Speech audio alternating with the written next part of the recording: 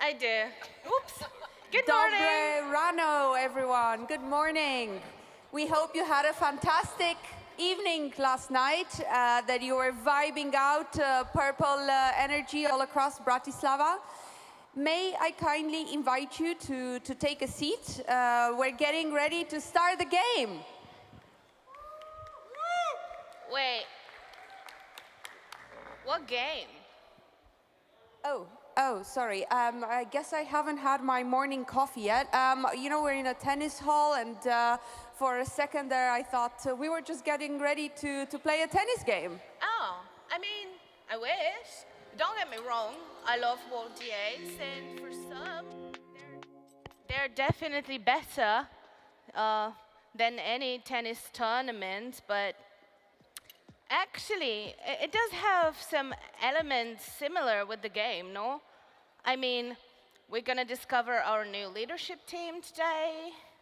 Well, okay, for sure we're gonna have some winners, but unlike in tennis, we're not actually gonna have losers today.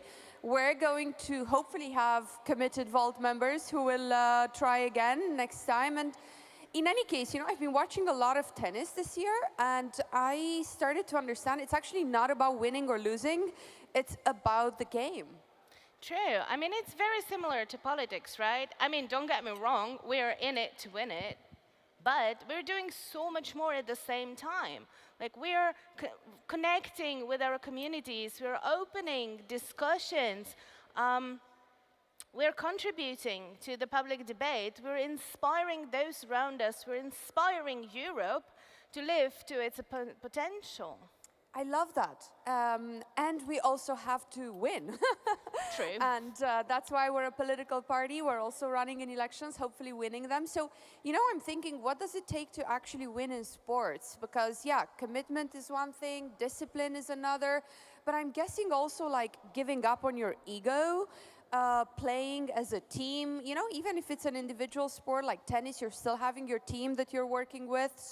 So maybe that's what we can still bring into this tennis court as we go ahead into today's discussions. Also, as Novak Djokovic said, the luck falls not only on those who are brave, but on those who believe they belong there. Well, we in Volt certainly believe we belong in the European landscape. We believe our footprint there should even be stronger, shaping the European political landscape.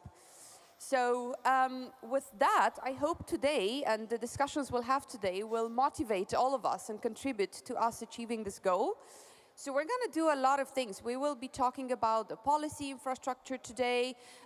We will be also talking about the Euro Party. And so not, the dancing kind of party, but, and what does it take to be a European-wide, a European political party? We're going to have some votes on some questions, for example, also on the communication campaign around the United States of Europe. So do stay tuned. There's going to be loads of information before any of the votes so that you'll be best placed to share your view in an informed manner. And yeah, I think that's all. Well, we know and we understand that today we will be discussing and voting on a lot of topics.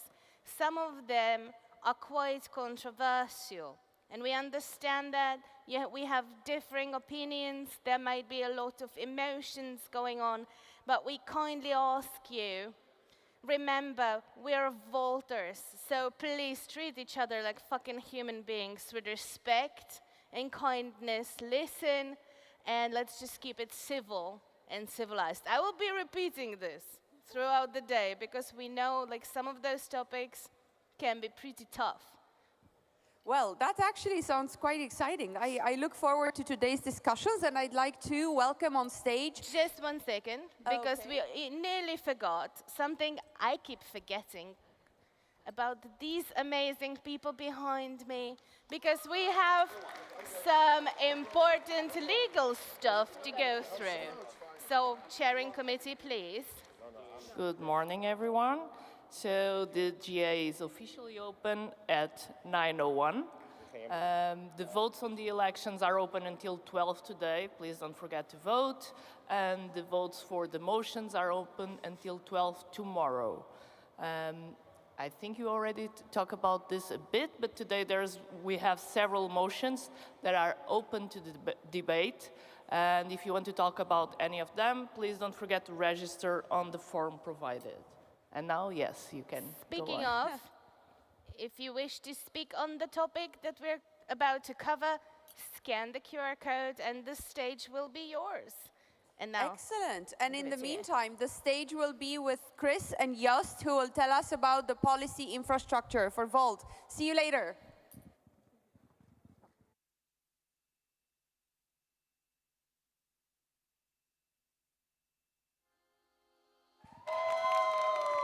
Good morning.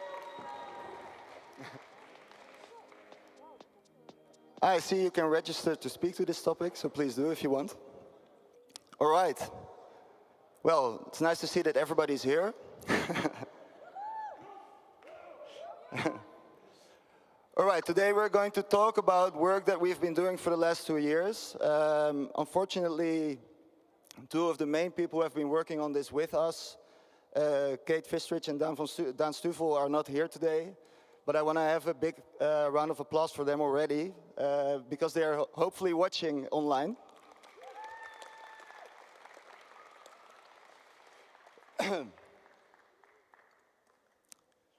All right, we already did a presentation on this in Frankfurt.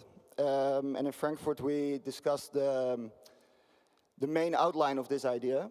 And I'm going to repeat some of the stuff that we already discussed so that everybody knows what we're talking about. A lot of information is also in the explainer, but it's quite some text. So if you haven't read it yet, maybe you find some time later today to go through it. All right, so what are we trying to do here?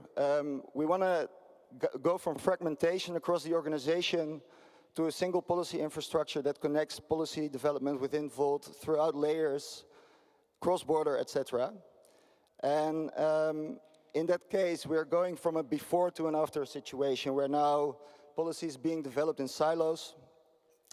People are reinventing the wheel over and over again. People cannot find each other's policies. There is a lot of different types of policy documents that don't really relate to each other. And what we want to do is we want to try to get to a aligned system where people can find each other's policies, can maybe even copy-paste them as best practice if they want to write a new program and they don't have to reinvent the wheel again. And they can maybe focus on the campaign and the narrative, etc.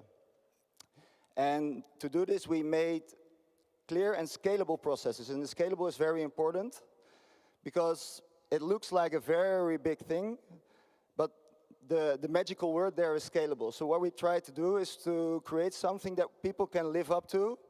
And the bigger the chapter gets, the easier it will get to live up to all these requirements, right? And the smaller a chapter is, the less work they probably can do, and then, how would I say it? Can I read something? No. I think they can live up to the criteria, but there will be people helping them, and if they cannot match all of them, it won't be a big problem. All right, so the alignment between the documents looks like this. So on the top side, you see some of the stuff that we've been working on over the past year, which are the touchstones in the political narrative. Xenia and Kaya will be on stage later to talk about the political narrative. But these things, together with the compass, which is also in the picture, form kind of a basic framework for the entire European organization on where we want to go with our policies. But then the actual policy work starts, and that you see on the left, where we created templates for policy roadmaps, how we call it, where we want to define A to Z roadmaps for policy development so that we can also say, maybe the next 5 years we can do this, and if we manage to do that in 5 years, we can use the next 5 years to do that, etc., etc., etc., and moving on till 2050 or maybe even later. And these policy roadmaps together can then be combined to electoral policy programs whenever an election is popping up. And at the same time, these policy documents, they also have to relate to our political communication, so that's why we also included that in the picture. That's not the scope of the policy team, of course. That's the scope of the comms teams and the campaign teams, but it's nice that they are related to each other and aligned. So you have political statements, which are just like short Could be short social media messages, could be OPEDs, etc. It doesn't have a clear format, but is anything about a specific topic or whatever happening in the world. And you have the electoral campaign program, which is a summary of the most important stuff that we want to highlight during our campaigns, wherever we are. All right, and then the reinvention of a European organization are the European communities, actually. So we also have the GA market there. The European communities have almost all been presented there yesterday and today. So some of them will still be there today. So if you want to speak to them, please go. And the idea of the European communities is that they can combine all the people that have interest and expertise on a specific topic, so that people can start helping each other with their policy across borders, across countries, across layers. So.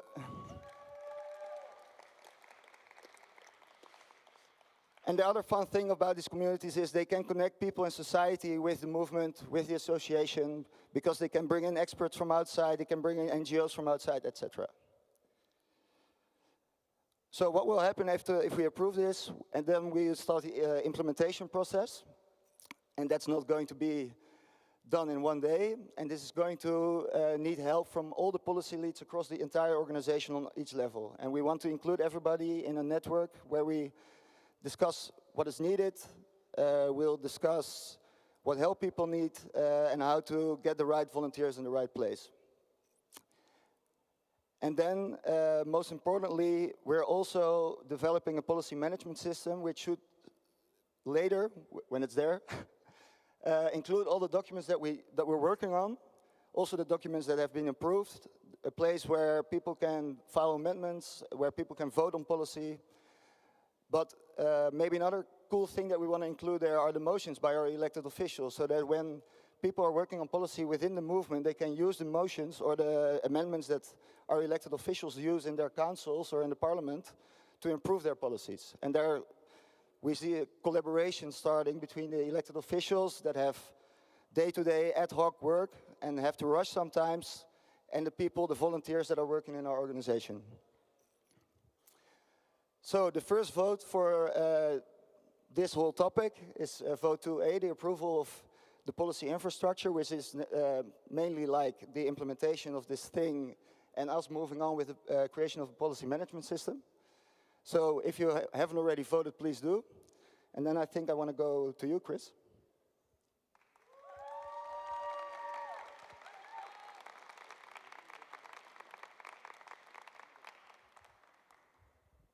Good morning, everyone. It's a great pleasure to be here with you. It was fantastic to work with Kate and Daan of the policy team under the inspiring leadership of Joost. And I'm very happy to have a couple of minutes to explain something about what has been the most complex cognitive challenge I've ever had professionally after graduating from architecture school.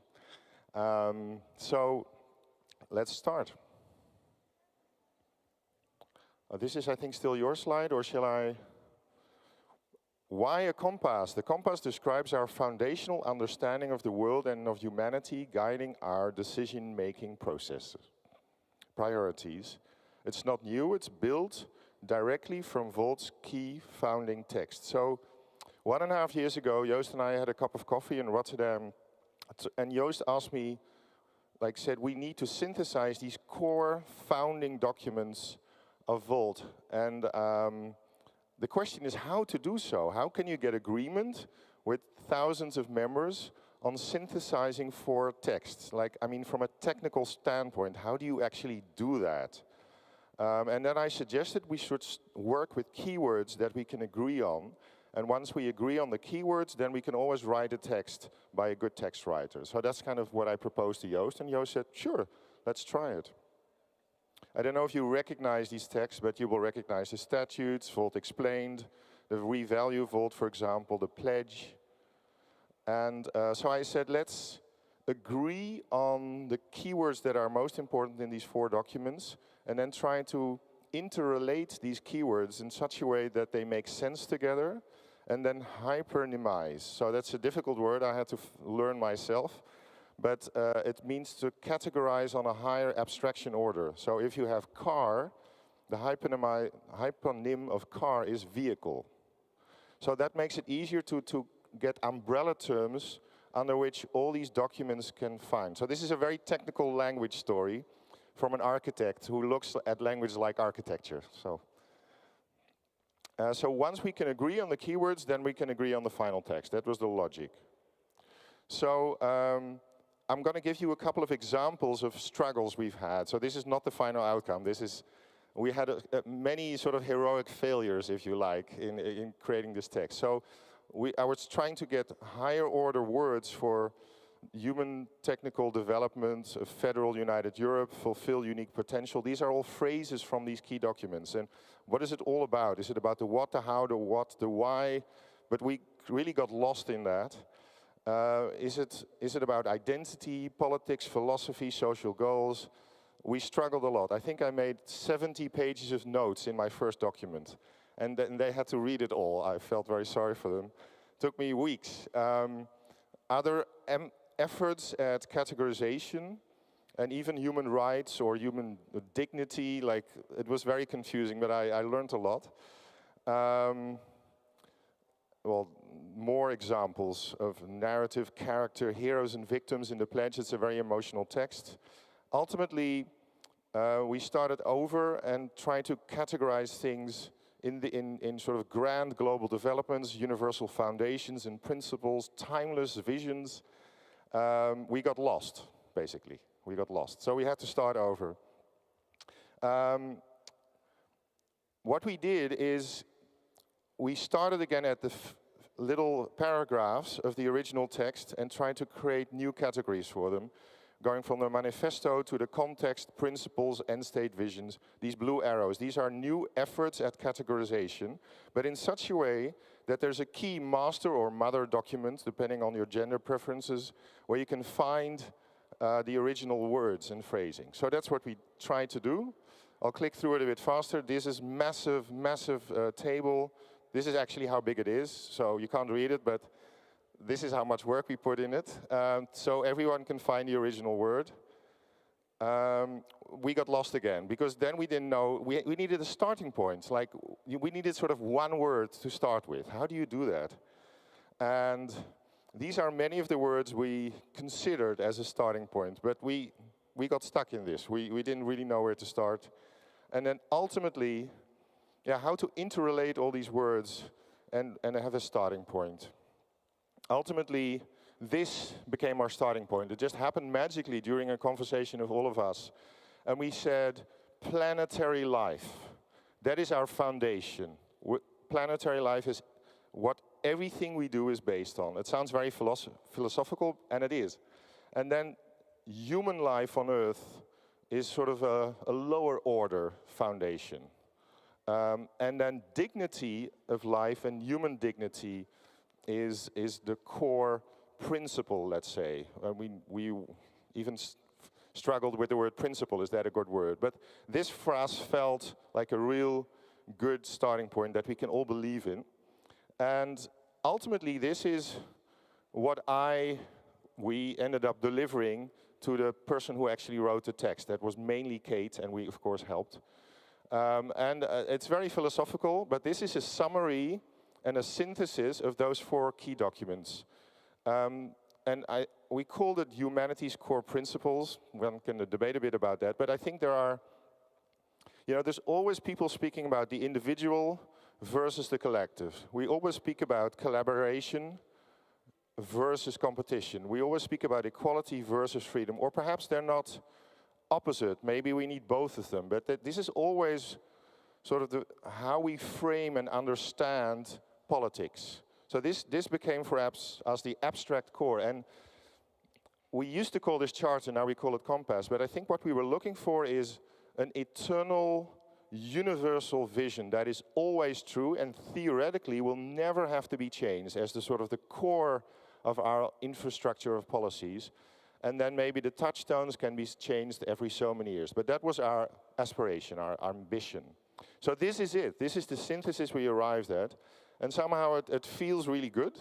And we hope it makes sense to you. Now this we gave to Kate and our friends. And then, we wrote, or they wrote the final text. And this is the final text. So this is the first part. There's 2 slides, this slide and the next one. But I go back. I made some of the words thicker. I don't know what the English word for that is. I don't know if you can see it, but like flourishing, balance, individual, commitment, sustain, prosperity, diverse natural world. These are some of the keywords that ultimately are a specification of that table of 9 words, referring back to the 4 core documents. So this is the architecture of this text. This is the most nerdy thing I've ever said on any GA. I hope it makes sense. Thank you.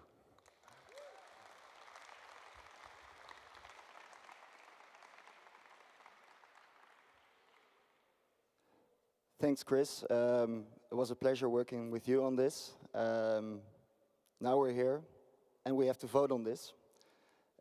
So the vote 2A is about the entire infrastructure as a means of developing policy. And the vote 2B is actually the approval as part of the compass as part of this policy infrastructure. So we, of course, would like you to approve it, but feel free to don't, of course. Then I want to go to the final part, which is the touchstones. So in Frankfurt, we also already explained what we would want to do with the touchstones. But what is an actual touchstone? And this is like a common definition.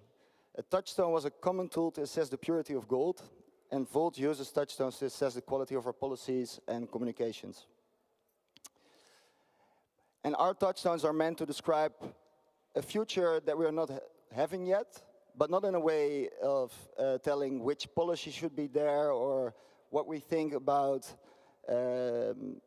digitization, because these are all things, means to an end, let's say. And what we want to describe in the touchstones is the end. And then the policies can fill in the way to go to the end, right? And can be pragmatic in that sense, because we can switch between policies if we deem it necessary, because we have new information, because AI pops up, etc. They are ambitious, sometimes wildly so, I think Kate wrote down, but to make it clear, they are not policy. How do we use them? Well, we maintain alignment and work towards a common goal with them. So everybody across layers can use them as their framework. And in the framework that I showed in the previous slide with the document hierarchy, there is also alignment between levels, of course. But whenever our comms teams or our elected officials don't have a policy in place yet, they can always refer to the touchstones and see like, okay, so if we want to get there and there in this domain, this is the end state, so we need to test the ideas that we have to that end frame, let's say. How were they created? So what we did, we compiled all the policy texts that were there on the European level, which were like, I think, 500 pages or so, including the Moonshot program and the whole MOP.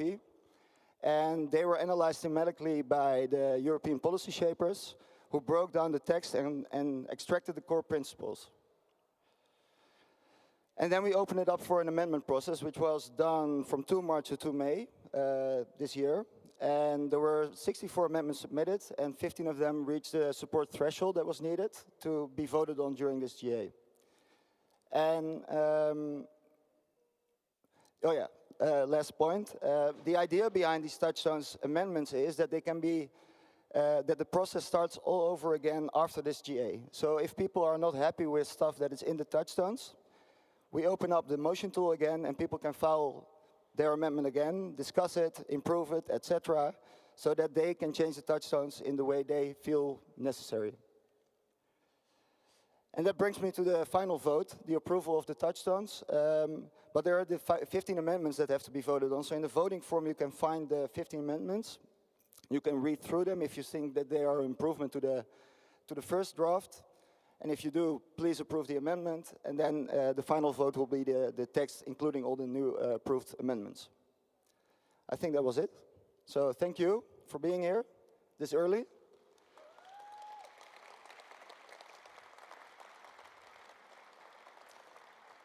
Thank you, Chris, for all the work that you've done. Thanks, Kate and Dan. I don't know if you can see me and hear me, but I hope so. Kate sent me a message this morning, so I guess she's watching. And I think we can hand it over to Presenters, I don't know, do I give it to you? All right. I have it here. Well, thank you both. Thank you both for presenting this early. We already have 2 people registered to talk. If anyone else wants to do it, please register on the form. Please also be aware that based on our GA regulations, we'll try to maintain as much gender balance, nationality and pro-con perspectives as possible. And depending on the number of registrations and time, we may need to cut on some based on this criteria. So for now, Carolina.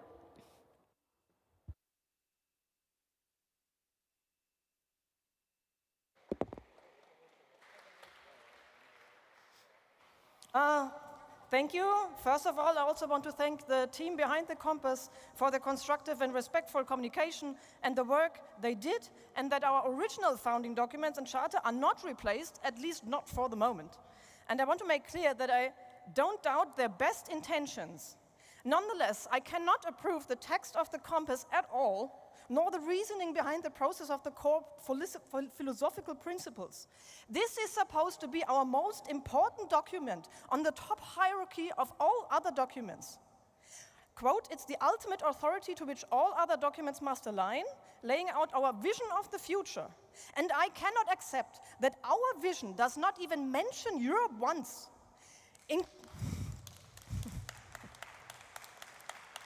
So in comparison, the old documents that stood on the top of our hierarchy, they mention Europe almost 90 times. And the future I imagine for Europe is a European future, and not something so vague it could be the vision of any center-left party anywhere in the world, as well as the opening text on the website of a yoga studio. For me, Europe is not some kind of random policy among other policies. A strong, united Europe is the basic framework that all other policies need for them to function in the first place. May it be for climate change or security. In the proposal of this compass, Europe is completely erased from what is supposed to be our most important document. So, someone on Halo said, this is a compass, all right, but it's a compass without a needle. And I know it's not deliberately meant that way. I know good intentions, yes, but it's nonetheless the consequence. And a functioning party needs to know what its first priority and what its vision is.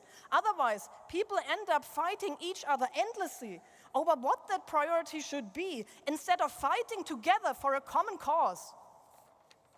So, why was there no amendment process for there was an amendment process for the touchstones, but for the far more important documents, there was none.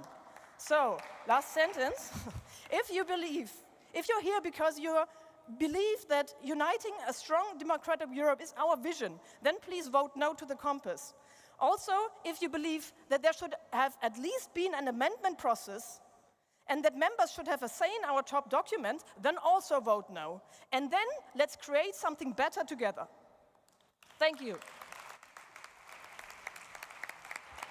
Ole?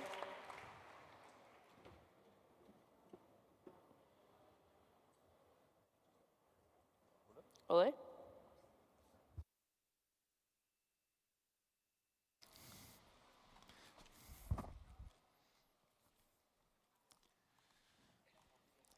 Hello, everyone. So it's an interesting effort what has been going on with the compass, basically trying to figure out a new core text for Volt that only describes our goals. So not the means, only the goals. And then there are also basically also a question that I've been thinking about a lot. Is Europe truly a goal, or is it a means? I personally also think it's a means, not a goal. So in that sense, I somewhat agree, but I think the compass in its current form does not really answer the question very well what the goal is. It's a nice piece of text, but there's a lot of things in there, I get the feeling, that a lot of other progressive parties also say. So then what is the core that makes Volt unique? Well, my suggestion would be, it's the same as what I said in my speech yesterday. Maybe it is curiosity. The desire to learn about each other's experiences, about what truly works in all kinds of different locations, and about different cultures and using what we learn about cultures to improve ourselves. Maybe then, because maybe if we put that curiosity for other cultures, like putting that in, for example, with a text like Volt wants to know about different cultures and learn how they do things and what works about them, then Europe does not become just a choice of a means, it becomes a necessity, something that naturally follows. Maybe, and so that would be my suggestion, maybe put that kind of curiosity into the compass, because then we necessarily have to be European. But that's my idea about it.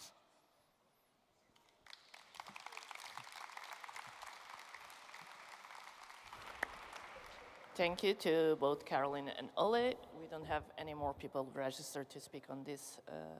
So right now, we have the votes already open on this until tomorrow. Please don't forget that only people who have been members for 30 days prior to the General Assembly have the right to vote. The votes are the vote 2A, approval of the policy infrastructure. The GA is asked to approve or to reject the Volt policy infrastructure. Vote 2B, approval of the new charter as part of the policy infrastructure. The GA is asked to approve or reject a new charter as part of the policy infrastructure. Vote 2C, approval of the touchdowns as part of the policy infrastructure. The GA is asked to approve or reject the 15 amendments to the touchdowns that collected enough support by the members, or approve and reject the amended version of the touchdowns. And now, back to you. Thank you. Thank you to the chairing committee. Thanks again, Chris. Thanks, Joost.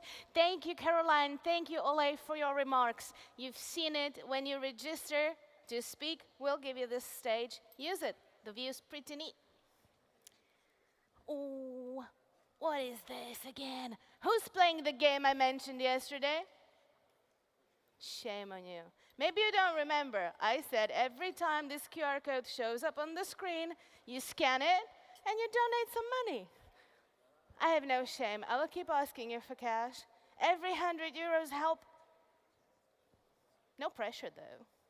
So, moving on. We have some exciting sessions again here on the main stage and in the breakout rooms when you walk through that door, around the car, upstairs, you already know it. In the room number 1, we have the Volt Academy, scaling our pan-European movement through digital sovereignty. And in the room 2, we have why EU ETS and carbon pricing are structurally failing Europe's climate goals. And right now, here on the main stage, we will be talking about the Volt Europa political narrative. And let me invite Xenia and Caio to tell you a bit more. And like I said, if you want to register to speak on this topic, scan the QR code.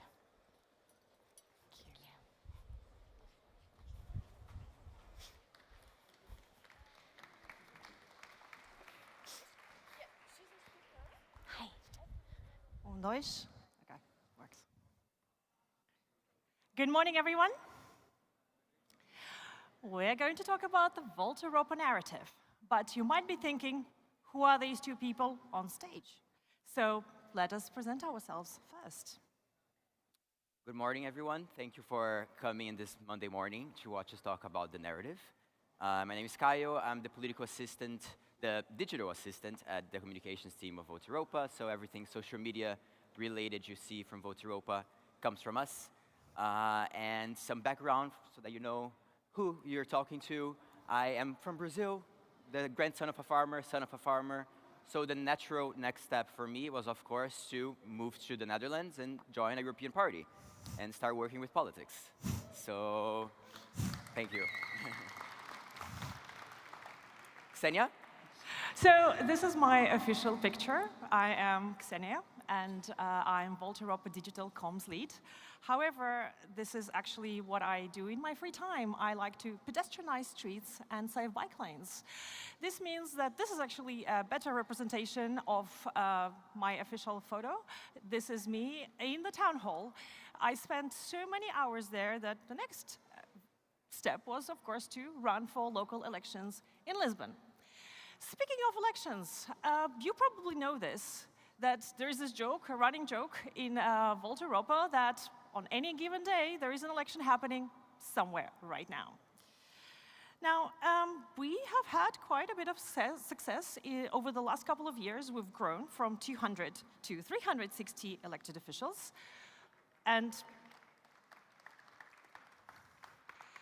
But we have lost some as well.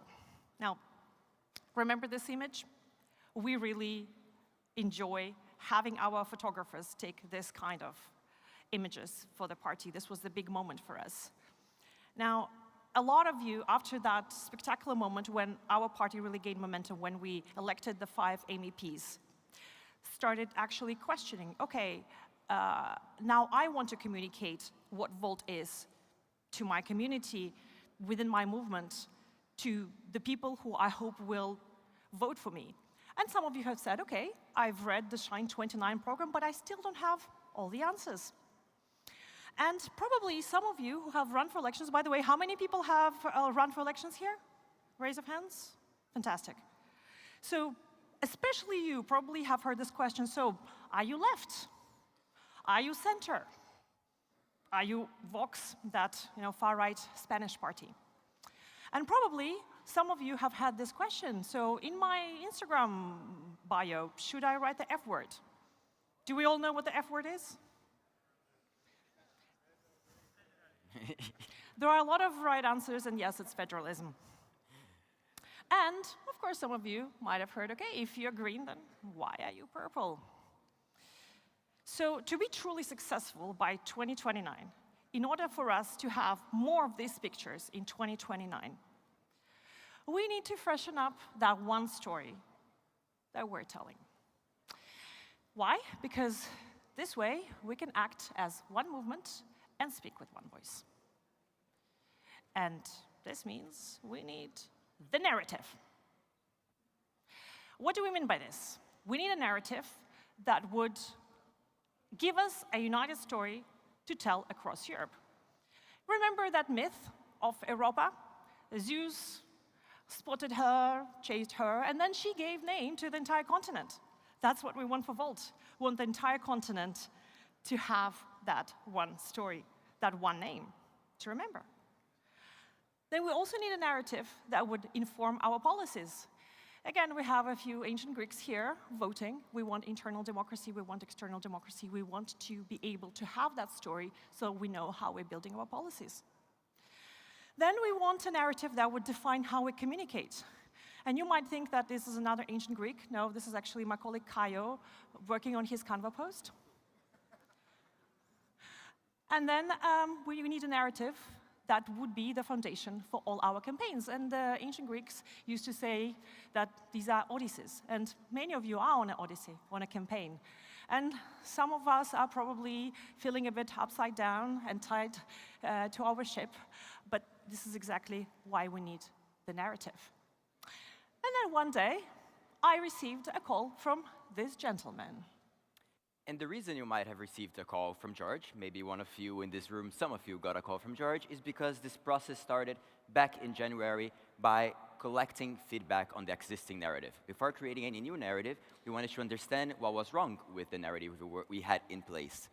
And so this process was started by calls that George and Sebastian had with stakeholders from the party, so our elected officials, our members of parliament, our staff, and also some of our key members and stakeholders of the party.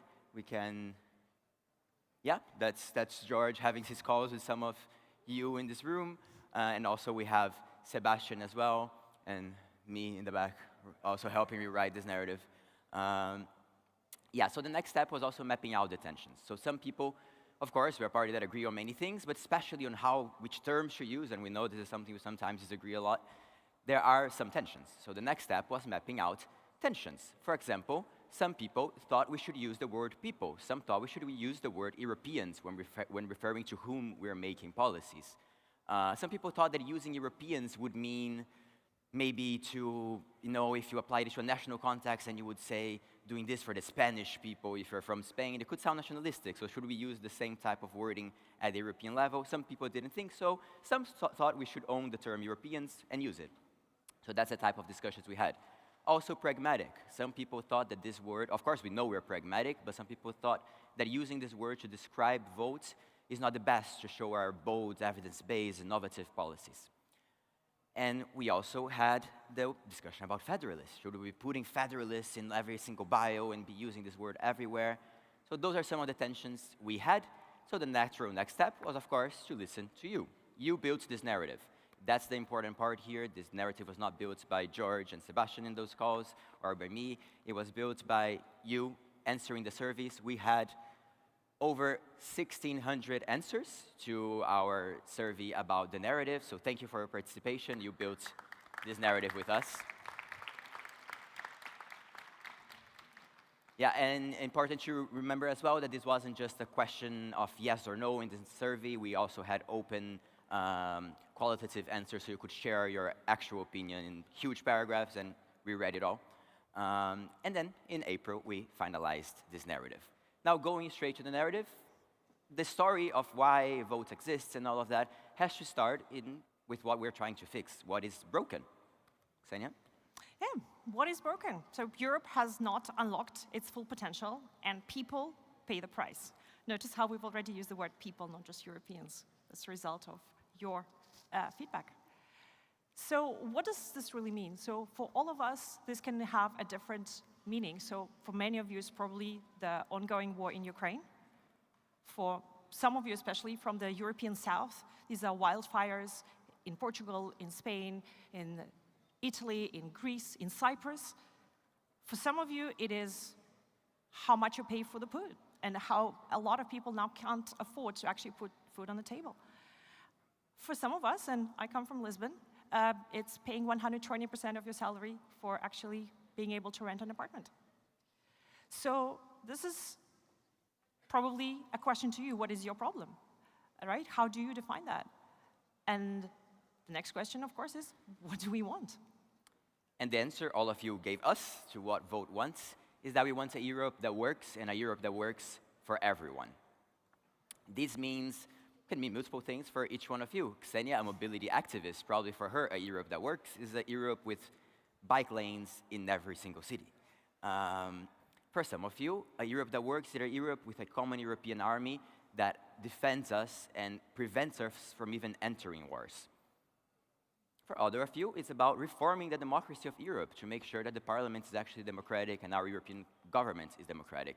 This means removing the vetocracy and the veto power of some of our politicians. And for other people here, it may be simply the creation of a United States of Europe, our ultimate goal. Whether we call this or not, this is, for some of you, the main reason why you're here and what you want to do. And now, who are we? Who are these people trying to do these things? Yeah, Volt is the European community. What do we mean by this? So for instance, someone calls you and says, my son has a birthday, he is 5. Would you like to come? This happens to be Jorge from the Volt Portugal team. And for me, this is the community. For some of you, this is having a dance in Albania. Now, we're also a movement. And what does this mean? It means that we don't wait for us to have a position of power to actually change what we think should be changed. Again, this is an example from Volt Portugal, because, well, I'm from Volt Portugal, have more images from there. And we didn't wait to be in the city government to actually pedestrianize the street. We organized a protest, and we just sat on that street, and we made it pedestrian. That's movement. Now, we're also a party, of course. And this means that, well, you all know we have our representatives on local, national, here's Lawrence, and European level. So, Caio, why do we exist? Well, the reason Vote exists is to build a Europe that connects. A Europe that is united, democratic, and capable of overcoming challenges across borders. And our ambition, what Vote wants to become, is to become the leading democratic force on the local, national, and European levels to reform Europe to make it work for everyone. And what this means is, on the local level, for example, we have our amazing local elected officials. Who here is a local elected official? Do we have any in the room? Yeah. amazing. And as you may know, this week we had also the elected official summit here in Bratislava. And what Vote does special is that all other parties can say that they also have a local official, but we are the only party that have officials from all across Europe collaborating and exchanging best practices and creating policy together, united, creating the same type of policies for all the way from Cyprus to Portugal. And it also means changing and acting at the national level, for example, with our senators, Gaby and Eddie, at the Dutch Senate. And of course, we are a European party doing this at the European level with our MEPs. And it's also important to remember, just a second there, that this does not only mean through elections and through members of parliament, it means acting on the local, national, and European level, also as a movement. For example, at the European level, we are soon starting our ECI on housing. At the local level, we have our local parties working, such as Xenia, working on mobility outside of elections as well. So that's also what we mean by acting on all levels, not just in the parliaments, but also as a movement. And our value proposition. Our value proposition, we unlock Europe's potential. Now, how do we do this? You see these three verbs, unite, empower, and change. And you know, many parties could actually put it on their slide. But let's actually see what we mean by that. Well, when you say unite, we know that there are a lot of people probably sitting in their houses thinking that they're the only ones who actually think that things should change, that Europe should be one. And they don't know that there are actually all these other people out there who are dreaming about the same thing, who are actually acting about what they think the dream should, which dream should become their reality. So when we say unite, we actually go out and invite these people. We show them evidence. We are together, we're not alone, we're actually becoming this one thing. Now, when we say empower, what does that mean? Let me give you a story. You probably all know Nella, but not everyone knows her story. She was not in politics. She was someone who participated in Volt Germany's program for young people who wanted to become politicians, and she was number 2 on the list, and now she's representing all of us in the European Parliament. Now, change. We do have many success stories. So Beppe, I'm going to see her there. Beppe is part of a committee in Northern Holland, and she made it possible for people, for deaf people, to actually have sign language on every government communication. This is the change she has already brought to our world. Well, you know Damian. Damian has been working on the 28th regime. That means any of us, no matter where we are in Europe, can open a company easily, paying less than 100 euros. And Kai, you probably know that now he's making it a reality that if you are traveling anywhere across Europe, from point A from point B, it shouldn't be 100 tickets. If it's just one journey, it's one ticket.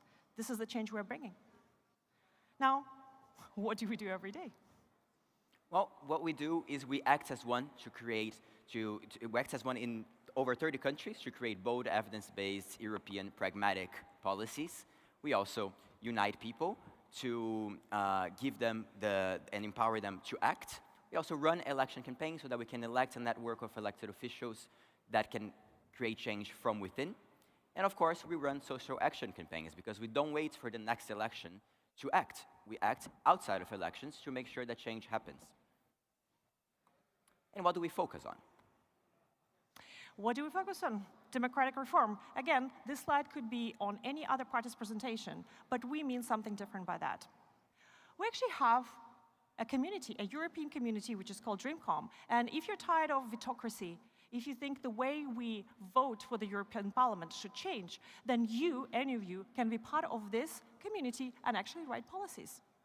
Same goes for economic reform. Any party could have this on their slide. But what we mean by this, again, we have a number of different communities. Well, here we talk specifically about Econ-FinCom, and you can be part of it. And you can work, for instance, on basic income or any other economic topic that you have that you want to become a policy for all of Volt.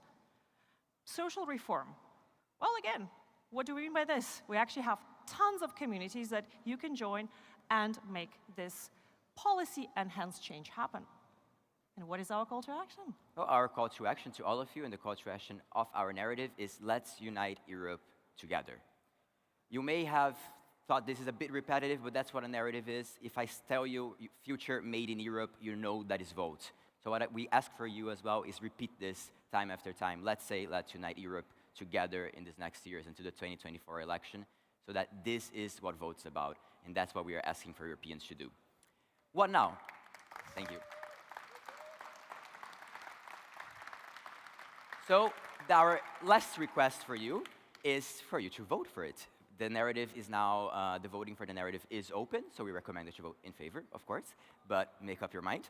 And the next step as well is to localize, the process that we have already started. This narrative is not supposed to only work in English at the European level, it's supposed to work for everyone in every country. So we already started the process of translating this to every language where vote is present. And you may have watched this and thought, unlocking Europe's potential doesn't really work in my language. That means just opening a door. So how do I do it in my country? Well, in your country, we're probably going to adapt it a bit and use a word that applies for the situation. So that's the process now. And the final request is for you to scan this, because this presentation was us telling a story about the narrative, but not the exact wording of everything. So to read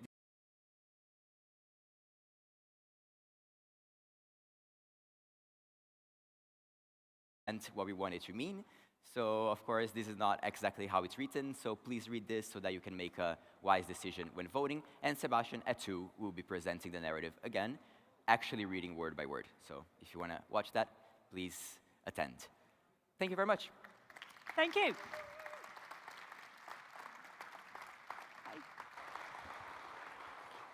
All right. Thank you very much for the debate. Now it's time for the members to take the floor. You can register through the form.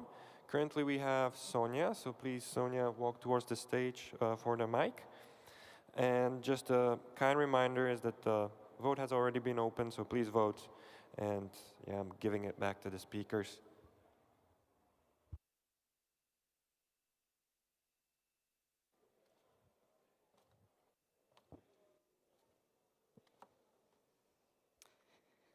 Hello, good morning, everyone. My name is Sonja van Hal, and I'm from the Netherlands, in a small part in the eastern part of the Netherlands. And I really like the idea of a political narrative.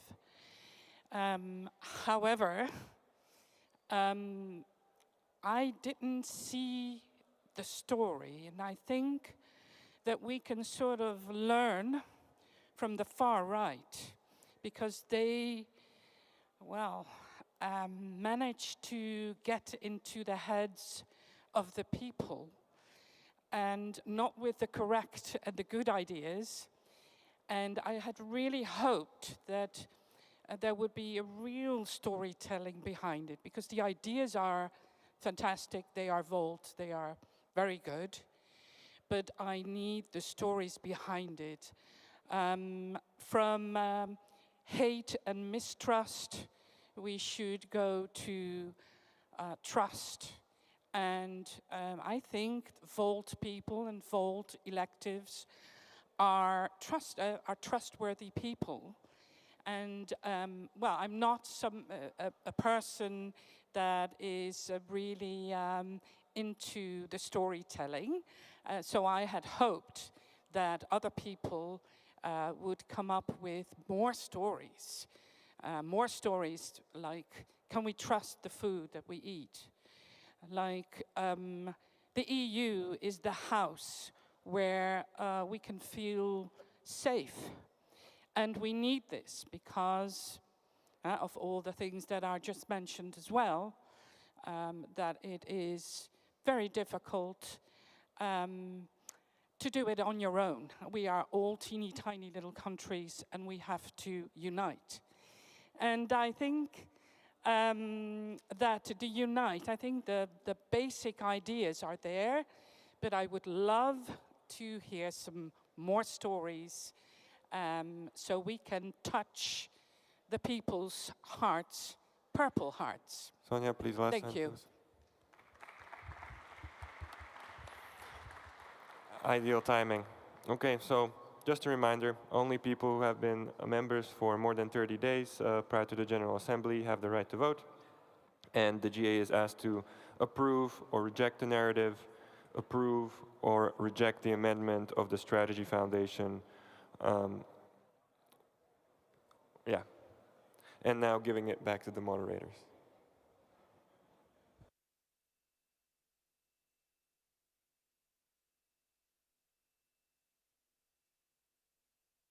So right now we'll have Iago to present the introduction to the European campaign team.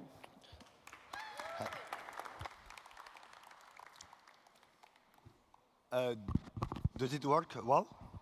Yes.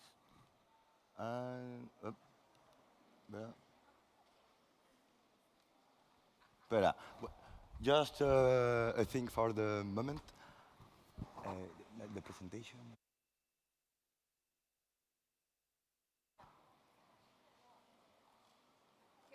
Thank you. Okay. Thank you very much. So, hi everyone, I'm Iago. I'm the campaign co-lead for Volta Europa. My other colleague wasn't able to come today with us, but I will try to do my best to make the two sides of it. So, today I'm here basically to ask a single question, that is, how we can build the strongest campaign for 2029 for Volt. Of course, you can see these topics: housing, defense, climate change, energy, industry. Just a question. Raise your hand if you think that Europe is the main force that can solve these problems, that the national countries are not able anymore to solve them. Just to check a little bit, like, okay, I will say, well, no, I suppose that I'm involved for this because I can see we have the same point of view. And raise again your hand if you have defended this topic with a friend in a political debate, for example, and some years ago they told you, but this is crazy, Europe cannot handle this kind of topics, it must be in a regional or a national level. Raise your hand if they told you that. Okay, more or less I will say basically the same in quantity. Raise your hand again, and for the last time, if you have here now political president, a national president, like Pedro Sanchez in my case, I come from Spain, for example, Macron in France, that now they are starting to speak about European defense. They are starting to speak about European housing, for example. Raise your hand if in your country this is happening. Yes. What is happening? Basically, that now the debate is moving toward us. Before it was a crazy idea to use Europe to solve all these problems, but now it's becoming mainstream, basically. That is good, that is bad at the same time. What it is a good thing? Basically, because it means that the Volt ideas, the frame that we got for solving all the problems through Europe, was the good point of view. It was something that was about to happen in the future, like we needed to have this frame of thought, but now it's becoming mainstream. Good, because people is already starting to understand that, of course, Europe, we need it, alongside with the national countries and the regions. But it also has a bad side. A bad side because, as we just said, a lot of national countries, particularly political parties that are at the national level, they are starting to reframe it also using Europe, because now it's popular to do it like this. But why it can be bad? Because they speak a lot, they say a lot of words saying, okay, now Europe that is popular and gives votes, we can use it. But a lot of the times, they will not make a single action. And that can be a problem, because a lot of people will say, oh, we now understand that Europe is the solution, but the national countries will not take an action. It's for this that this election in 2029 is so important for us, because at the end of the day, Volt is the political party, the political movement that we know we were created for this. So we are not just chatting, just throwing words, but we will do the action. So the most important part for this, and you can see I'm from the campaign team, ideas do not win the elections, campaigns do. What does it mean? Basically that if we want to win seats, if we want to win seats, therefore to change policies, to change politics, and to make an impact in Europe, we need to campaign. Campaign is the open gate to be able to change the future of Europe, and of course, the future of Volt too. And why, maybe you always hear people saying, oh, this particular election, in this case, this European election, is the most important one. But truly, I cannot say enough, stress enough, how the 2029 election will be the most important one for Volt. Not only for Volt, but for Europe. Of course, we all know what is happening in Europe, what the far right that is coming. We are seeing the walls, no, the face of the wall coming out in Europe, etc. But there is another thing that I think is very important. This is more personal to me, but it's in the point that many of us can work, we can study, we can do everything right in Europe, but still can't get ahead. And in Volt, we tend to have a very, we tend to see like, oh, we speak about very up things like democracy. Of course, the European democracy is one of the most important things to do. We have to save it. We know it's important. But for the normal people, like my mother, my grandmother, for example, or my brother even, we are the same age, but he's not too much into politics. What matters really is real life. And real life basically is I don't have to choose between having a roof or having to eat this day. I have friends, literally I have friends that they have to choose between both of them. And for example, Volt, we know that we can use Europe to bring these kind of topics into the European elections and make it count, because we speak normally about something that are a little bit ethereal, but we have to try to bring it down to the things to eat, as we say in Spanish. In Spanish, normally we say things to eat is the things that are very important for the people's lives. And we can fight there too for the election. And this is why it's so important for me personally. So, as Xenia already said in the previous exposition, the good thing about Volt in the campaign side that we were just 1 year checking a little bit, and we just discovered, we all know that, but we really discovered through data that is one of the main advantages that we have and we have to endorse for 2029, is that Volt is the only pan-European party, of course, we know. Well, no, we have other ones, but with the same issue. We can talk about the same issues all around Europe. We can use the same frame that is super powerful. We can have the same identity, so to speak, the same way of exposing the problem that in each region, in each country, they are a little bit different, but we have the same box to operate. That is super strong. It's a really strong thing that other political parties that have worked previously, they do not have. And we can do the same action at the same time, in the same countries, and in the same moment. This is insane, and we have to take profit for it. The thing, now I will speak of the boring part, between quotes. For me, it's super interesting, but I can see it's a little bit boring. It's Sunday. I will try to make it clear, easy, but you can ask me later if you want. But I will explain a little bit how the campaign team is being decided to work, what is the organization, and a little bit so you can understand how we will operate during these years, basically. So, of course, we did the planning, but we also make the frame. We built the frame already. We have already the different toolkits for the different national chapters, regional chapters, and we are, at the moment, mapping the different chapters. So we will be able to bring help to the different chapters according to their needs, basically. Now, thank you. It was a lot of effort, so I'm very happy with the results, to be honest. Now we just have to scale it, basically.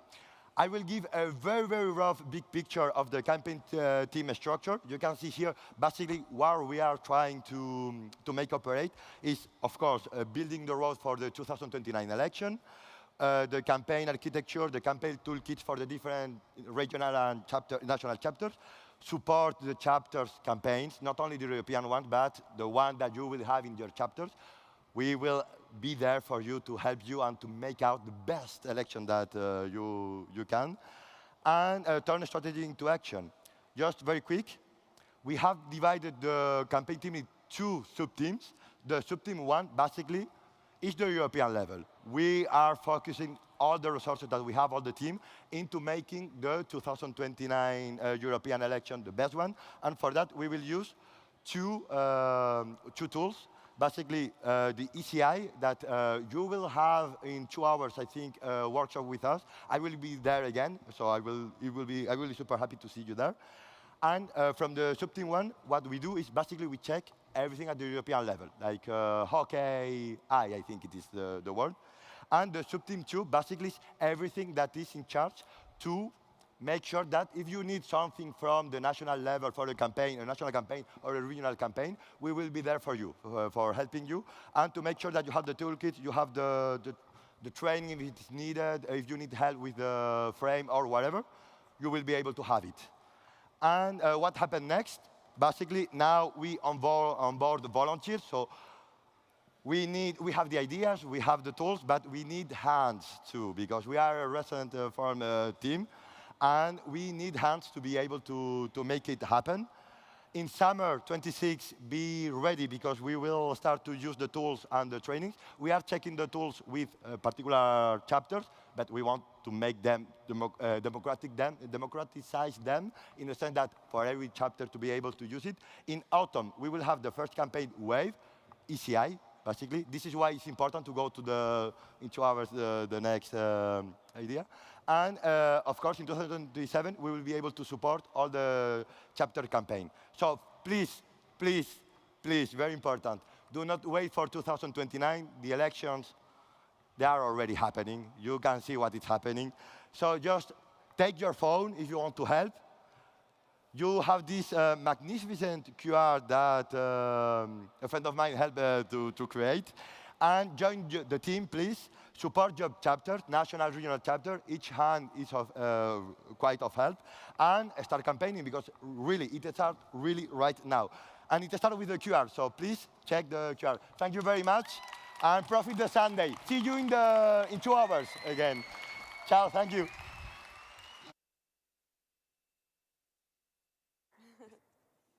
Woohoo! Thanks so much, Iago. I'm super excited to be scaling up the plan with all of you. I mean, 2029 doesn't feel like it's around the corner, but in many ways it is. And so it was the right time to really have this conversation and get the excitement running. Let me share with you, we have 4 exciting sessions coming up. So first of all, on the main stage, we're going to be talking about, we're going to be getting an update, actually, on the European Political Party and the European Political Foundation project. This is a really important conversation, and so we're excited to be having it with you face to face. And to have really a chance to build bridges between various perspectives. And so I look forward to that. But there's also really, really interesting sessions going on in room 1, which is on Eurotech. So we're going to be talking about civic RM, security, European sovereignty in Vault. We're going to have in room 2 a session on innovation, so innovation for a more competitive, sustainable, and resilient agri-food system. And last but certainly not least, in room 3, a workshop on ecosystems. And so what's important, not just in terms of setting up an ecosystem, but getting it running. And now, on the main stage, let's start the session on the European Political Party. And I would like to invite on stage Achille and Lucia. If they're here, they will provide the update. And there will be an opportunity also for you to engage. And so, as they come out, I want to also invite Fabian to say a few words. Yes. Yes, thank you. Don't be shy, you can already come up, but it's going to be a big block about the UPP, so I want to quickly go through it. But before, as well, this is still up, one change we had to do today. So the session in Sala 1, the European Tech, it's not going to be now in the breakout rooms. We actually moved that one to the main stage in the afternoon. So if you're really interested into this, you can still stay. The tech session will be in the afternoon. So just this as a quick remark, we had to do a bit of changing. So now in the UPP session, we're now going to have an introduction by Achille and Lucia. Then we're also going to have a little debate with external partners or about external partners. Thank you. And then there's 4 votes that will be explained. and as then later voted. So we will have 4 different vote explainers on the stage with Q&As, and then we will have the time for you to join the stage again for the debate. So the whole UPP topic, because it is really connected, we decided to have this as one debate at the end. You can already register. Some of you already did. So please, if you want to talk about the UPP, do that, and we will have that together later again. As there again, has been a lot of discussion beforehand. I'm sure you will touch as well, but also from my side, so please try to be constructive, have an open debate. We did a really good job in Frankfurt with having constructive debates about sensitive topics.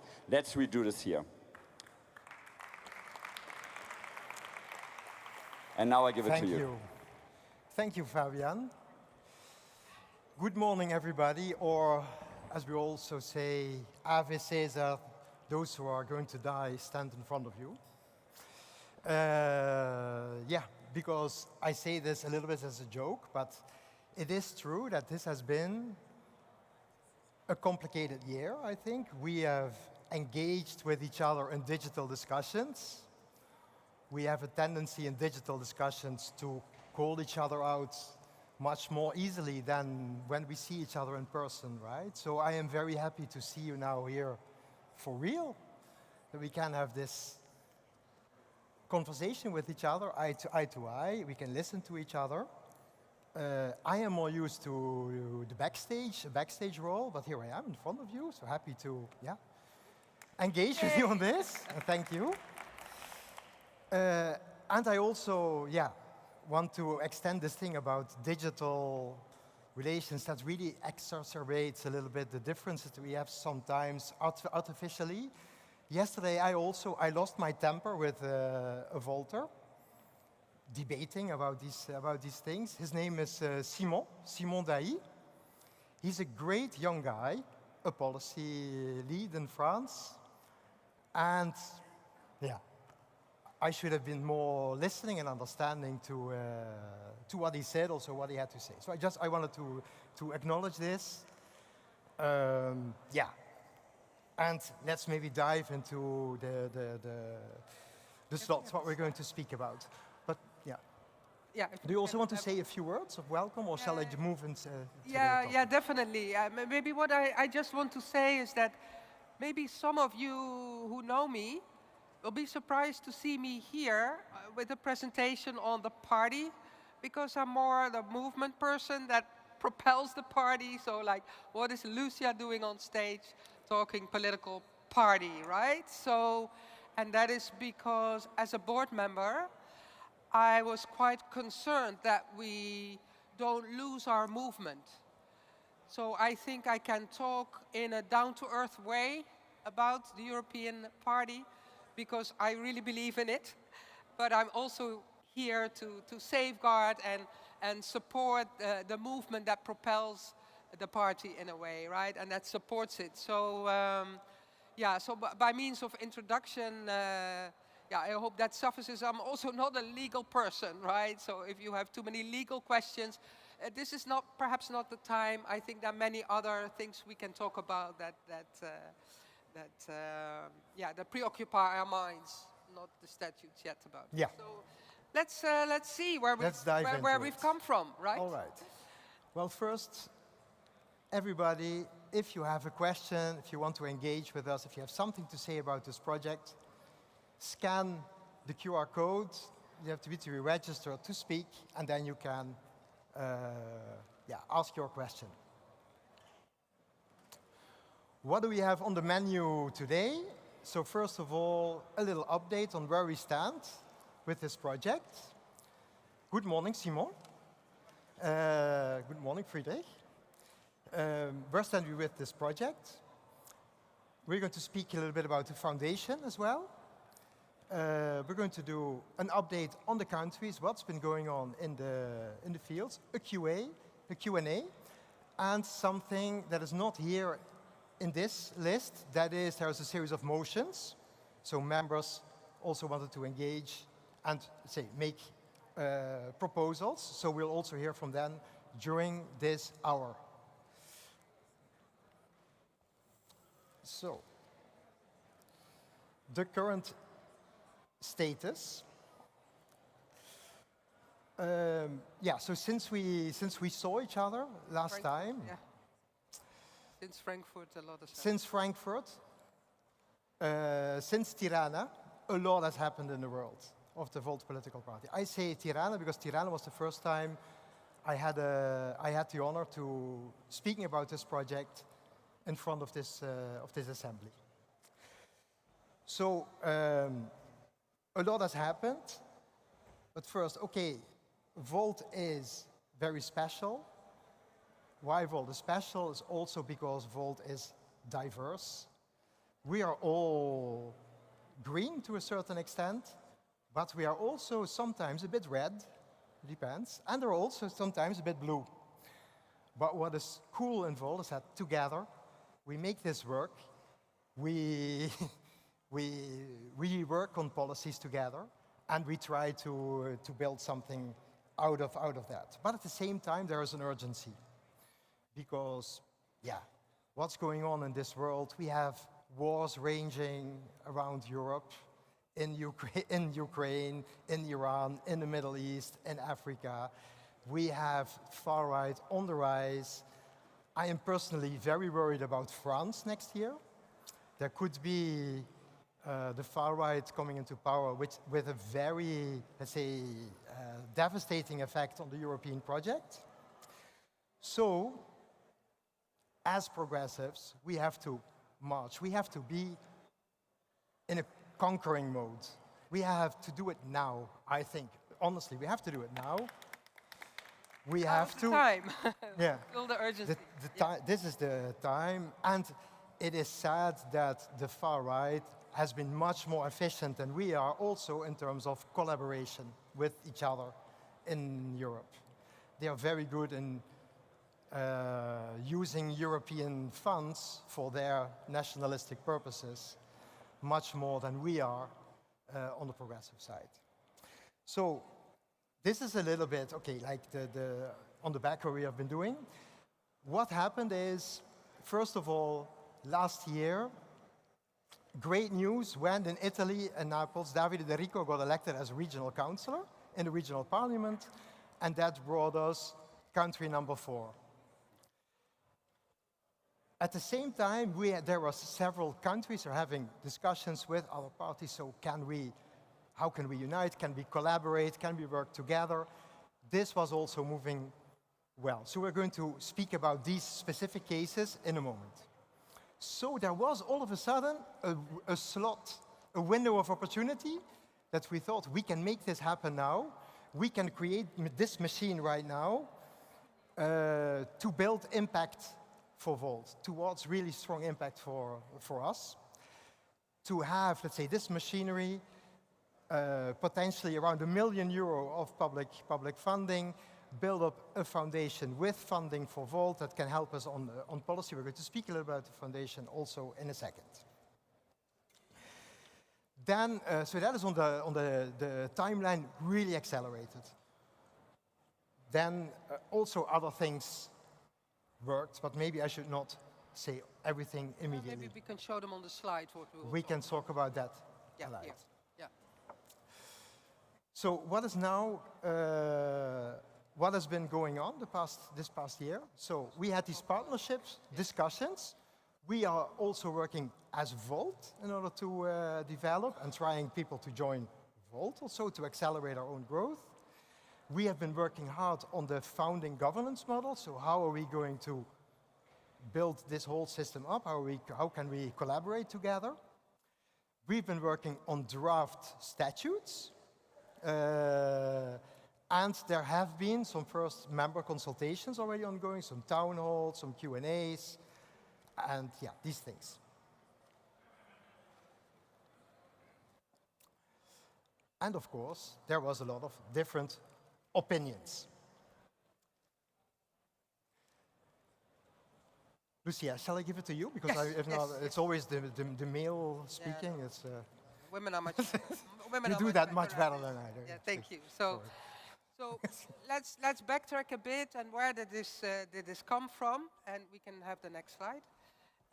So I will talk a little bit about what even is this European political party. And because some people will say, but we're already a political party, right? Yes, we are. We are an association of political parties, and we have participated as, with Volt Europa backing country candidates for MEP. So yes, we are already a political party. But there is a legal status which is called European Political Party. And when we registered Volt Europa, we said we want that, right? We want that legal status because that legal status comes with a lot of money as well. And if we see the urgency and we want to respond, then we have, it would be great if we can have that money, right? Now, the trouble is, you want to register as a European political party, there are rules. You need 7 qualifier countries, which means that in 7 countries, you have to be elected at the right level, right? So in the Netherlands, that would be, you need to be in the parliament. In Italy, that means you have to be elected in a regional parliament. And this is why what Achille mentioned earlier, what happened the day after Frankfurt, Volt got elected in one of the regional parliaments in Italy. And then, exactly. And then we were like, holy F, we have another qualifier, right? So we have another qualifier, and this is, we speeded up then.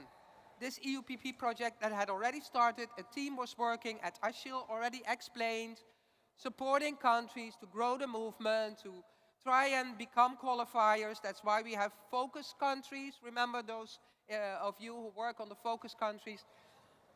That's the purpose, to become this qualifier. So we speeded up the process to qualify and register as an EUPP. So, and the reason is, it's an enabler that helps us to achieve our goal, to be elected more and be known all across Europe and be a force to be reckoned with in the European political arena. So I hope that's clear, and we can move to the next question. So, yeah, here I've already jumped the gun a bit. So how did we get to where we are today? Is that at the last GA, that was not the last GA vote on Shine 29. We voted on Shine 29 in Tirana the first Tirana, time. that's why you started Yes. with Tirana, right? So in Tirana, we talked for the first time about this idea, we will register the European political party, right? So we voted on Shine 29, and in Shine 29 it says, let's do this, and hopefully by building, I don't know exactly how we say, but the ideas, let's bring more people, more politicians into our camp, right? Then we had the Italian elections, which happened just at the Frankfurt time, which speeded up and brings us here today.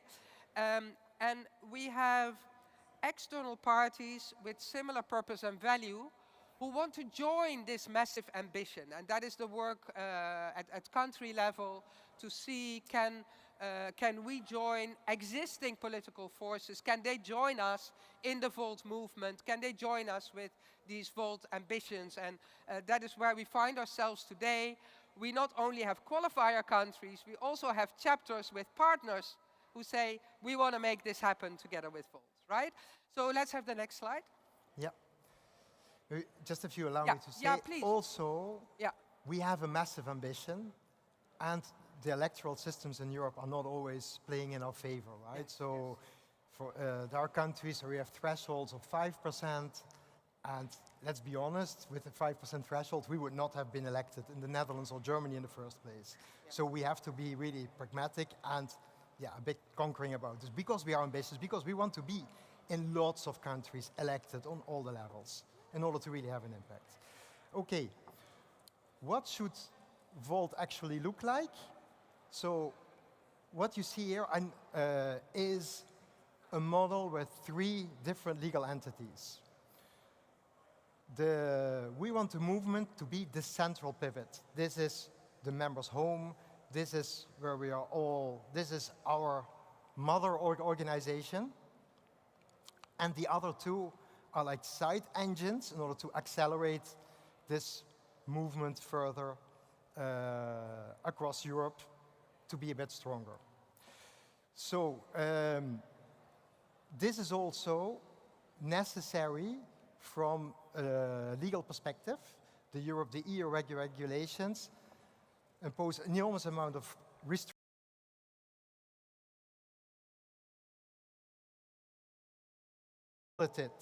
very strictly by the European Authority, and the European Authority is going to be chaired by somebody of the ECR, the far right, and that's not going to help in terms of accepting, let's say, the things that Volt wants to achieve. Second is, Volt, if the Euro Party became Volt movement, lots of things that we do, we cannot do them anymore in the same way. We cannot support countries, individual candidates, elections here and there with the same freedom, with the same flexibility as we do right now. Our movement can step in, jump in everywhere. We can try to raise money. We can train candidates. We can communicate specifically about one country as a European organization. That's why we need this separate entity for that. And the foundation is a great external vehicle to accelerate our advocacy, to accelerate. We'll speak about the foundation in a second. But that's what this, why we have this trio of organizations to build our European presence. We thought up to here the story is quite simple, but things became more complicated. Yeah, it got a lot more complicated. And what was the complication? I think I'll say a few words about that. You can add if I miss anything. So the complication was that some members suggested another reading of the purpose statement, which is in our statutes. It says we'll register, Volt Europa will register as a political party. So that word as, we are 5,000 euro further, and we now know that we don't know exactly if we wanted to do this. There is a small legal risk, it's called. Yeah? If we wanted to do this without changing our statutes, there's a small legal risk that if somebody says Volt can do this, and we go to court, that it will be against us. We are not sure. It could also be in favor. So that's why it's a legal risk, right? So with the advice from the arbitration commission, it's called, we can have the next slide, I think. Yes. Sorry. Yeah. So the board paid for legal experts, 2 different ones, so that we have good opinion. And after consulting this, because our own arbitration committee doesn't have the Belgian law expertise which governs like Volt Europa, etc. So that's why we hired, and the arbitration committee concluded after hearing the lawyers that yes, we can permit Volt to build the EUPP, but we have to mitigate for the legal risk, and we already have a plan for that. We can detail that out later, not today, I think. Yeah, thank you. Yep. And then, now the plan ahead. Maybe you can say something about that? Yeah. So what is the plan ahead? We had a setback in Cyprus, where we actually did phenomenally well for the first participation of Volt in elections with more than 3% of outcome. That is really, really great. Yay! And I think we literally were a couple of hundred votes below getting our MP in parliament. We could be below having 2 MPs in parliament. That's really, really a very close call, but it is what it is. And a positive upside is that we're going to get public funding in Cyprus as well. So I heard sums of about 50 to 60,000 euros per year for Volt Cyprus to further develop. So that's really a good thing. But that means that it becomes more complicated for us to actually register this year. So this is largely, let's say, accepted by everybody that this is going to be postponed to next year. That gives us also a bit more time together to speak about this, also to listen to people and the inputs that we are getting. But still, we want to do a certain number of things right now. That is, create our foundation, our European foundation, right now. We want to create our foundation this year in 2026, be it not with the European public funding that we will get once we are registered as a European, as an EUPF, but at least it gives us, it's a vehicle to fundraise also. There's lots of foundations, there's other organizations, NGOs who cannot fund directly political parties, but they can fund foundations who work on specific policy projects. I think we need to watch our time a little bit. Is that the time we have? You're actually just about, you have 7 more seconds. So okay. if... That's good. We need some time. We need some. I will do maybe 20 seconds, just. But just about, and then we move on. Because Thanks. it's still our session, the next as well. Yeah, the statutes. We need some. We have, let's say, a first batch of the statutes. We're going to prioritize this further to work with you on this in the upcoming times. And we have discussions with the APPF, because what we want to do, and a network for like-minded, progressive, thank you so much to both of you for this lovely overview. But it's still our and session, we're so now ready to move on to the next session, because many of our members are wondering, so please stay on stage, please take your seat. And many of our members are wondering what is happening with the external partnerships. And so therefore, we are pleased to also welcome on stage, first of all, Sacha Courtial, the co-president of Volt France. Come and sit. Followed by Duarte Costa, co-president of Volt Portugal.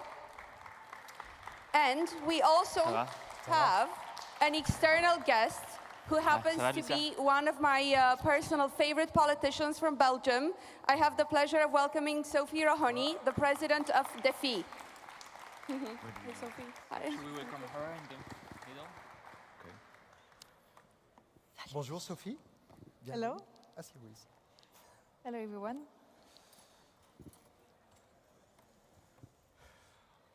All right, because we want to speak a little bit about the partners. So my thing was blocked. The qualifier countries we have ourselves, 3, and we want to speak here a little bit on the other countries. All right, we have here 3 countries on stage. One is not here on stage, but I think it would be a fantastic start to start with you, Sophie. Okay. From Belgium. Yes.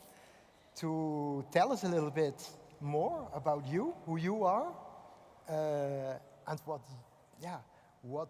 we want to do together. What you want to do as a party and what we can do together. Okay, thank you very much, first of all, for your initiative, for your invitation. So as you can see, I'm not a member of Volt, but I truly, deeply believe in our common project to this Euro party. So I'm Sophie Rahoni, I'm the president of the party DEFI in the French-speaking part of Belgium, and I'm a former MP in the national parliament. So DEFI is the acronym of Démocrate Fédéraliste Indépendant. So Democrat because we are truly committed to democracy, fundamental rights, rule of law.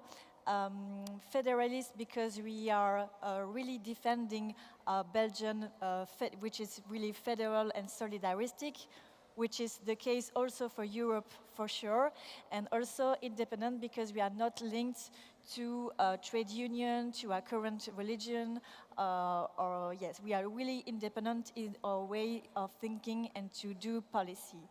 And so why I'm really committed to defend this Euro party with Volt is for several reasons. First of all, because I think that building a stronger Europe today is not an idealistic project, is really a necessity. When we face now nationalism in all over Europe, and especially in my country. For example, we see that according to the recent polls, the first party in Flanders is far right, and the second one is the the nationalistic party. Yeah. So for now, in Flanders, which is also the richest part of Belgium, we have more than half of electors who are seduced by nationalistic ideas. And so that's a huge challenge that we face in Belgium as well as in Europe. Secondly, it's really important as we face nationalism, as I already said, but also climate change, war in Ukraine, in Middle East, the problem we face now with energetic transition, the cost of energy today, and so it's really a necessity to face this challenge together with pragmatic and progressive solutions. Thirdly, I'm trying to be short. Thirdly, in Belgium, we have one of the biggest European communities, and especially in Brussels, because we have the European institutions, we have the international institutions, we have big entreprise. Yeah. Okay. Corporations. Corporations. Yeah. And so for now, these Europeans which participate to local life and so on, they are underrepresented in the democratic local life, and so it's really important to represent them. And I think Volt is really important, and that's why also we have already a shared story with Volt, because, for example, we had a shared list for the local elections because we were really interested in their European perspective they give to local challenges. For example, the way we give to citizens to participate in local life is really important. And lastly, is because of my Hungarian roots. Yeah. So my grandparents have to leave to escape Hungary because of a Soviet regime in 1948, and that's big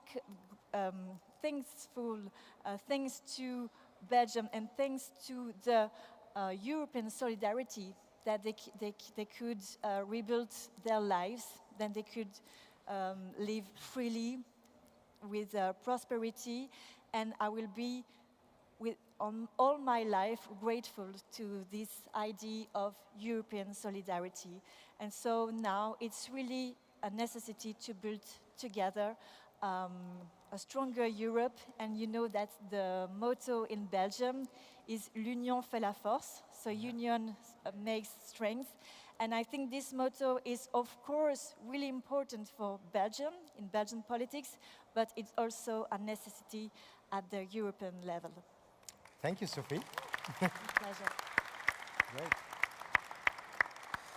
As a matter of fact, you were in the Hungarian Pride March last year, right? Indeed, in Budapest, that was so huge. We were 200,000 of people. Yeah. So that was the biggest success of the Pride Budapest. And so, of course, it was the first step to the defeat of Orban. Yeah. Yes. Absolutely. All right. What about you, Sasha? What do you have to add? Hi everyone, so Sasha from Volt France. Can you hear me? Yeah. So thank you, Sophie, for advocating for the same values that we are defending here. As you all know, 2027 in France is an important year. Can you hear me? Yeah? Yeah. Far right might be winning the presidential election in 2027 in France. And if they not, it might be at the other scale on the left, that is also a project that is against the European Union and more European integration. So Volt France and Volt Europa really need to step up its game. Otherwise, we will just be passive in front of the news and in front of what is happening in those countries. That's why at Volt France, since 2-3 years now, we have been very engaged with the European level to try to contribute to the Euro Party goal. And I think all chapters here present in this room, our goal in the next year, in the next month, is really to contribute, to make a contribution to the common goal of achieving 7 countries and more for this Euro Party goal.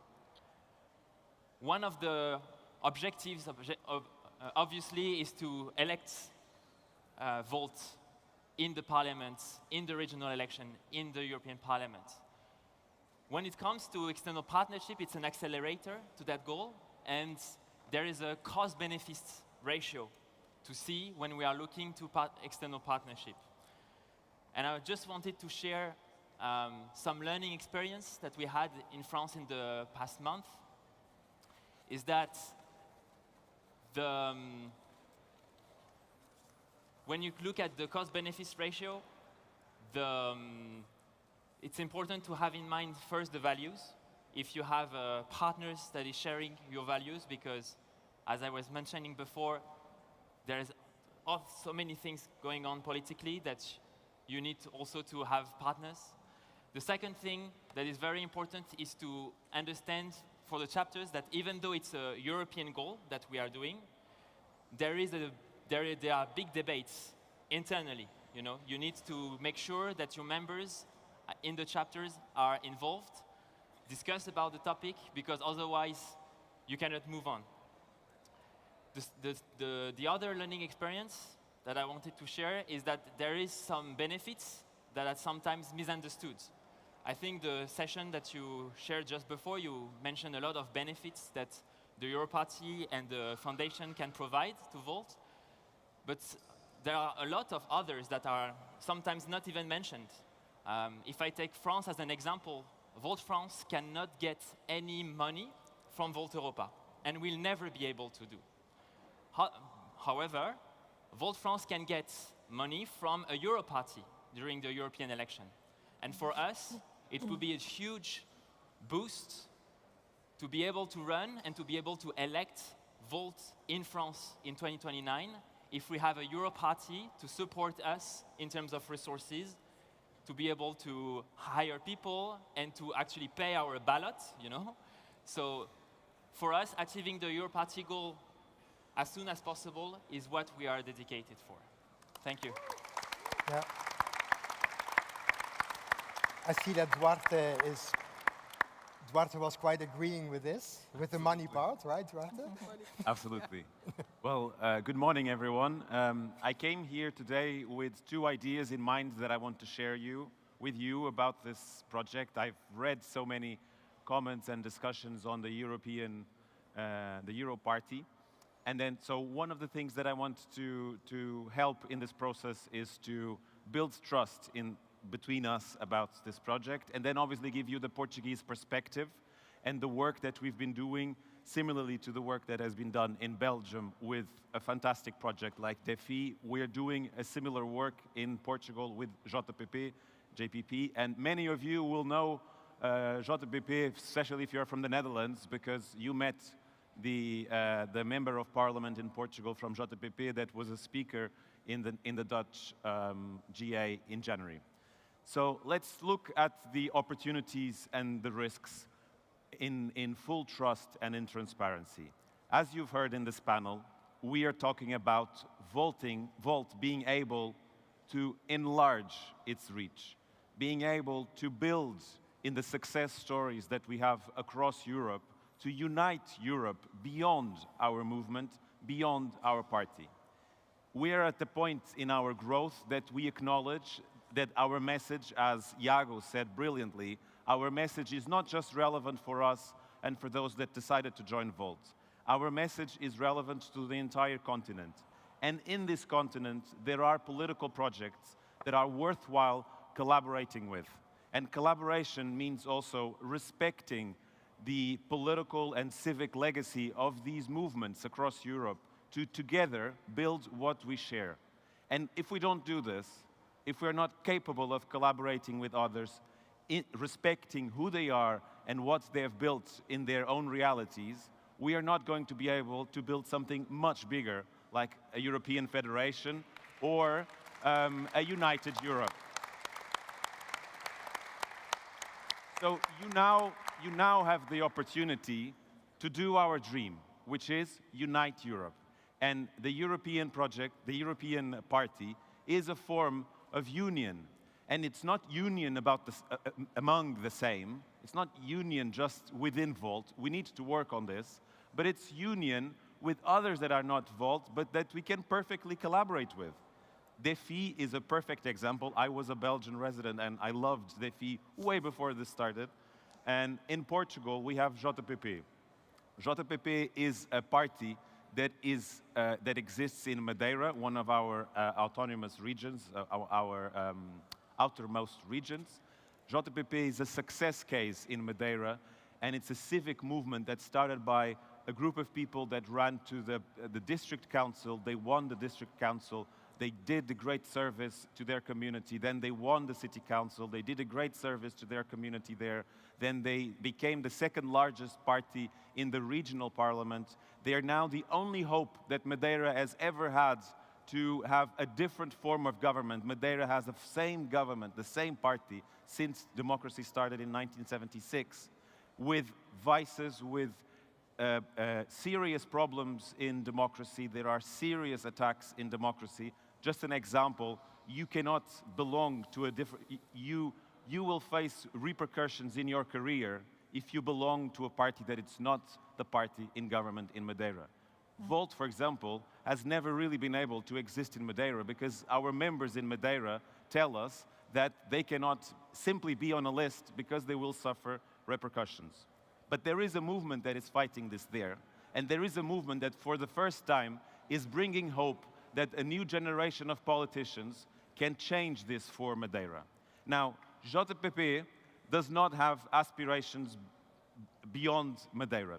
JPP is now also in the national parliament representing Madeira, but JPP is seeing that they need to partner up with other people, with other movements, to be able to also grow and help build this Europe. And the beautiful thing about where we are is that we, Volt, need these people in Madeira, in the outermost regions of the European Union. We need them to collaborate with them, to learn from them. And we need their votes, their insights, their numbers to be able to do our work. But for this, we need to be able to collaborate in good terms, not like proselytes or people that belong to a religion that believe that if the whole world will join my religion, then the world will be perfect. We are not perfect. Even within Volt, we have our fights, we have our disagreements, we have our moments where it's very frustrating. If we decide that for Europe to be united, everyone needs to be part of Volt, everyone needs to be a member of Volt, we are probably not building a united Europe, we are just brainwashing Europe to be like us. And I have two final ideas that I wanted just to share with you.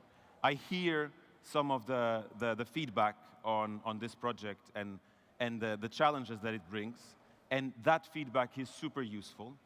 I don't think the question is whether we should or shouldn't do this, but is whether we can really seize this opportunity and ensure that the risks that it takes that are well managed. Whether we are... I was hearing some claps. This is a huge opportunity for us, and we are a very democratic movement. We vote, but voting comes with responsibility. So if we decide to reject this opportunity that I think has become clearer over time, we need to have alternatives. And those alternatives that I hear many times, that we need to focus on other priorities, they are not incompatible with the European project, with the European party. If we say, but Volt should be more grassroots. Yes, Volt is grassroots. Ksenia showed how Volt is grassroots, for example, in her presentation. And we will continue being grassroots. We will continue being Volt. But this is about whether we want to collaborate with other like-minded and very carefully selected projects across the European Union. And if we want to collaborate, if we are ready and able to unite Europe, and by uniting Europe at this stage, have the power to unite Europe in the European Parliament, in the European institutions, and create our dream vision, the United States of Europe.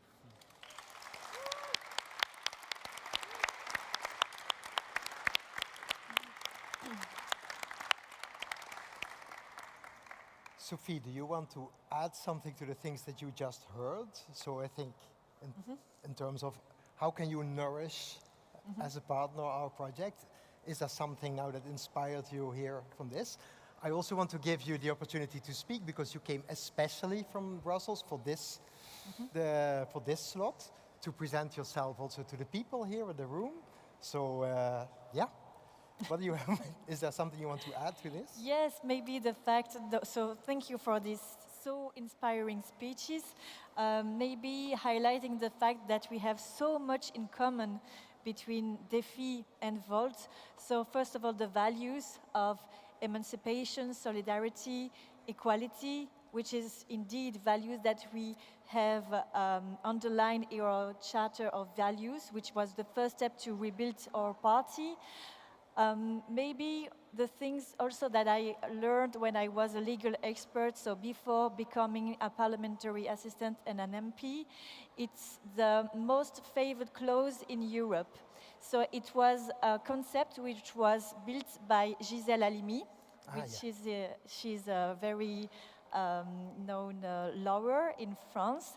And so the idea was to pick the best practices which is developed in a country in women's rights, which is really my favorite topic and which is really close to my heart, and then to pick this best practice to make it a reality for all Europeans.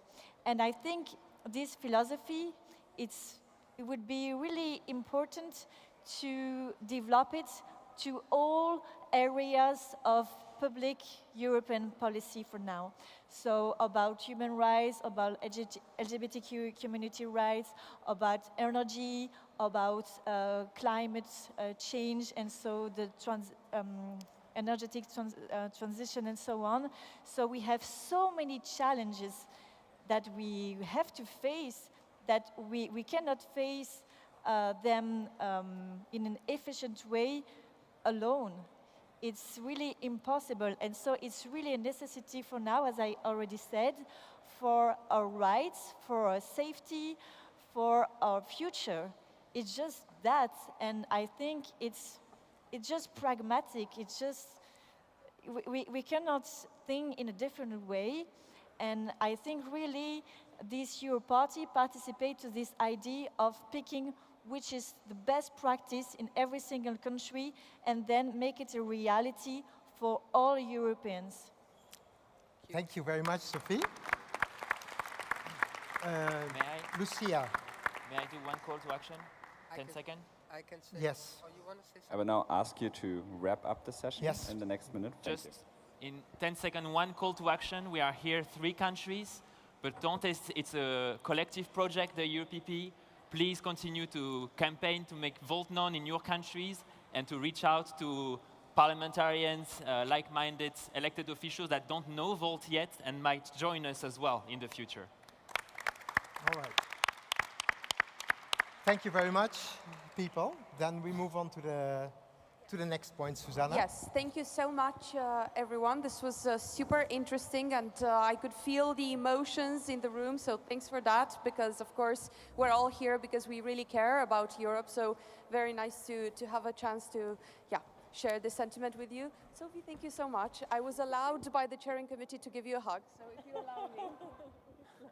Yes, thank you very much for making the trip to spend time with us. So, okay, I will now hand it over to the chairing committee, who will share information about many important things and votes and so on and so forth. Yes. Thank you.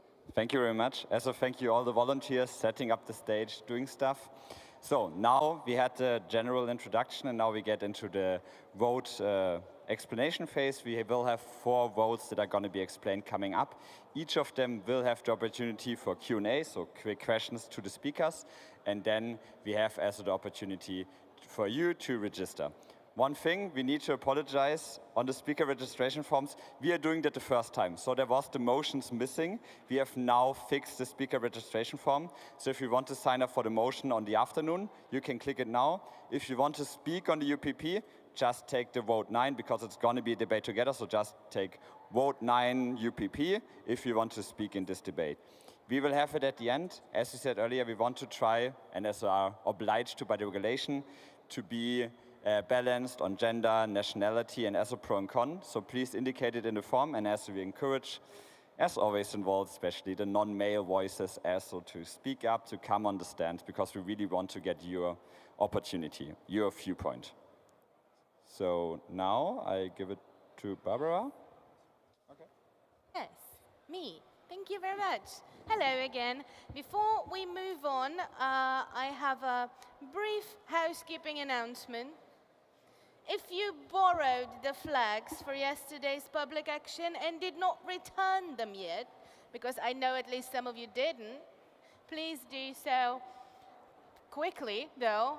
It will be collected in the place where you picked up your tickets and where you're going to receive your lunch. You sign the sheet so we know who you are, but we need you to return it and sign off so we can have this one finished. So, without further ado, we have a member motion. Let us refocus on Volt. So let me invite on the stage Friedrich Jeschke and Simon Dai. Thank you. I'm sorry.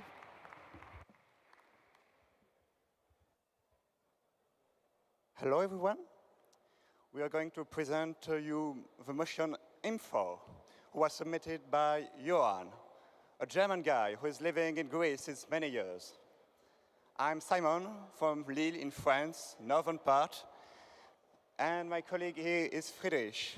He's coming from North Rhine-Westphalia in Germany and has been an elected official for 5 years. So to quickly sum up, we represent Volters from all over Europe who deeply care about the Volt project and we want to make us grow. But what is this motion about? We want to underline that it is competitive with Vote 9 on your party principles. We believe that this vote on statuses comes a bit too early and overrides earlier necessary steps.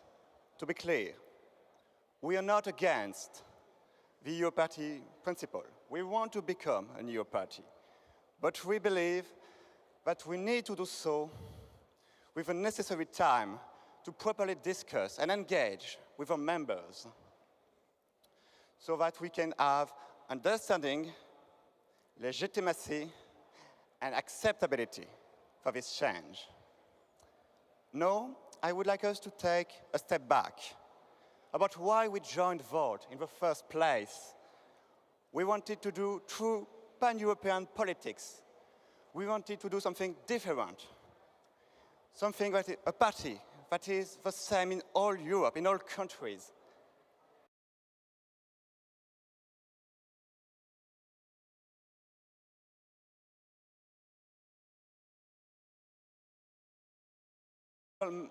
And this thing, bringing external parties within Volt, it touches on our need a strong mandate coming from the membership and a proper discussion to ensure that our membership gets along with its idea. European presentation of it. So let me start with a quick question. Could you raise your hand who ever heard about the EUPP project in this party? Who get aware of that we have this? This is quite nice. But who of you really read the draft, understood the process, and understood the principles of the mixed EUPP? So you see there's a gap by raising their hands. And this is why we have this motion. And this motion is not against the EUPP project.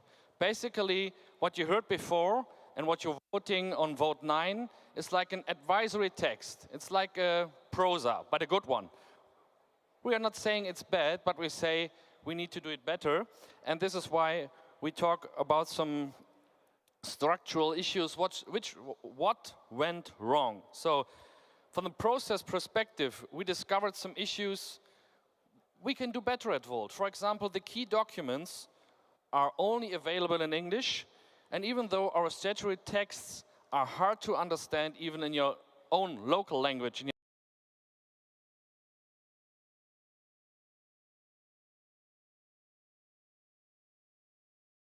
explained to us, members. And it was not explained that everyone could understand. And this was not necessary. That caused that we all and members felt apart.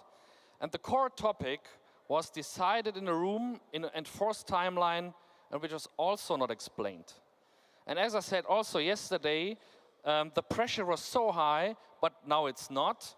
This is a little bit ridiculous and not explained as well. Another point is that the main feedback tool to give feedback, to take part of the process, was a Google Forms. Since 8 years, we are working in suggestion mode in a document, having a discussion or work together, but now there was a forms. So we say also this is much more better. And there have been talks, negotiations, it was said exciting talks, but there are conflicts within our party. There are cases in Romania and in France. We don't judge, but there are conflicts which are not solved yet. And maybe we should have an internal discussion for. And because we are running out of time, I'll try to wrap it a little bit up, because our motion is pragmatic and it suspends the restructure of vote 9, but you can vote on both. Technically, it's a parallel vote. You can vote on 9 and you can vote on 4, but 4 reaches the quorum, it's suspend 9.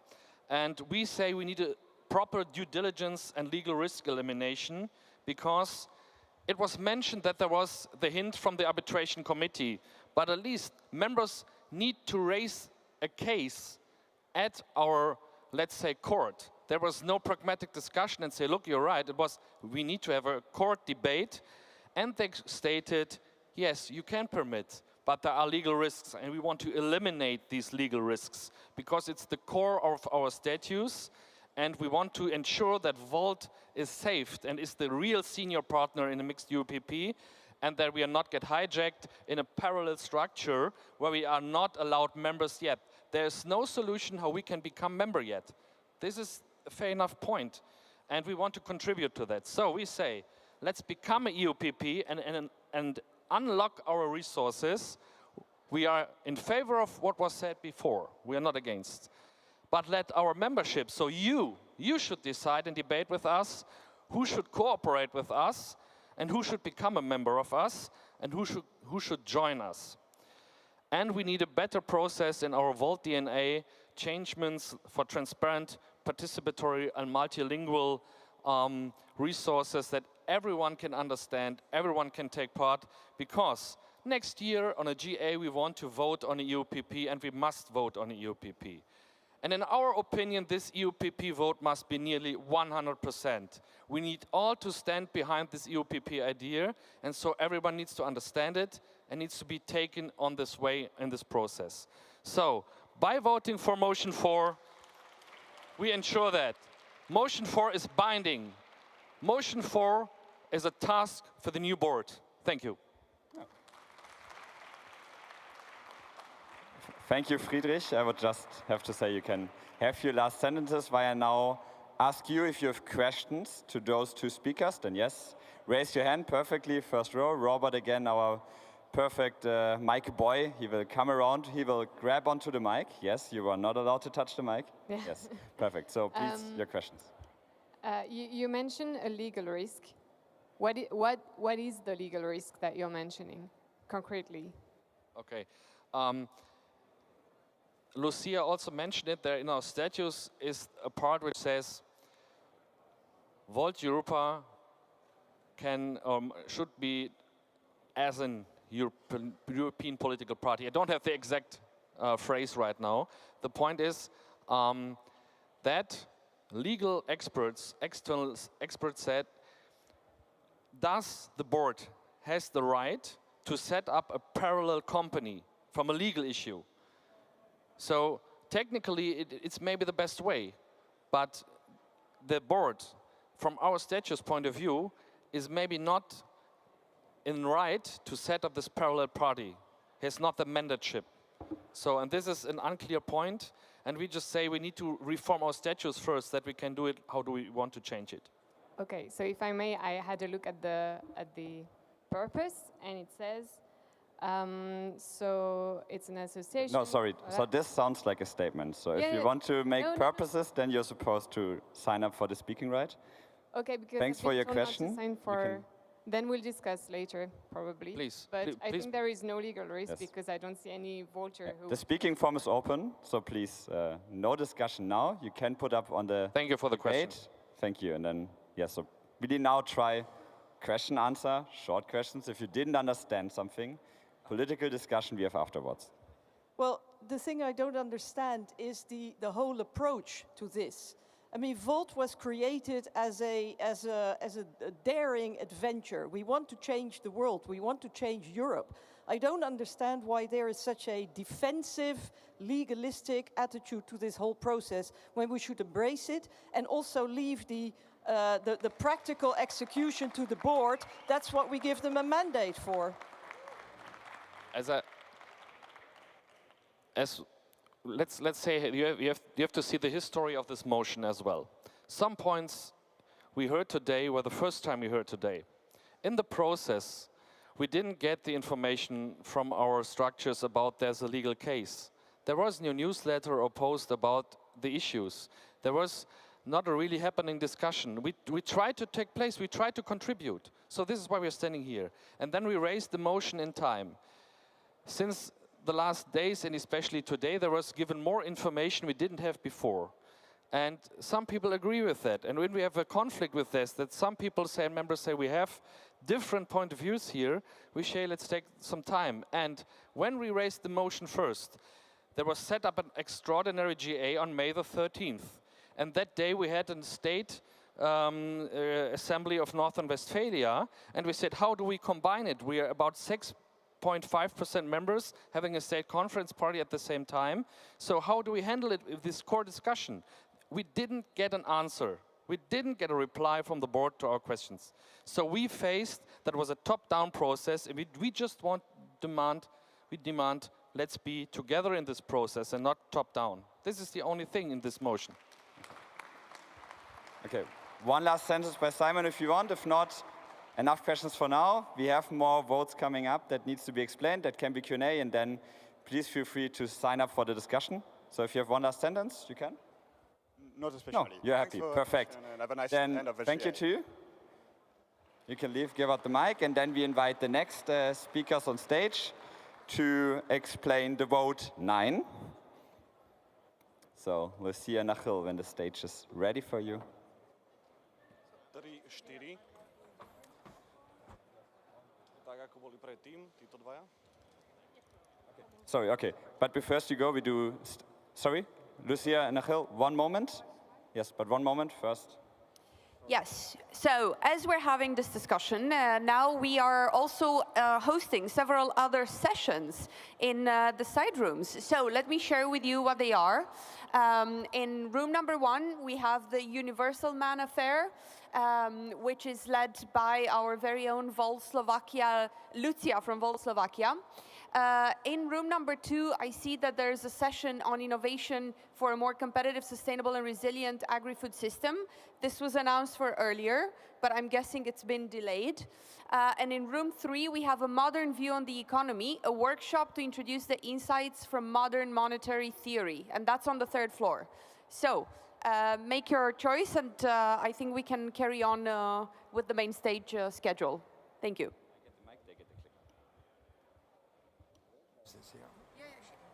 Give it to Lucia. Thank you. All right, we have to get the order right of things here. So I'm back to explain to you the vote, which is like, we call it a non-binding vote. The idea is that you give direction as a membership, direction to this EUPP project, right? So the board has formulated some key principles that we feel are very important for us to go forward with. And we're asking you, do you get it? Do you understand it? Do you think that the next board can continue with these? And if not, please let us know that we know where more work is needed to deliberate and to find a way forward. So this is an advisory vote, a non-binding vote. We want to hear from our members to provide guidance to the leadership. So this vote is on the political direction and the governance logic behind the draft statutes, which you can find in your convocation package for the GA. So whatever the final structure will look like, and we have already explained to you, there's still discussions ongoing with the APPF, with the authorities, because we're doing something very new. Even what we want, is it even allowed, right? We don't know some of this. So this is all still happening. But we want to stand by our purpose as defined in our statutes, and we want to achieve our goal, and then let's agree on the principles here. So we have 6, basically. The first one is about our values and purpose. So basically, we have a vote on our charter as well at this GA, right? We are reviewing some of this. So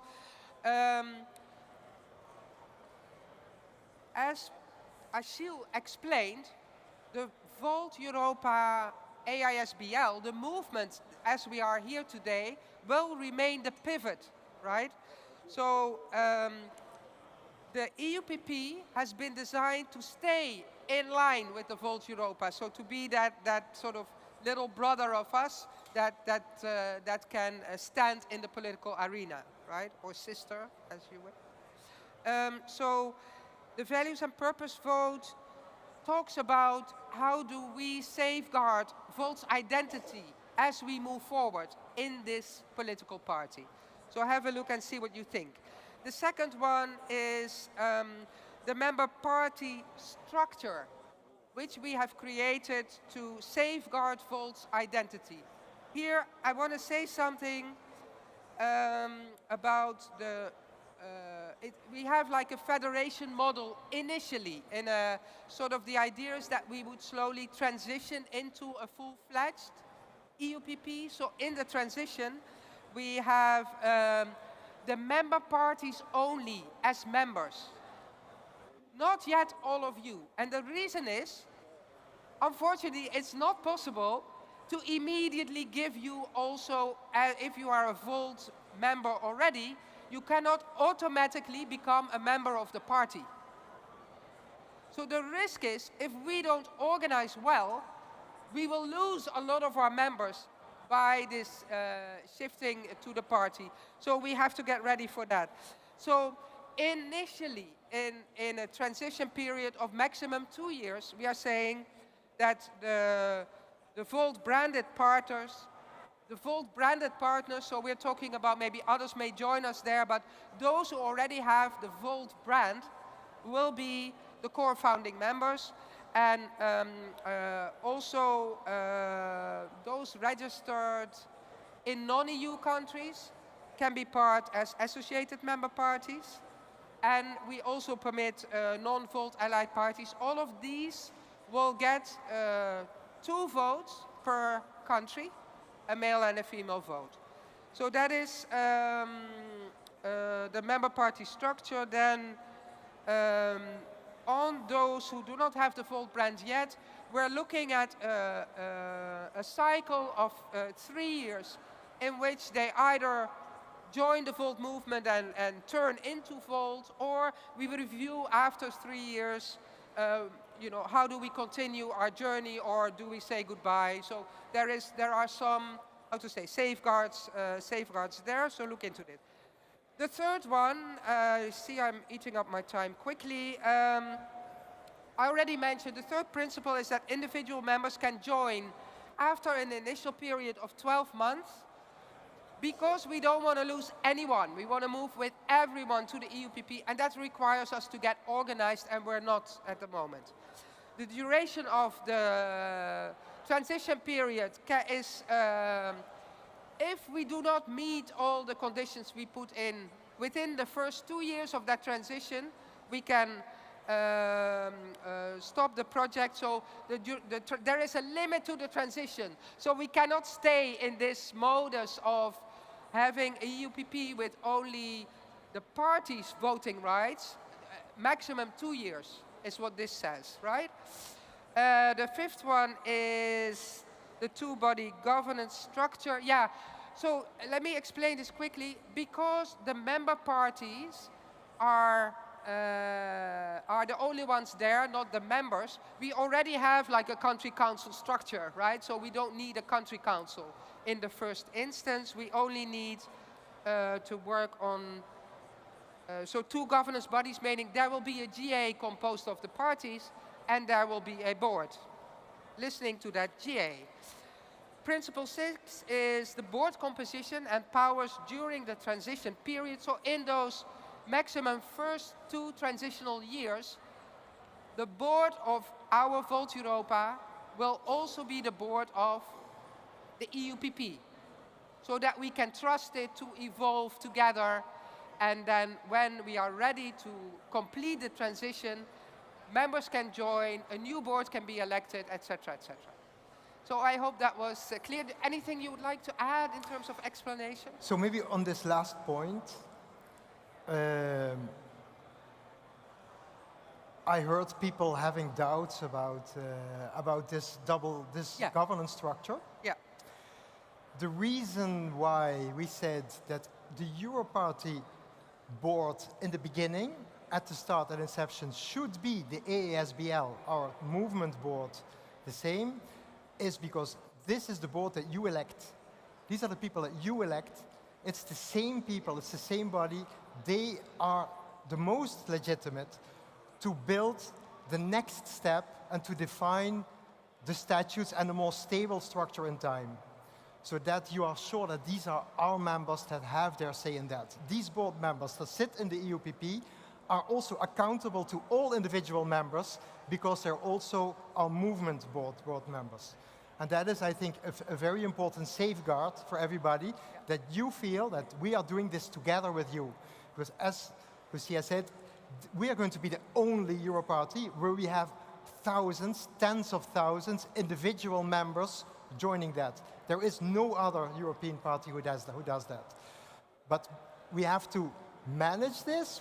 There's very complicated to navigate this with the European authorities. So we need this transition period to make it happen. We need to make like a clean, lean, efficient kind of structure so that we can have benefits before that, but working towards that. So that is why we have this governance structure.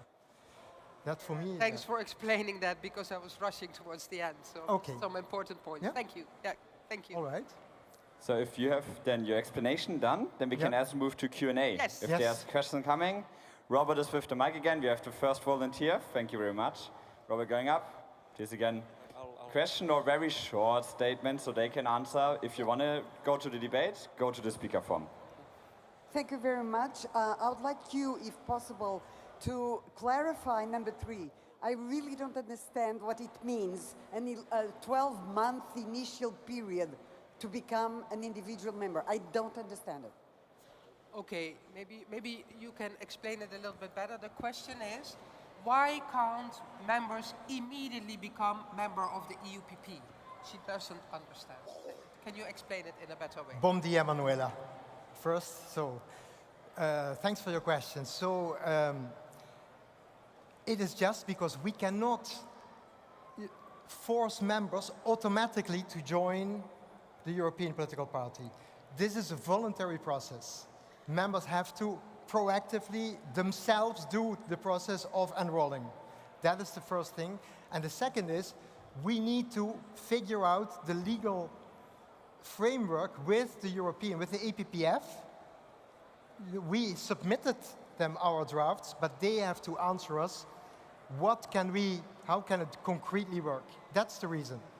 So that's for now, it's the European board members who sit, and it's the member party, the qualifiers, who sit in the GA from the beginning. Because imagine that we don't get our act together on the Volt members, and other members start to join and gain the majority and make of that EUPP something we don't want. So it's really all these things we are doing is safeguarding, so that when we allow members to become members, that we are sure it's Volt members, they have been onboarded by Volt, they have been, you know, that we safeguard the identity of the movement. So too much to explain now, but trust us, it really, if we don't, we'll run into trouble in many ways, yeah. Konrad. No. We have the mic on the back. He was first. Thank you, Fabian. Okay. Yes. So as I remind you, the faster you answer, the more questions we get. So we can get to Konrad if you're fast. Great. Hello, everybody. My question is, what is with the non-European community members on the long run? Are they fully, will they have full rights, or will they kicked off? I didn't get it. Can someone repeat the question, because we didn't get the question. But someone else, maybe another voice. My question is about the non-EU members. Non-EU members, yes. Will they in the long run be kicked off, or will they have full rights? Okay, do they have full rights? The non-EU So, members, yeah, okay. These are associated members. They have full. There are some restrictions. Their restrictions are linked to European law, European regulations, not to what we want them to do. We want them to give all the rights. But that is not possible. And they can, for example, they cannot outvote. That's the most important thing. If there is, for example, a tie about a certain decision, an associated member from outside the EU cannot outvote a decision, but they can contribute to a vote, for example. Basically, they cannot be in the majority. It's not allowed by the regulation. So they can participate, but if it comes to a point where they are in the majority vote, that is not allowed by the EUPP regulation. So that's all. But yeah, it's unlikely to happen fast, but that would not be possible. So yeah, that's not us, that's the law. Yeah. So thank you. Then the last two questions, the gentleman there, and then Konrad will have the last question. Then the answer the tally is 3-3 on male-female, so we are good on the question. And then you answer fast, and then we have two questions, and then we move to the next block. I will keep my questions short. I do want to disclose that I did request speaking time at forehand, but depending on the answer, I might revoke that. My question is specifically about principle number 2. I see immense legal risk there. How is that taken into account, or does that still need to be? Does it still require more research? Well, what risk do you see? Because we define the risk as not being able to retain our membership and not being able to even allow to go in the way we want to go because the APPF says no. So this is what we are in. So what is exactly the risk you're talking about? The question is that I actually really want to vote in favor, but the legal risk is on its own. I need some clarification that we do have non-Volt members as a party, and we say Volt parties will have a veto, and other parties won't have that. Maybe to cut you there, we have another vote who especially as about legal pathways, so maybe we put this to the other session about the more legal deep dive. One sentence maybe from you. But I don't know if you have seen in the draft statute, we have a way to make sure that the Volt, how do we call that mechanism again, where the Volt votes are more binding. So that's how we control. So there is a mechanism anyway. Yeah. We have, exactly. There is a rule, let's say, in the statutes built, there are categories of Volt members and non-Volt qualifier members, and there is a distinction there in terms of voting. But yeah, we will talk about this. Control of the non-Volt parties. Legal deep dive we do later. Now, Konrad, last question. Short answer of you two. Thank you very much for the team to work on this absolutely crucial project.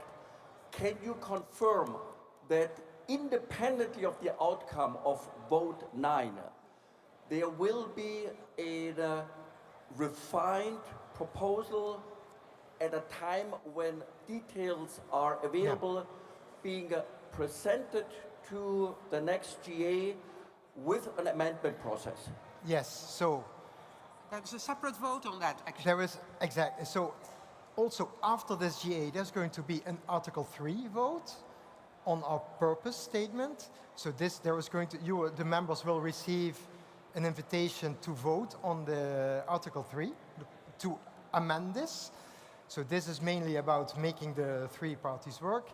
And there is ongoing work on the statutes with a full process that will be that will also go to the members, and that's why we currently have the debates first with the APPF, because we also want to be sure that what we propose to the members is also legally compliant. Yes. That's it. Okay. For now. Thank you too. Yes. Yes, so there will be a process that's for the next board to manage, so we don't know exactly how that will go, and much will depend on your input now on these principles, so that the next board has enough guidance from you. Yes. So thank you too. Everybody. Yeah, thank you everybody to listening on Sunday morning to this, after having a night of partying in Bratislava, so thank you. Okay, thank you. And now I will explain you what the votes will be, so we can be quick there. So yes, so the vote 9 will be the informal, non-binding vote on those key principles, and then they go ahead, and there's going to be an extraordinary General Assembly that will be organized to approve the final UPP governance setup. This is the vote 9 they just presented. The motion before, the M4 motion, is the vote to null this vote. So what Friedrich and Simon presented, they say no, we shouldn't make this discussion yet. So if vote M4 is going to be approved, then vote 9, it doesn't matter the outcome there, it will be annulled. So basically M4 says, don't make the decision now, and that's also binding, so it will annul the non-binding vote. And this is the non-binding vote on the principles that we generally agree, but they should still have the extraordinary GA. But don't worry, we will still dive into the votes at the end of the debate. Now I invite Barbara to invite the new people. Thank you, thank you, thank you, Achille, thank you, Lucia, very much. Just a quick reminder, please register to speak on this topic. We will yield the floor to the member interventions after we're done with the whole EUPP parts, which now we have 2 more member motions to go through. And do I need to say anything more? I'm going to strip you from all your hard-earned cash before we're done, right? We don't have that much time, so please scan the QR code and donate to Volta Europa.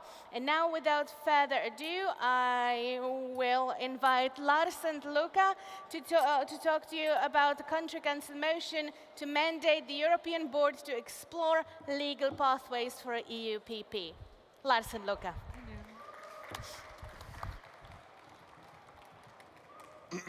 Does this work?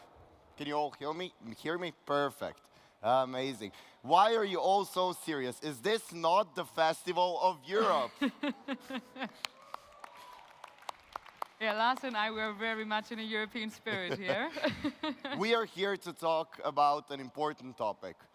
But first, there is today Switzerland voting on a chaos initiative trying to limit their population.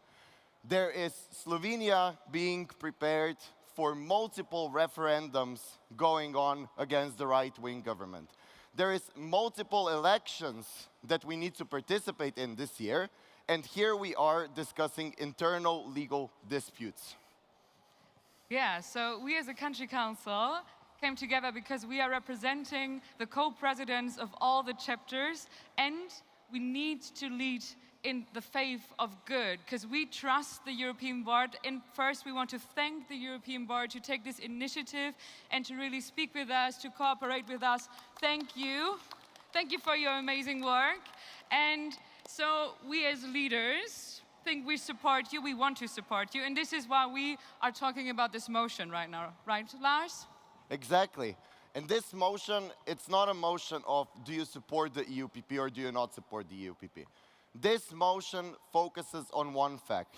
The arbitration committee of Volta Europa said We can do it, but the best way to do it is to first amend our statutes. And this is exactly what we want to do. The Country Council wants to give our European boards that we are electing this weekend a chance to amend those statutes, find a legal way how to do it, and then we do it properly. So, yeah, we just want you to vote with yes, give the European board the mandate to really find out where we're going, and then we can vote on how we're going to do this. But please, let's trust the European board that's going to be elected today, and then we can make political impact together. Because at the end of the day, there is real politics out there that needs to be done. And fighting internal legal disputes is not a way how we're gonna win. How we're gonna win is going out there and making the impact we have to. Thank you. Thanks.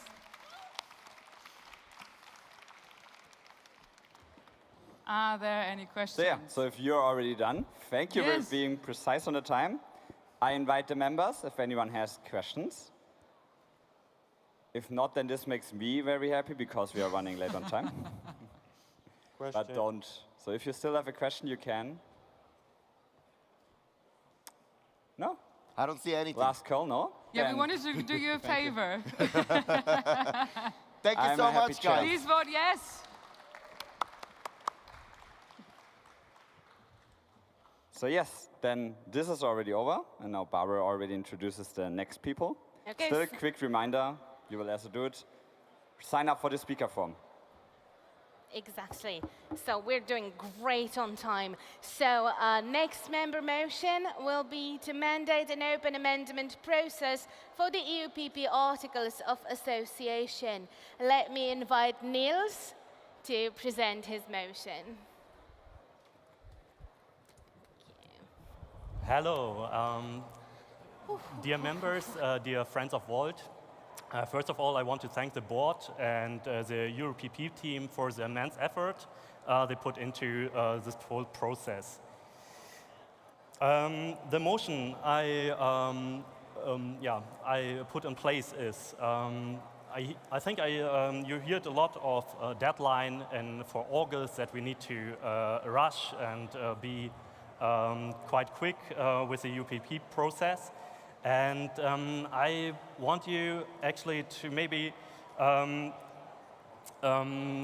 open the process, that we can, all of us can have the time to look into the UPP, have the possibility to make amendments like others said here before. And one big issue I see is with the CSA, with a cooperative and service agreement that's still not put in public. There's also no draft yet. And I would say before we can vote on a new PP, we need to know all the facts. We need to see this kind of contract. You wouldn't sign a contract if you don't read it beforehand. So I want us to have the time, to have the opportunity to maybe, who wasn't yet involved in the process, to be heard, to have the opportunity to make their point in this open amendment process like we have done with the touchstones, and want all of us to work together on this. I think if you rush, then we maybe have a flawed EuroPP, and this will fraction much more our whole party. And I think if we, all of us, work on the UPP statutes, then everyone will be behind it and stand for the new European Party. So, yeah, that's all my motion is about. If you have any questions, please feel free to ask.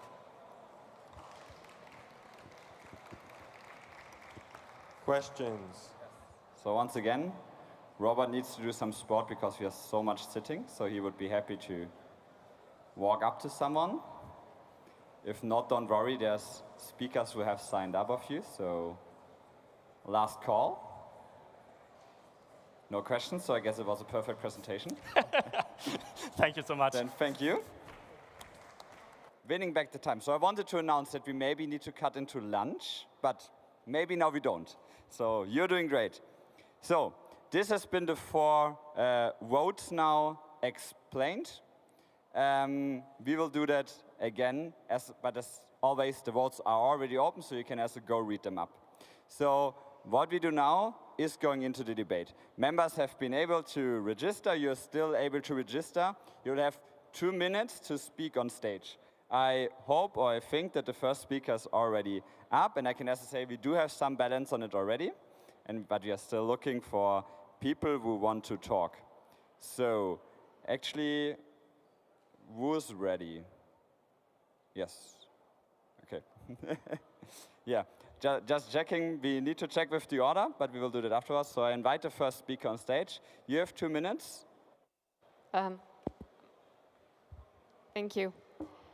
I just wanted to come back on the legal risk that was mentioned about the statutes. So it was saying that the statutes, it reads that Volt is an association that promotes the movement to become or to be registered as a EUPP, and the legal problem that was raised is that it doesn't say explicitly that the ASBL can create another entity for it. So the legal risk would be that there is an interpretation of the statutes that the process that is today envisaged is not possible. But, I mean, what is the legal risk? A legal risk is actually that someone would put Volt to court to say that the process is not correct because of the purpose. Do you see really any member who actually agrees with the Volt project who would do that? I don't think so. So just to say that this legal risk is really low, is really remote, and yeah, just that I think we shouldn't delay this process for stuff like that, because in any project you have, there is a small legal risk, and it's just a question of costs and benefits. So I think this one can completely be removed. That was my point. That's it. Then thank you very much. Next time we do, no, sorry, next time is Olaf, because he signed up very early. Yes. Yes, so we have order when the people signed up on the registration. We're also going to do gender balance. So Sophie, you're going to be next because we do gender balance. Then it's Lukas, then it's Yuri. And then if more people sign up, we will put them at the end. But now, Olaf, 2 minutes for you. We will reset the timer. If not, I will just stop you. Okay. So hello, Bratislava. Hello, good morning. We are at the deciding point in Volt's future. We are going to decide today specifically on the UPP and the future of our structure, of our organization, of our association. There's been a lot going around the UPP, the general organization, the statutes, and all of that. I want to say, first of all, thanks to all the people which have worked on that and all the people which have been on the team. So a big applause for all of them. Now, the main point is, how do we want to structure our movement? Volt has been a movement for a long time, and after the European elections, we have grown. We have grown a lot. We have moved from 1 to 5 seats in the European Parliament, and we have had also electoral successes all around Europe. Now, if we want to continue on growing, we also need to grow our structures and our organization. So the UPP, the Euro Party, is a good opportunity to do that. The Euro Party on its own also grants us the ability to continue with more funding, with a more structured organization, and overall a clear path to move from just being a movement to being a full-on organized structured party. So my suggestion is give the mandate to the European Board, because if we do not go on this path, we will stay with our current organizational structure, but we must grow. We must also grow on ourselves, and the Euro Party is the possibility to do so. Thank you. Perfect on time. Thank you, Olaf. You can pass the mic to Sophie, and I invite her to stage for her 2 minutes. Yes, good morning, everybody. I'm relatively new to Volt, and I have to say I'm a little bit surprised at what we are doing here. We do politics differently, they say. Well, we're not doing politics at all. What are we doing here? The world is on fire out there, and we are talking about internal rules. And, you know, I have a tiny bit of experience in a political party. The administrative stuff, that is what we have the board for. We have mandated them, and they will sort it out for us. So no amendments, okay? Secondly, on the substance of the motions, and I made the point earlier here, if we want to change the world, then we have to embrace this adventure, and we shouldn't be too purist, because, you know, we can try and keep our virginity and we'll die a virgin. We want to broaden the movement, become a political party, and change the world. And if we cannot even change ourselves, how are we going to change the world? So vote against the motions. Thank you. Then also thanks to you for being quite on time. Now we do have Lucas as Brazilian member. This helps us with like the nationality. Lucas, 2 minutes for you. Thank you, Fabio. Hello, Vote! Hello! I'm super excited to be here, finally talking about the European Party again. For everybody who knows me, I've been very passionate in talking about this for 3 years. 3 years, guys. This is very early on already. Yeah? This is, as Sophie said, this is administrative. That is something that we elect the board to do and give administrative tasks for them. It is important for us to have a conversation as a party, but we've been having already for 3 years. That is not a binding thing. There's still a lot of room to discuss together. If we to talk about, say, hey, let's talk about it. No, because let's talk about it. Because let's talk about it. That is exactly what we've been stuck for in Vote for forever. We talk, we talk, we talk. The world burns. We talk, we talk, we talk. The orange man attacks Iran. We talk, we talk, we talk. Guys, this is critical for the European elections. We need the money and the work and the foundation that this unlocks for us. This is critical for us. We shouldn't be talking too long. This is important. We give a mandate to the European board to do exactly that. Let them lead us, talk to them. They're right here, still waiting for your votes. We need to pass this. Let's stop talking, because for 3 years we already been talking, and this is still early on. We still need to create a foundation and the European Party. That takes time. The 2029 election is close by. You're done. Thank you. Cheers. So it's busy. Okay. Now the man who has been waiting for a long time.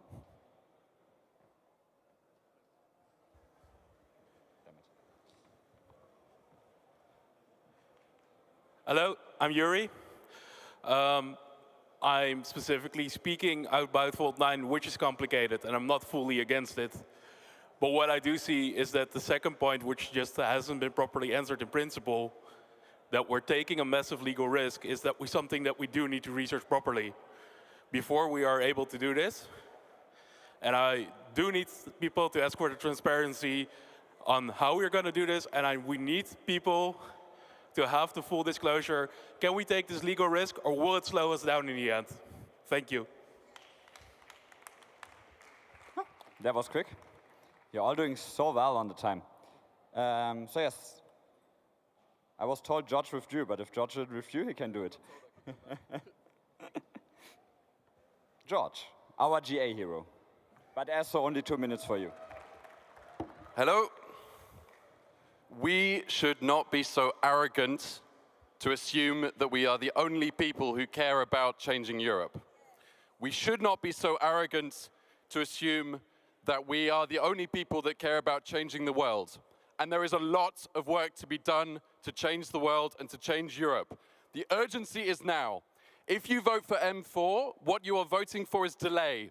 Your inaction and lack of impact.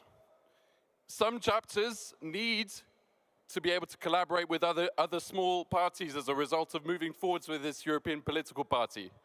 So we need to support them to make sure that we are not just a Dutch and German party, but we are present all over Europe. And that's why you should vote down M4.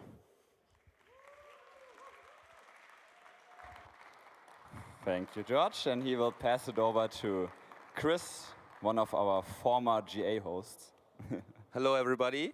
Good to see you all. I did not plan to talk, but there was so much pro speeches on the EUPP project, so I thought there needs to be a contra speech as well that it's against it. Because I think I'm also thankful for everybody who worked on this, and I'm also for that we are going for a European political party, but I think the concept that is being drafted and presented is not the core identity we do have. We are a European party, and we always told to the people we are the only ones coming from groundstones with the same program across Europe. If we do take that motion and we do go this path, and I'm not completely against any mergers, there are some certain possibilities in some nations where it could make sense, but not on the European scale. We would completely weaken our identity from my perspective if we go that path, because in our current structure, the AESBL movement would be solely a service provider anymore. We would have not such GAs anymore. We would have more likely to have something like a country. We would abolish almost the country council, like we would have the parties that are not even vault parties anymore representing us on GAs. So there could be some, I'm saying also some people disagree with me and think I'm not talking right, but that's how the process received me and that's how I perceived it.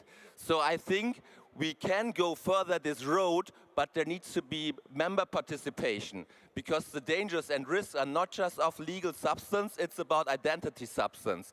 And I do think if we want to keep our vault core identity of being the only pan-European movement across Europe that has the same program across Europe, we should stay true to ourselves and rather go the hard run, the hard walk. It takes longer sometimes, but it is the right thing to do. So keep who we are, and yes, please vote for Friedrich's motion, or at least for the better process.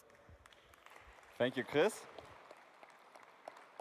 Then, as a reminder again, we do encourage also non-male voters, non-male speakers to get up. We had now a bit of a male queue, so if there's more female voices or also other non-male voices who still want to contribute, you're invited. So for the males, now it is closed. I will give it to Friedrich to reiterate on his motion. And also, Achil, you can check your phone if you also want 2 minutes, so Lucia, also happy to wrap it up with that, but now to Friedrich. Yeah, thanks Fabian, and thanks all of the speakers before. I think it's great. We have a debate on a Volt GA. We fight for it. You voted on it that we could have debates on member motions on a GA. This was your decision, and we handed in a motion because there was a context and information we don't have yet. And I agree, the accountability and the mandate must be given to the board. We don't say anything else. And where in the motion is that it's slowing down the process. Let's be honest and bold together. We didn't say anything personal, and here's discussion saying we are slowing it down. We are not opponents. We are in a team. We just demand let us be part of the team and not be outsiders. This is the only thing in motion 4. And I demand fairness in this process, nothing else. And we don't want to slow something down. We just want to be aligned with you. You have information we don't have. We ask and we don't get an answer. Is that fair? And this is what we say. Thank you.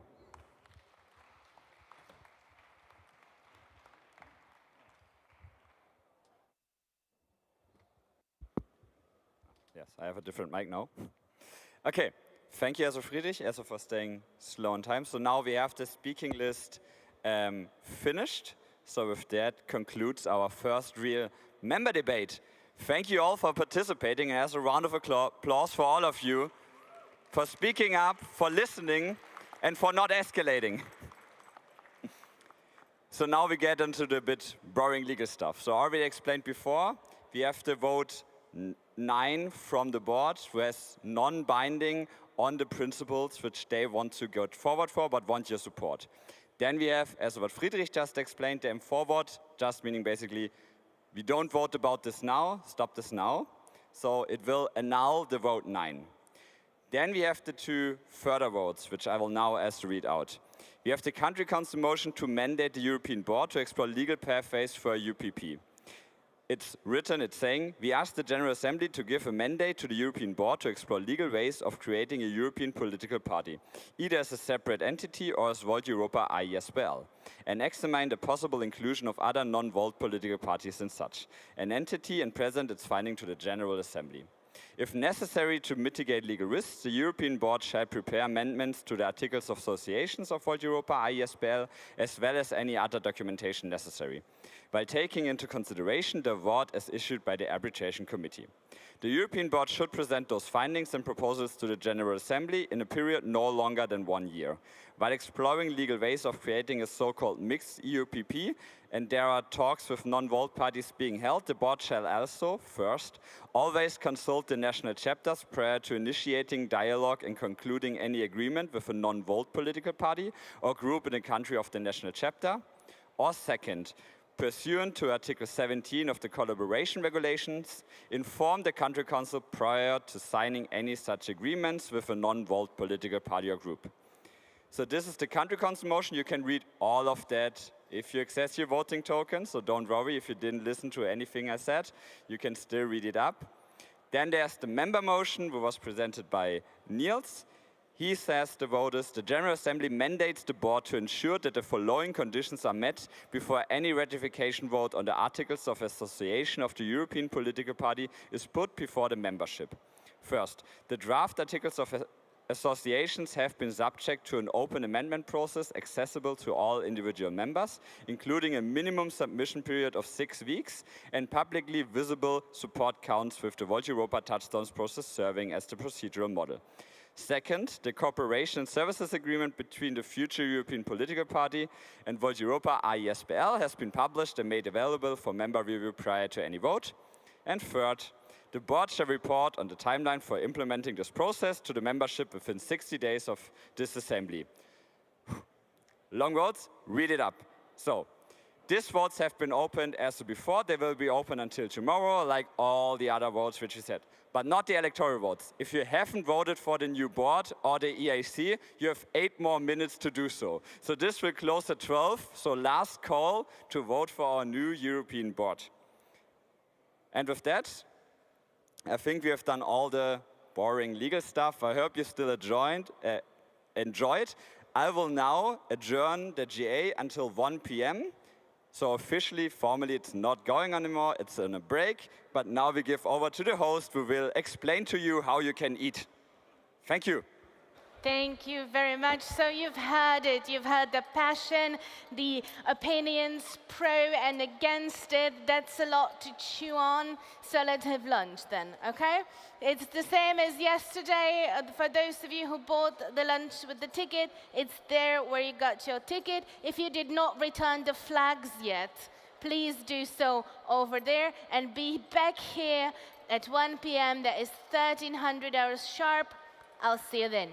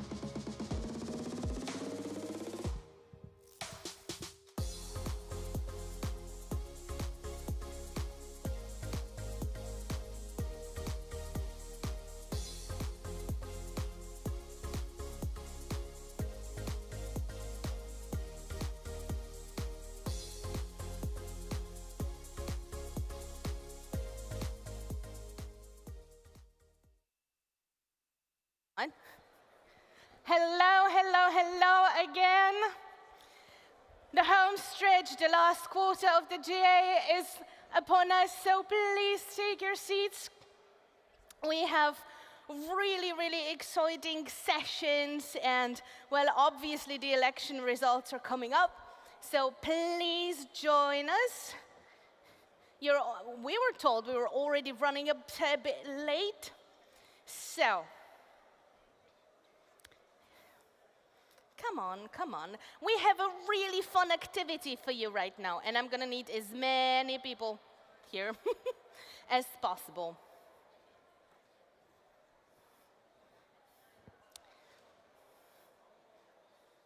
All right, so let's start with a quick energizer, and I have a very special guest joining me for that.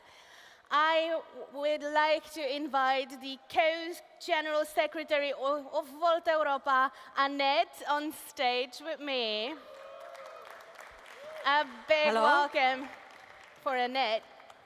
And now, for those of you who were here after lunch yesterday, so you kind of know what's coming, and those 5 of you who were here this morning, you know that we've been playing with a tennis theme, right? Because, well, you get it. And so we're gonna play with that a little bit more.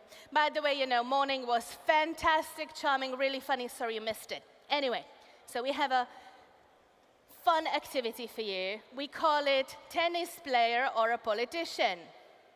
We're going to give you an actual quote, and you will tell us if you think it was said by a tennis player or a politician, right? I'm going to give you the instructions every time we do it. So if you agree it was a tennis player, you're going to make some noise. And then if you think it was a politician, you're going to make some noise, okay? Is that clear? The instructions are clear? So let's do this. So, tennis player or a politician? The quote. Answer my question. The question, jerk. If you think it was said by a tennis player, make some noise. Okay. And if you think it was said by a politician, make some noise. Well, you were wrong. It was a tennis player, John McEnroe. I'm not sure how to follow on just as amazingly as you do it, so I'm going to give it my best shot. So if you heard someone say, if I had 2 faces, would I be wearing this one? Was this, in your opinion, said by a politician, in which case I would really, really like to hear some noise? Is that all the noise you can make, or you can do better? Come on, it's Volt. Perfect, that sounded a lot better. And please make some noise if you think this was a tennis player. What do you say? It's That was pretty even. It was, that was yeah, pretty right? even. Do you think that we should run it again? Nah. No?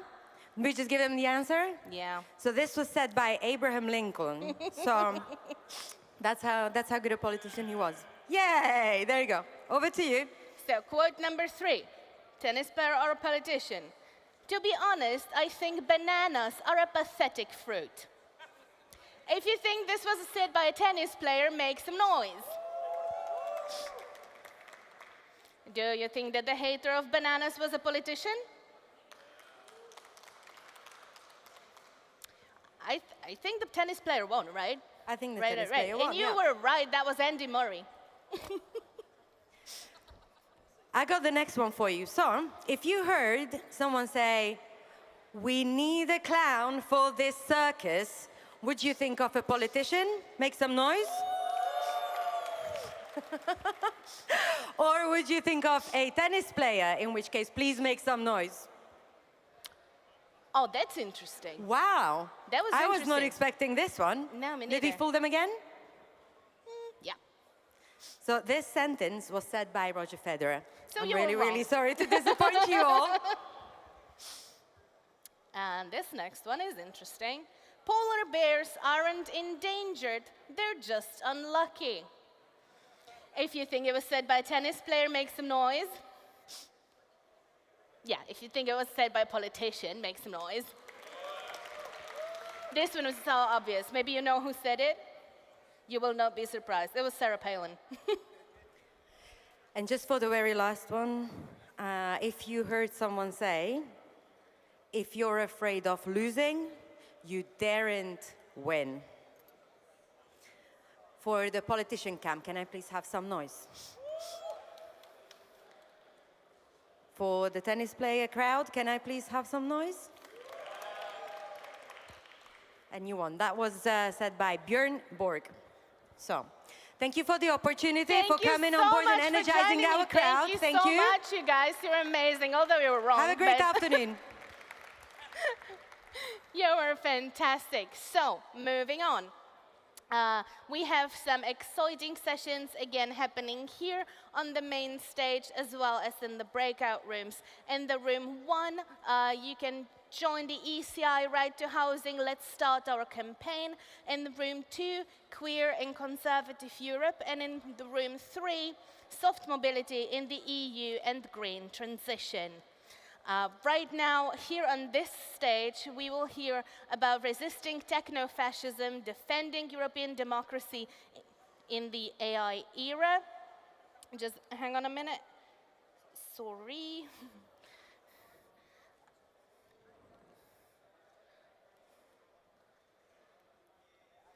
Thank you. And let me invite our speakers. Ronit, the VP. Oh, sorry, I forgot. I promised. Yeah, the chairing committee has something to say. Just to officially reopen the GA at 1:07. Thank you very much. I keep forgetting this official stuff. So let's do this again, okay? So let me invite the VP of AI Governance and Ethics, Ronit Wilmersdorfer, and a senior fellow at Florence School of Transnational Governance, the European University Institute, Vladimir Šucha.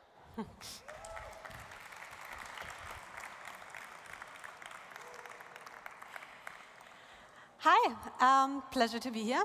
My name is Ronit Wilmersdorfer. I'm with Digicom and the AI policy team and also the tech team's AI Advantage Group, which you'll hear more about this afternoon. I will be joined by Professor Vladimir Šucha, right? A little bit later.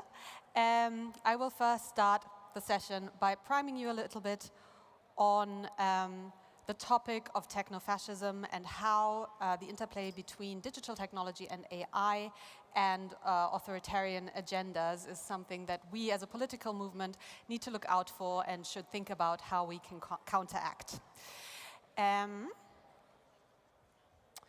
So, starting with this concept of techno-fascism.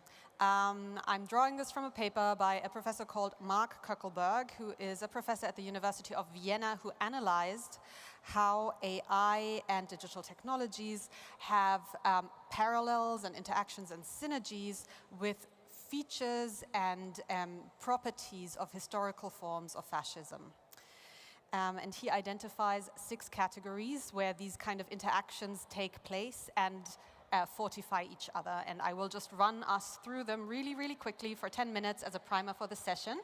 And then we will have a fireside chat with Vladimir about what it is we can actually do about that.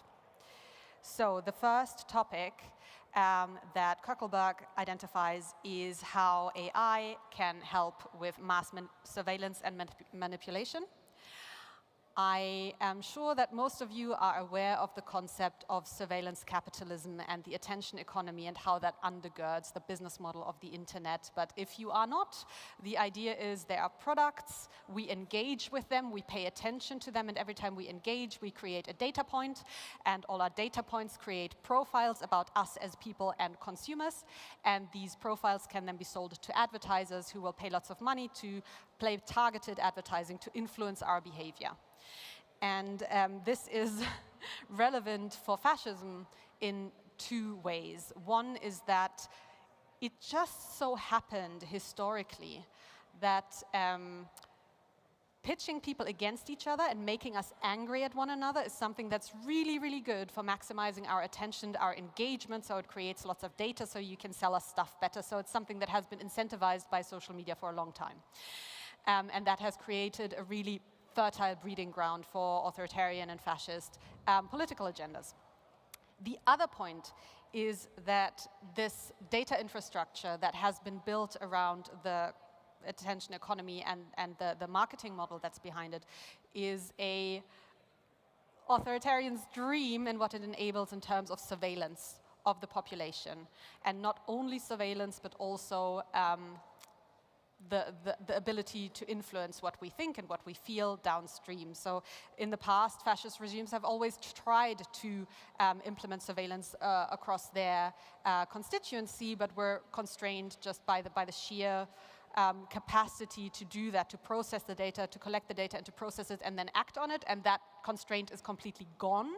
On the collection side, it's been gone for a long side, and now as we kind of move into more actionable versions of AI, the ability to process that data and act on that data is also going away. So then we have the topic of information control. Everybody knows censorship is a feature of authoritarian regimes. And with AI, there are just completely new ways of gatekeeping information, because if you have tried to Google something lately, as I'm sure you will have noticed that there is now an AI summary first before you get to the actual search results. And you will have also noticed that the search results are now kind of shit. Right? Yeah. And so there's one problem for like the broader information ecosystem, where who actually like clicks at the source links that are quoted as the sources of where this information came from and cross-checks what information that the summary claims it has taken from a source is actually there, which is often not the case. But that's also often a performance issue. But from a sort of fascist perspective, the bigger problem is that all the models have system prompts and instructions and training data that is designed in a certain direction to carry a certain ideological favor, for example. And this applies to Gemini in the same way that they kind of chose to display black Nazis, as it does to Grok AI, where they choose to deny climate science because of political alignment. And as we kind of move into an era where AI is integrated in any economic activity, that then also includes journalism. So it's not only about us like trying to find information from Google, where we know it's kind of, oh, there's an AI in between.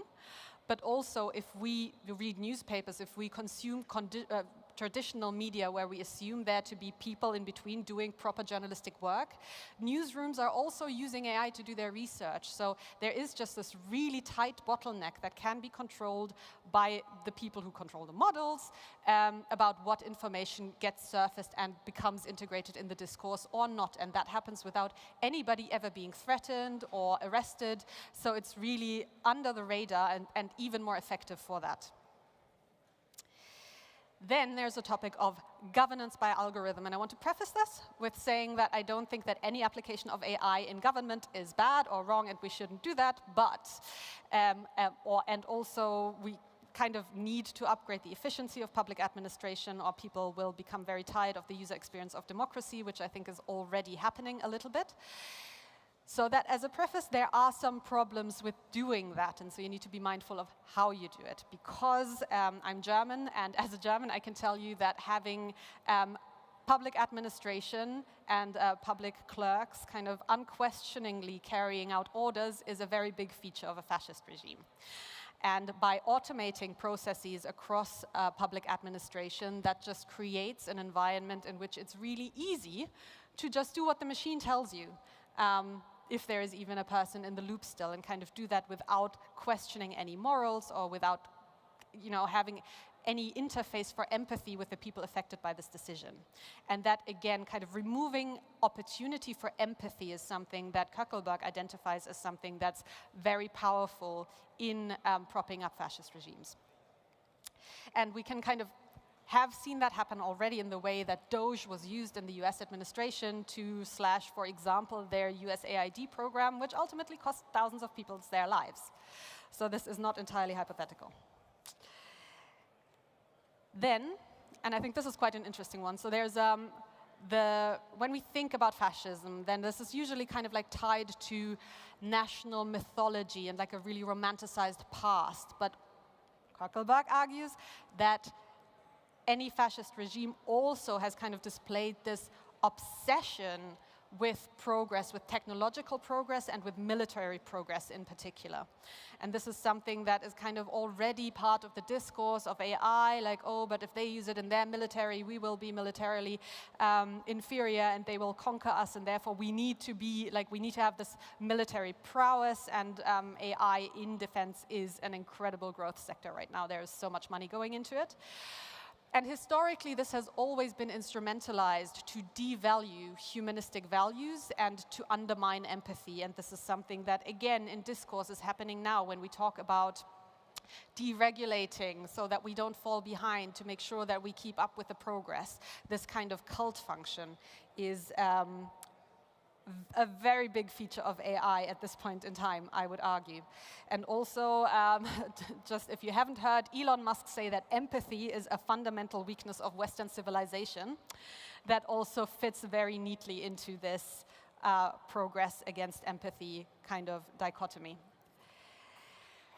Then there's the topic of government-industrial alliance, which again is so prevalent today. I'll get to it in a second, but historically, fascist regimes have collaborated very, very closely with industrial actors to consolidate each other's profits versus power.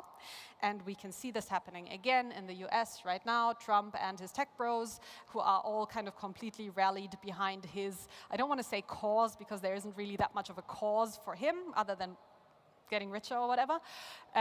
But they kind of have this understanding where they don't stop him from playing God and he doesn't stop them from creating God, and so they kind of feed off and support each other's narcissism in this way that just, yeah, creates this very unhealthy dynamic for a democracy. But we can also see it in a more structural way, where there's a piece of research which is called the authoritarian stack, where somebody did a really good work in tracing how Peter Thiel, who is on public record for saying that freedom and democracy are, in his view, no longer compatible, has taken people from his individual ventures in like the drone industry and in surveillance industry, so Palantir, and has moved them into advisory positions inside the administration and just on the public staff. And this kind of fusion of public sector interest and industry is something that's already becoming really prevalent. And then the final point I want to raise is what I've called here sedation and manipulation. So Kuckelberg argues that there is a parallel in fascism and AI in how they both present themselves as a remedy for the pain points of modernity, where it's like we are always, everybody's always feeling lonely, there's always a crisis of meaning, and fascism offers people the opportunity to be part of a collective, to be part of a greater whole, and to be part of something meaningful. And AI does something kind of similar in the way that it, it presents itself as a companion that knows you, that cares about you, that helps with your feeling of loneliness and makes you feel understood. And then at the same time, that then kind of bleeds into topics of AI consciousness, and that creates this whole meaning story, which feeds back into the cult object, and then it also feeds in the manipulation story, because of course if you build like this emotional intimacy via a medium that you can completely control, or your cronies in the tech industry can completely control, you can also leverage that closeness and that intimacy for influence. And so these are the couple of things that I wanted to give you as a primer for the coming discussion with Professor Vladimir Schucha, who is Senior Fellow at the European University Institute School of Transnational Governance. He is the author of multiple books on the topic of AI and society, and founder of Resilient Core, which is an organization that produces policy recommendations basically for how we can address the erosive effects of AI on society. A very warm welcome to Vladimir. I'm so, so happy to have you here. Thank you. Thank you. Take a seat. Great. So, to kick it off, when we talked before, You said that from this paper you were a little bit unhappy with the categorization because it conflates symptoms and causes of this kind of crisis that we're in. Would you like to talk a little bit about that and explain to us how you would rather categorize? Yeah, sure. First of all, it's my privilege to be here in such a such a nice people with such a great ideas behind, and many thanks for invitation. Indeed, that's this Kuckelberg's paper you were presenting, but I was reading recently another paper of Giuseppe Longo, who is arguing against calling it techno-fascism because it is confusing with the fascism, and he was giving again many pages of arguments again. So then, what is my little problem with this is that, as you said, we are just describing the external image of something which is much deeper. And he is, the Longo was saying that we should call it techno-feudalism or techno-oligarchy because it's not fascism, but I frankly, I don't care. What I care is why it's happening. What is the underlying principle? And that's my thesis, that's my work in the past few years. I'm looking what AI is doing with the human agency. And that's for me, this is the fundamental issue. And you mentioned this, this manipulation. I said, you are in the post-communist country, and I remember the communist regime, and I was saying very, very often at different debates in Slovakia that if the AI would be available between 1989, the communists would never fall, because it is basically extremely good in manipulation. But what is the manipulation of AI? So because you mentioned different highlights in your presentation, and I fully agree with them.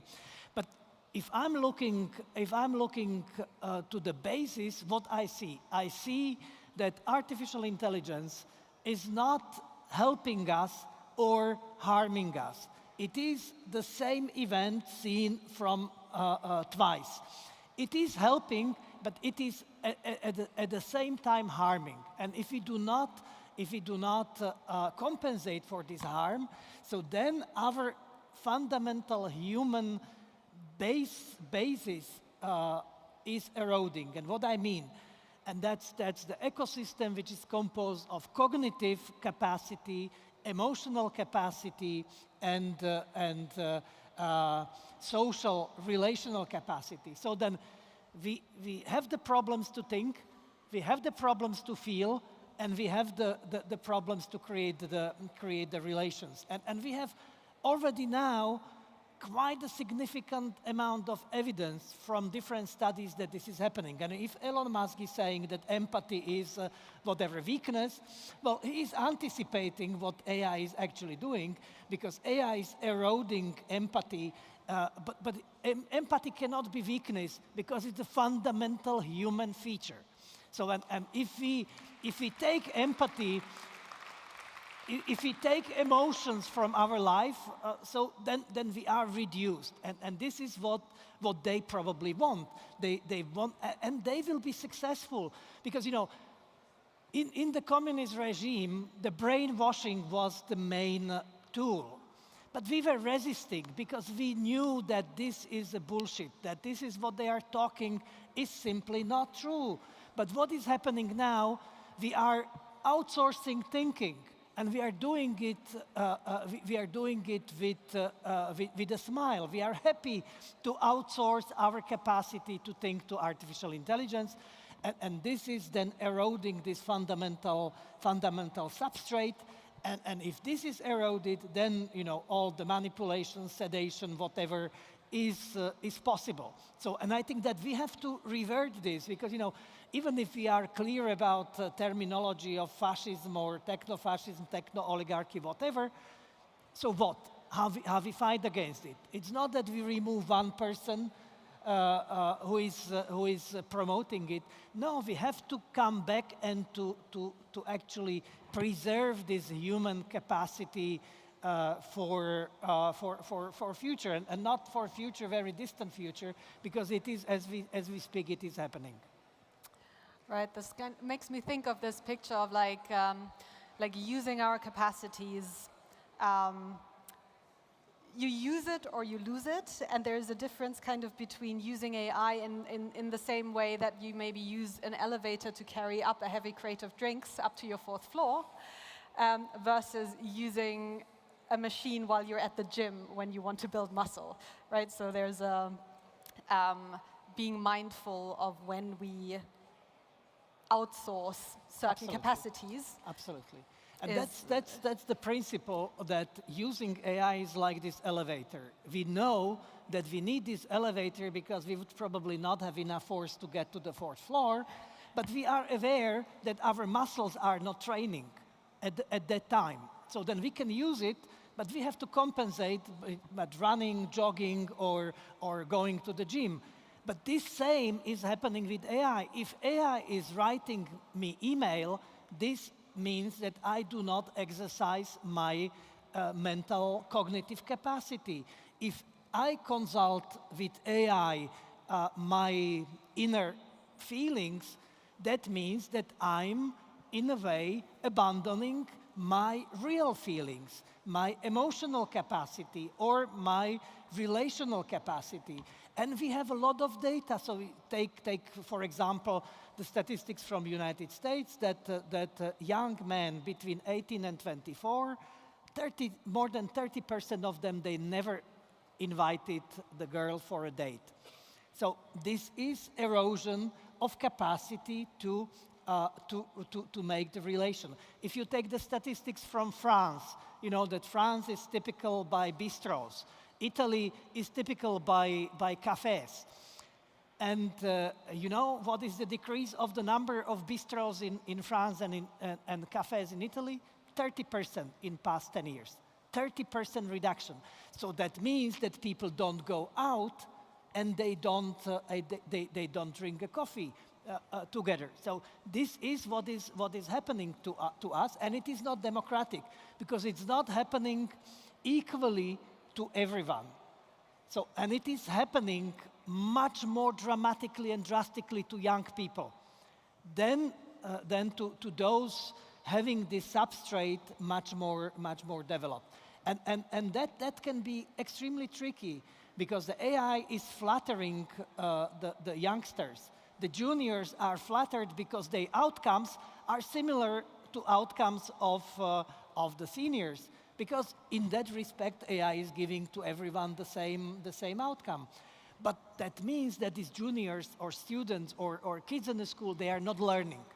So, and that would be, or it is already the crisis of the mid-career, because you are junior, you are a student to learn something. But if AI is doing it for you, so you are not learning anything. So this is not that I would be fighting against AI, but what I try is to raise this awareness and be like with this lift. I know that this is too heavy and I can't lift it to the 4th floor. That's fine. And this is what AI is doing. But I know that sometimes I need to run these stairs myself or to go to the gym. So this is exactly what we need to learn, what we need to do in families, we need to do in schools, in workplaces, and in the institutions. Because, you know, you mentioned this, the German officials. I see it in the institutions that they are starting to rely on artificial intelligence and on products. And you know, the institutions do more with less all the time. So what that means, the next step is to reduce number of people doing the work, because they will be fantastically saving. And then we are doomed, because we depend the institution, the very democratic institution like government, ministry, which is there, which was voted for to protect us, is being hollowed out and not capable in a very short time to do the very business they are supposed to do.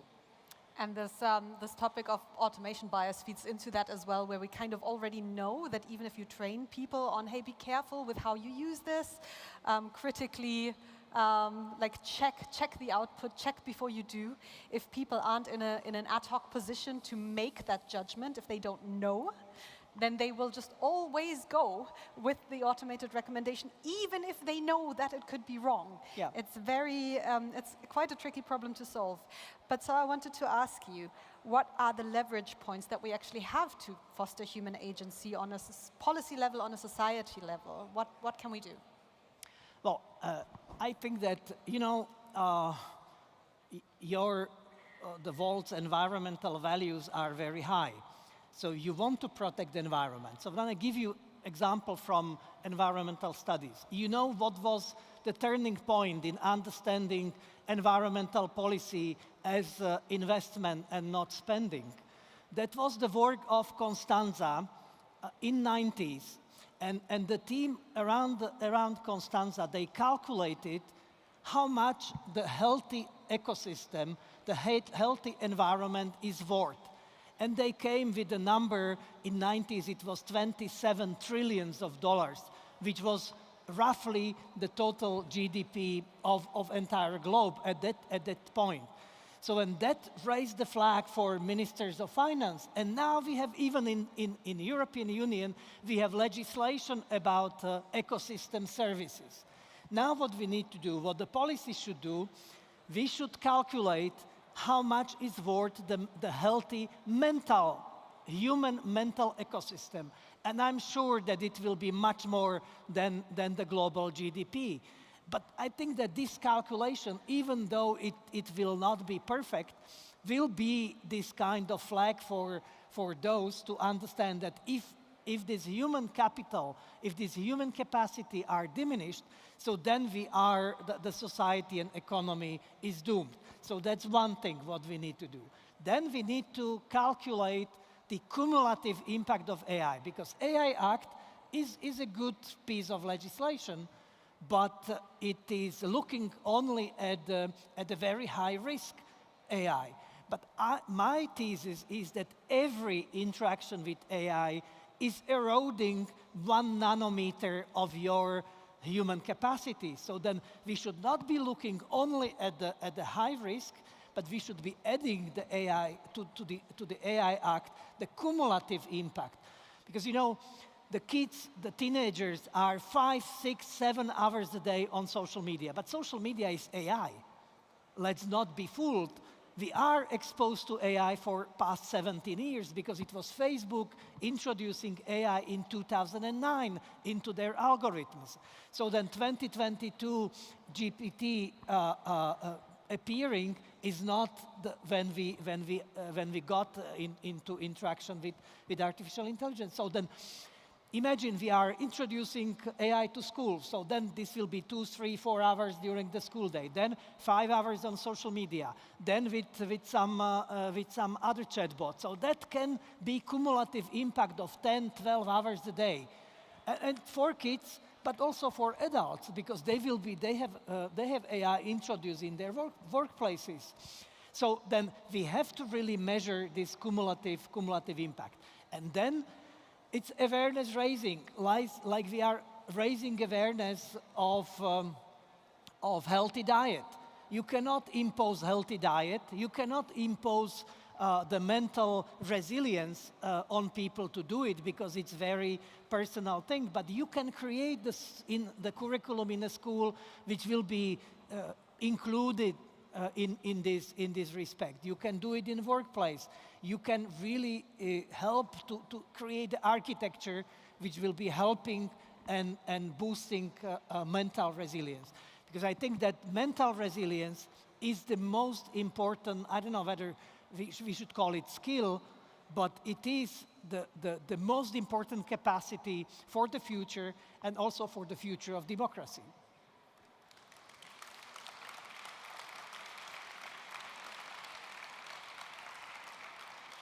Yeah, a lot of what you said there really resonates with me. So one thing I want to pick up on is this idea of cumulative harm. And it's something that I looked into a while ago, because the AI Act is very, it takes a very product safety approach to kind of the way it does risk assessment, and it's kind of like the possibility of harm times the severity of harm, and that's your risk. And I was like, I'm not sure that covers it, right? And maybe there's, from climate science, they developed a way of looking at systemic risk that includes kind of the features of risks that are like non-linear, that are indirect, or that kind of compound past a tipping point and then only then start showing effects, and kind of having more of that, like, yeah, inspired from a different domain, a way of looking at the risks that we're actually looking at, I think is a really it's the same in climate, but it's also in environmental exposure.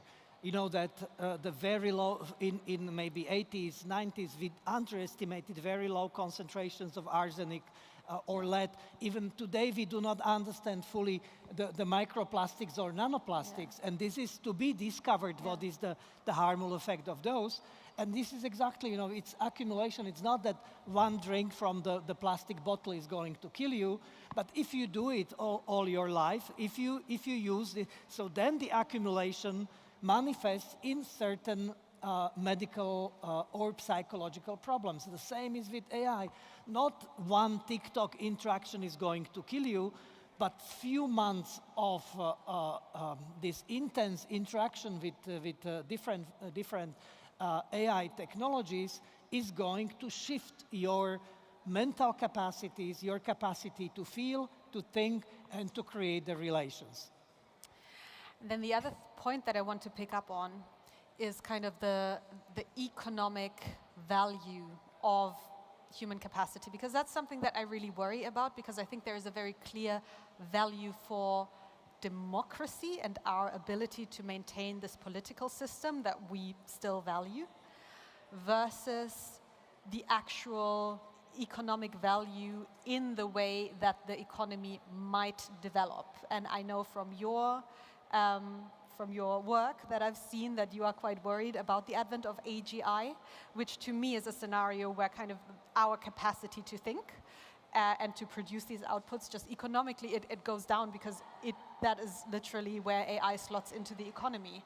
So how does the scenario of we get AGI versus this is just going to pan out at some point and it's going to be important but not that transformative, how does that influence how you think about different risks? Yeah, the AGI or highly capable artificial intelligence is one thing.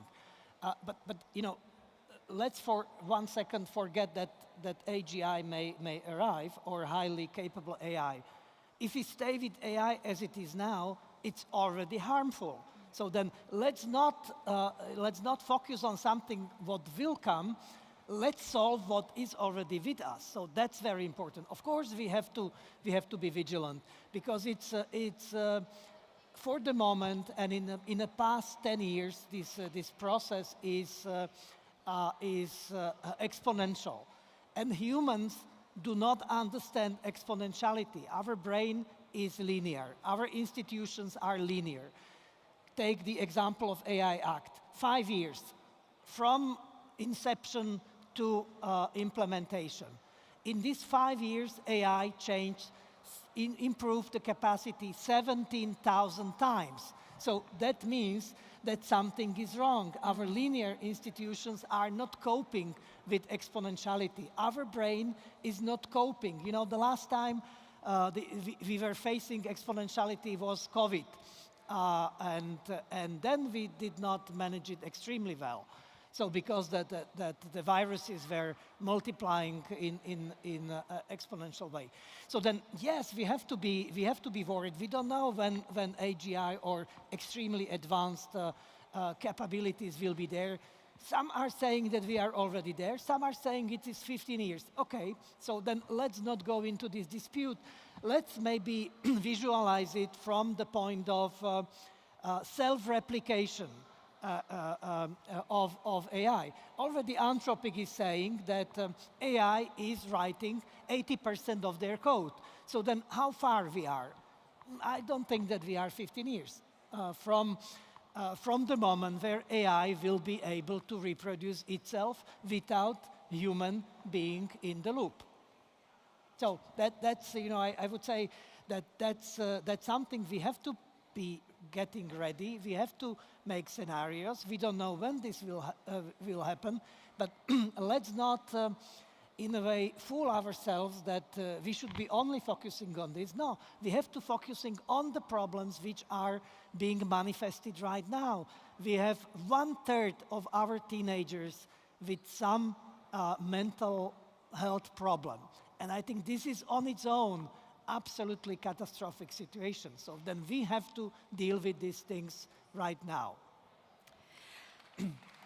I would love to drill deeper into so many things, but I did say that we'd have time for questions in the end, and we've already eaten most of that time. So if there are any questions in the audience, we can maybe still take one, possibly two.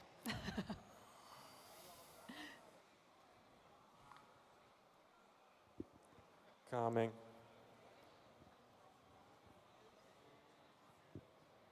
Wow, a lot of questions. Please stand up. I'll grab on it. No, please don't take it. Hi, so I think we need AI in an open source way, transparent way.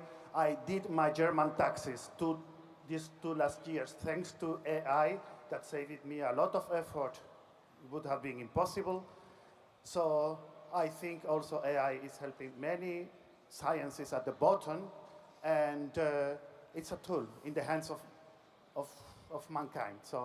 So we can do good things and bad things about it. That's it. No, I would say that this is very common approach. And when I was working in Brussels, I saw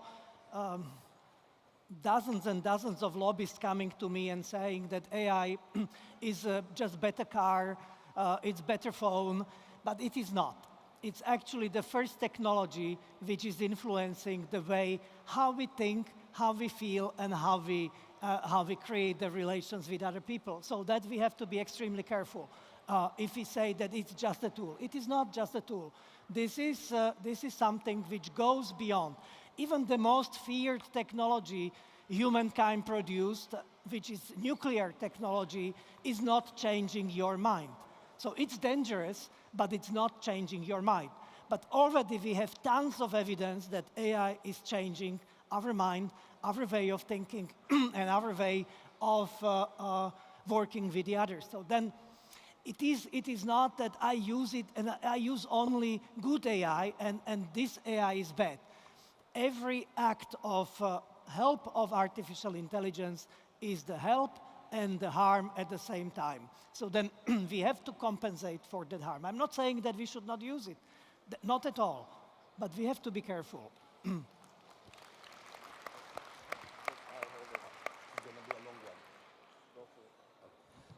So this is going to be a long question. I'm going to give some context. I love the thesis. I fully agree that AI has a strong ideological bias based on different AIs. I fully agree that AI is also eroding our human being, our core. Now, from what I observed, the mechanism that this is done through is basically by eroding the introspection. People go to AI, tell AI how they feel about some things, and AI is telling them how to act, thus eliminating true introspection. How do you think this is going to actually erode our society in the next 10 years? If we don't do anything, the society will stop existing in a way as it is now. The people will not be independent, and whatever we call it, whatever kind of autocracy or fascism or oligarchy will prevail. So that's the huge danger, because we are actually unable to live in a real world. So this is, my capacity to fight or disagree with my colleagues in the workplace is extremely human. But AI is not disagreeing with you, it always agrees. And that you are, in a way, coming to the conclusion that you are the smartest guy in the world. Because your questions, your answers, your reactions are just fantastic. And then if someone in the workplace is telling you, oh, come on, it's not true, so you are wrong. So you explode. You cannot, emotionally, you will not withstand this kind of critique. And already I talked to plenty of CEOs in the companies, and they are already telling me that young people are unable to bear any critical feedback. So, and this is exactly, but you know, it goes beyond, it goes into intimate relations. And this is, you know, we don't have time for that, but I can tell you horrified story about this intimate pornographic chatbots, and which are in Europe available free of charge, downloadable in your phone. So this is eroding the capacity of young people to create the relations. And of course, this cognitive part is also very important because we stop thinking. Okay, one last question because we're already slightly over time, and then a short answer, and then a short closing statement, and then we'll make the stage free for the next session. You say we have to compensate for the harms that AI do, but what are some, like regulation-wise, what are some practical things that may be included in laws to limit the harmful effects of AI? We have already the law for this high risk, and we may, as was what I said, we may add to the law this cumulative impact, and that cumulative impact could be, I don't know, whether regulation or piece of information for you that you are already trespassing the threshold where it can be, this cumulative impact can be harmful. So then we need to measure, we need to calculate this in order to safely use AI in schools, in the workplaces, or at home. So this is what we need to do. And we need to equip people with quite simple techniques to compensate. And you know, it's very simple. Our school system is individualistic.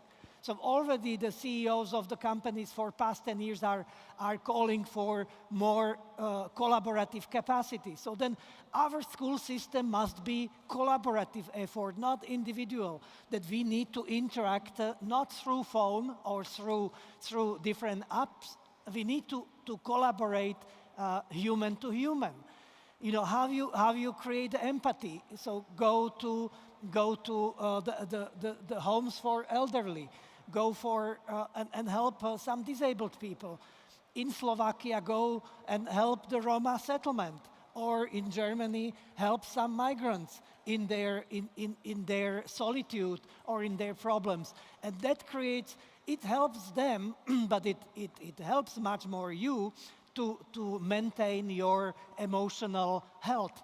So, and for cognitive, well, we have to learn without AI as well. So if we learn with the help of AI, from AI, we need to help also without that, because that's the only way how we exercise these capacities. It's not, I would say, the rocket science. It's just awareness raising.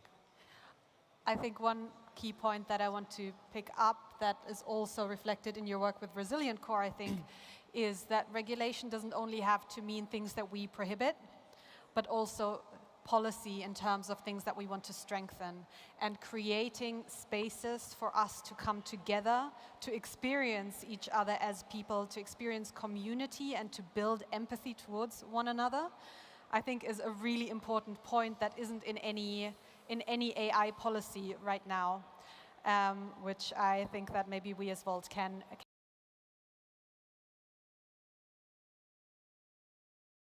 interested in kind of this interplay of what role will our cognitive capacities play potentially in 5 or 10 or 15 years. So I invite you all to go there. If not, thank you so much for joining us. Thank you so much, Vladimir. It's been such a pleasure to have you. Thank you. And yeah, have a lovely rest of the GA.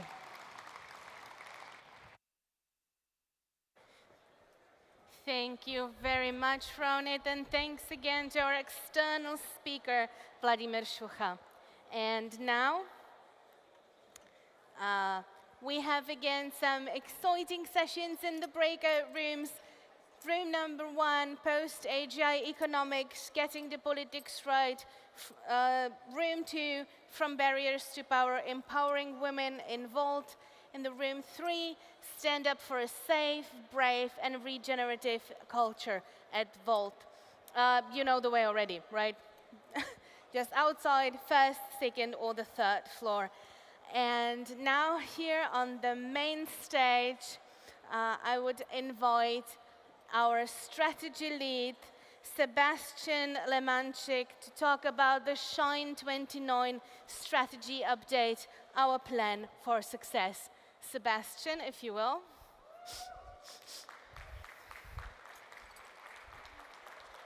There you go.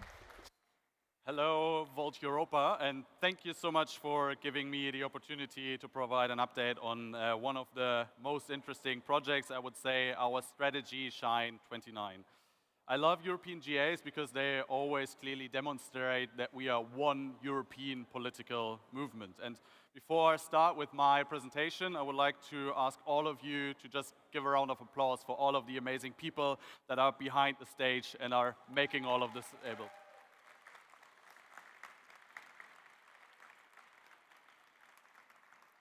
We are coming with different languages, from different realities and different starting points, but we are sharing one responsibility, namely to make Europe work. And not to make it work in speeches or in Brussels, no, to make it work in the lives of people. That is why this General Assembly matters. This is also why Shine 29 matters. Shine 29 is our strategy for success, as it's stated. Shine 29 is our answer to the question, how does a movement like Volt turn European energy into real political impact? Because we have energy, we have talent, we already have so many elected officials, and we have so many people, as you can see, that are spending their evenings, their weekends, and years of their life for this organization and for this cause. But, and this is very clear also for all of us, energy alone is not enough. Energy becomes impact only when it unites and moves into the same direction. And that is the role of Shine 29. So before we talk about very specific projects, campaigns, etc., we need to also just talk about the very foundational questions that we are building upon.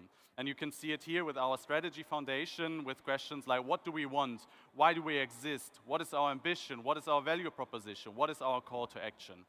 We already have certain elements in Shine 29, but something that you are also asked to do is to vote on the new narrative. And part of that is also that we say, okay, we make the new narrative the core of Shine 29 and of our foundation. And this is why we'll also repeat parts of it. So lucky for you who were not at the narrative presentation this morning, I will repeat certain parts of it, make it even more concrete, and also outline how we will use it and how we can build up on all of that.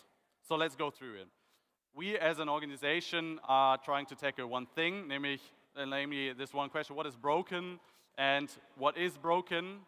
Europe has not unlocked its full potential and people pay the price. So what do we as an organization want and what are we trying to achieve with everything that we are doing at the moment?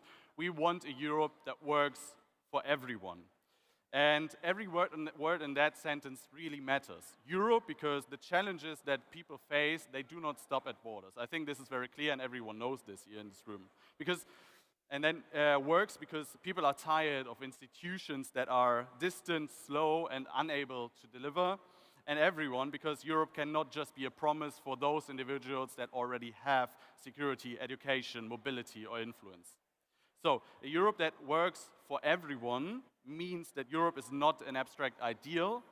It means Europe becomes practical, visible, and useful. And this is what we are trying to achieve with this organization. So one very easy question, why do we exist? But, well, there is the issue that we also need to answer this question all together in the same way. And something we have come up with through this whole very long process is our reason of existence as an organization. And this includes Volt Germany, Volt Netherlands, Volt Sweden, Volt every part of this organization. We are there to build a Europe that can act, united, democratic, and capable of overcoming challenges across borders.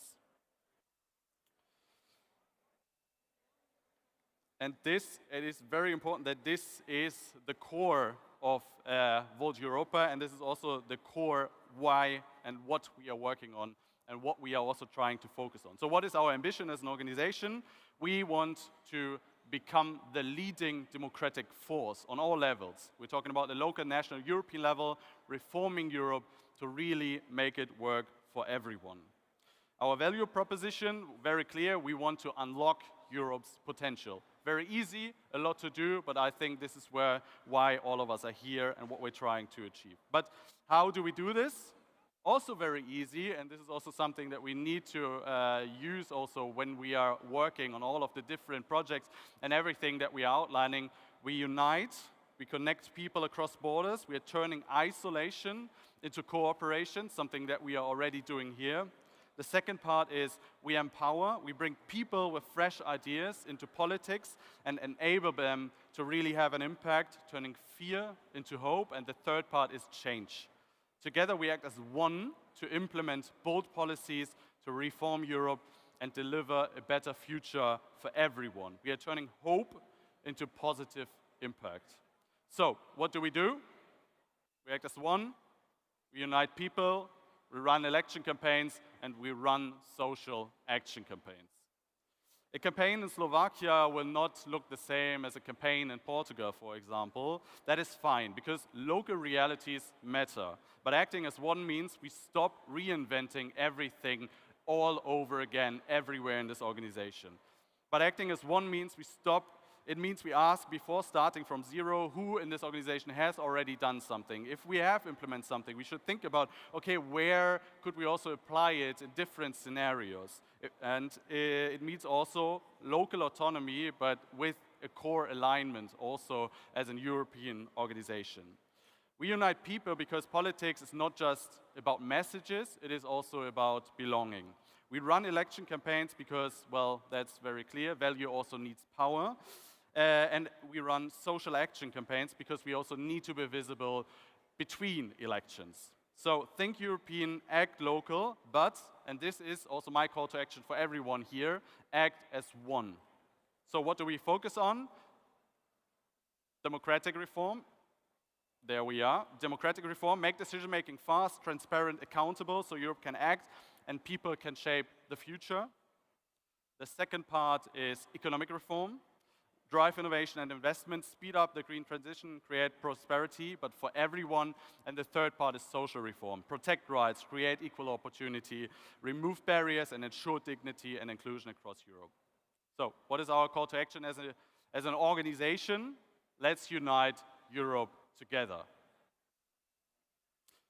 Let's now build on that foundation, and it's I think important that we use this foundation also moving forward and try to implement it and adapt it to the different scenarios. But of course, we also want to, well, get there because yes, we have our reason of existence, we have outlined where we want to be, but there's a lot to do. And we will not achieve this in this next week, the next month, or the next years. We'll achieve this during the next years, and maybe it might also need a decade, but not longer than that.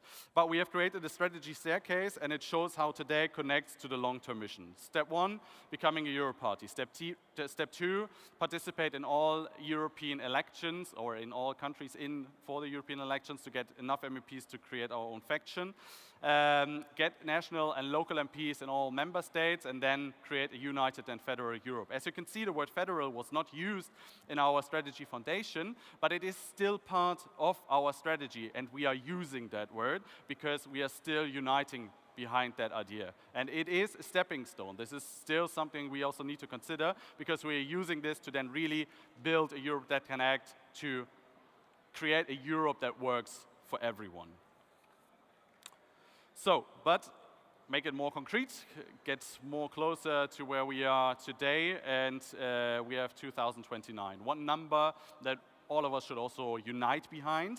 It's close enough to plan for, but also far enough to really get some change happen. And I would like to invite all of you now to just imagine that. It's 3 years from now.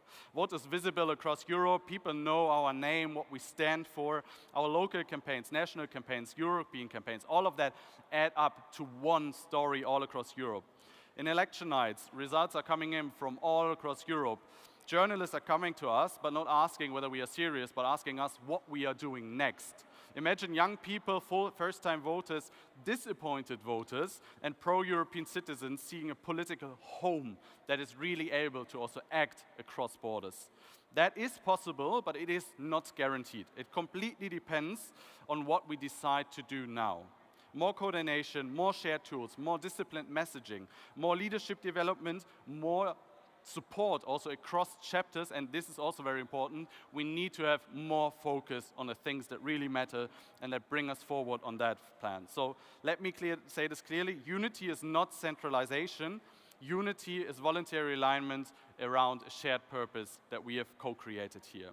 To address this, we have created Shine 29. The purpose of Shine 29 is very easy: empower and grow our community to maximize our impact.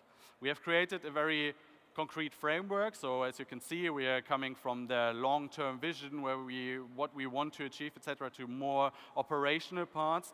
This framework is hopefully known by most of you by now. The only thing that I want to say at this point, Shine 29 is about to be reviewed. We will ask all of you also this year to provide input again to see whether we need to make any adjustments to then really be able to deliver on what we want to achieve.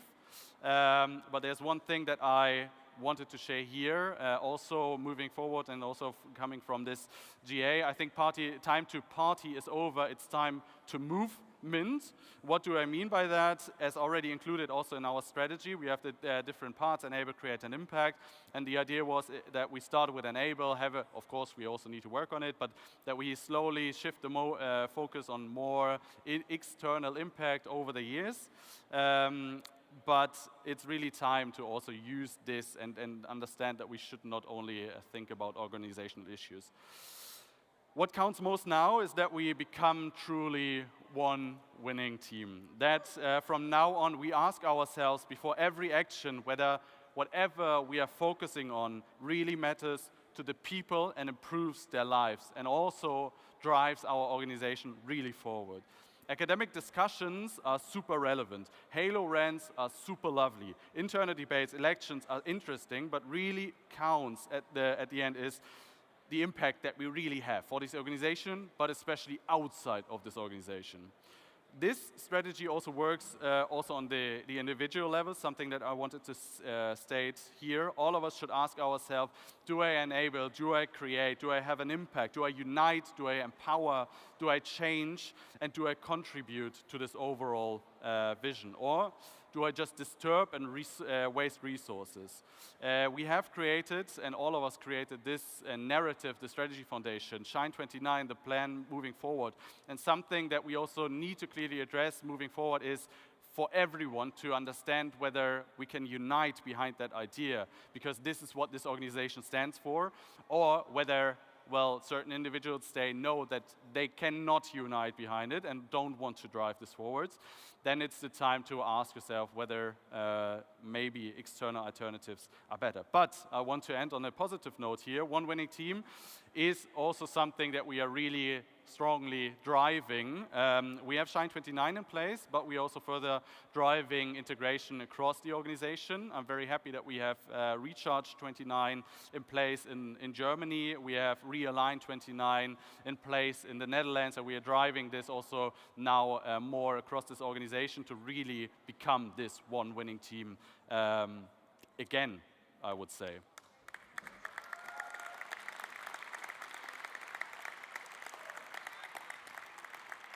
So, we have achieved a lot, and I think this is very important to also keep in mind again. When you look back at last year, 2 years, 3 years, 4 years ago, where we've been, where we are today, you can see we are making progress. We are achieving already a lot, and we are already having an impact, but we are also working on achieving much more. Our European General Secretaries will now give you a more precise update also on very specific projects. My ask is very simple for all of you for this presentation, but also moving forward. Listen to those updates, not as separate work streams, but listen to them as building blocks of the whole strategy and of our path. Our strategy, I would say, is very clear. We want a Europe that works for everyone. We exist to build a Europe that can act. We unlock Europe's potential, we unite, we empower, and we change. So let's unite Europe together. Thank you so much.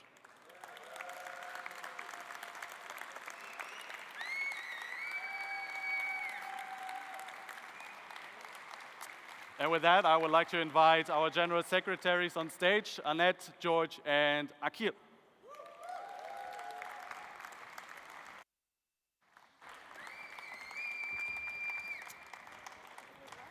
Who was that? Do it again, please. I really need it. I really need it. It's my first time GA. No,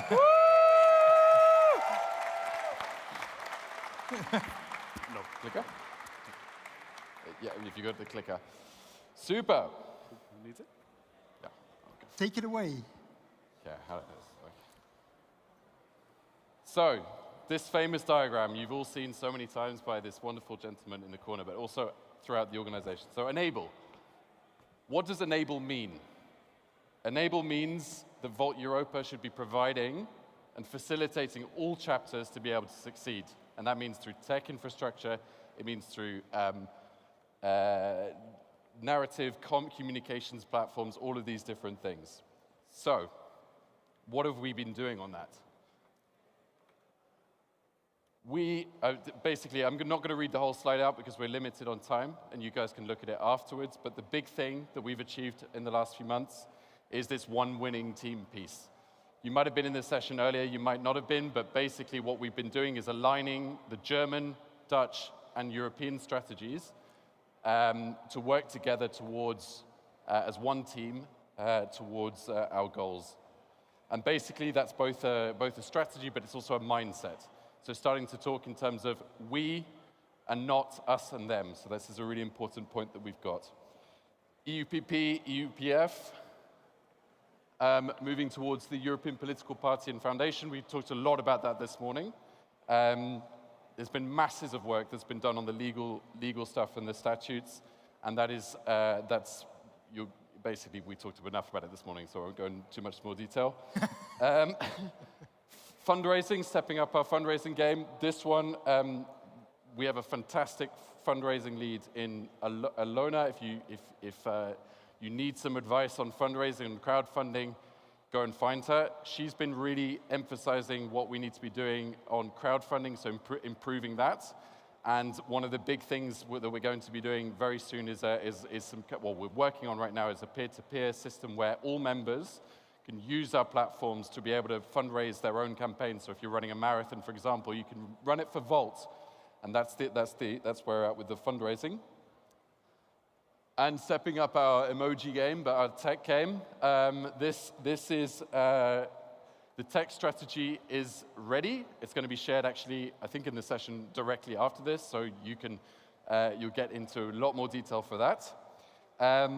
We are also moving much more towards Civi CRM in our infrastructure that we're using. For example, everything around this GA has been done with Civi CRM, so all of the ticketing, everything has been done through that, and that is a really big step for us. So I think those are the wins that I wanted to talk about. Should I hand over to you? No, I think you should hold on to it and click through because I only got 2 hands. That's fine.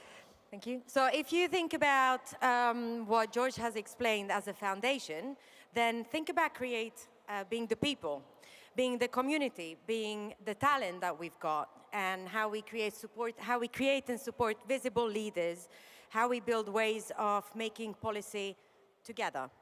So Vault will really only succeed if more people can step up, more people share our direction, and they have an ability to lead. So within Create, the kind of work that we've been doing has been focused on communities coming together. You see a lot of achievements that our team is really proud of. I have personally taken a part in one of the campfire sessions, and I can really tell you these sessions are super needed if we think about developing talent, leaders, creating spaces where communities can come together, share and exchange. There's also monthly Meet Vault Europa sessions that we have been working to put together, and these things are really foundationally all about the people. The second part is developing talent. my team, the HR team, I'm going to give a big, big shout out for them, have been working on operational playbooks. How could we just drop something in to not start everything from zero? Very, very interesting things. Velocity, our leadership program. So all of these things, again, emphasize how much Volt needs to put in to develop those leaders of tomorrow. The third part, creating European solutions. Again, you heard this morning about Compass. You've seen the policy infrastructure framework. Again, more wind into those sails to take tomorrow. And lastly, just to kind of conclude and then pass it on to my highly esteemed colleague, Gilles. With Create, we turn members into leaders and ideas into a shared direction. Without further ado, over to you for Impact. Yeah, okay, for Impact. So, for Impact, yeah, I can be heard. All right, so Impact is really what we are all here about, right? About expanding Volt, about making sure that we are there in all countries, that we develop, that we have a societal influence and impact. For that, we need an organization to grow teams everywhere.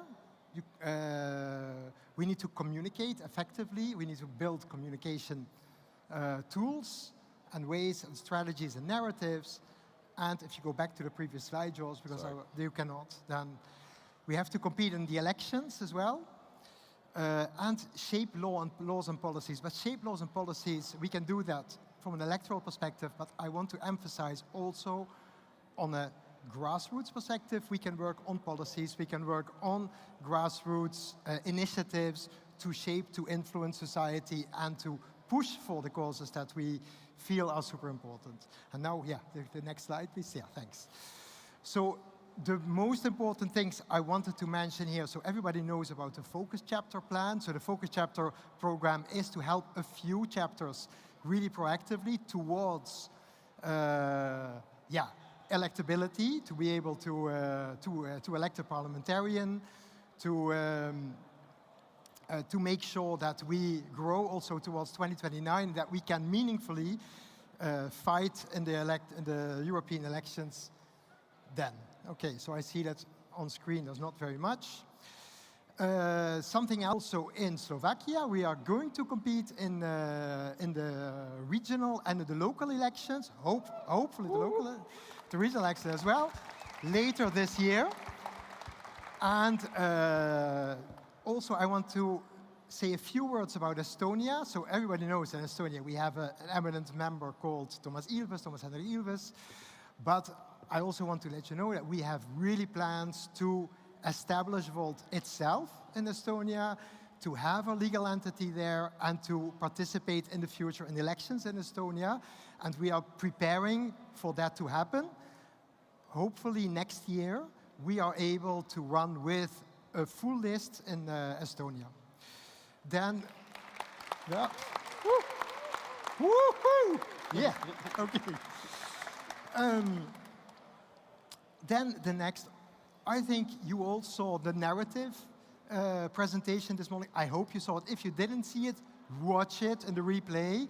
Xenia and Kayo presented it.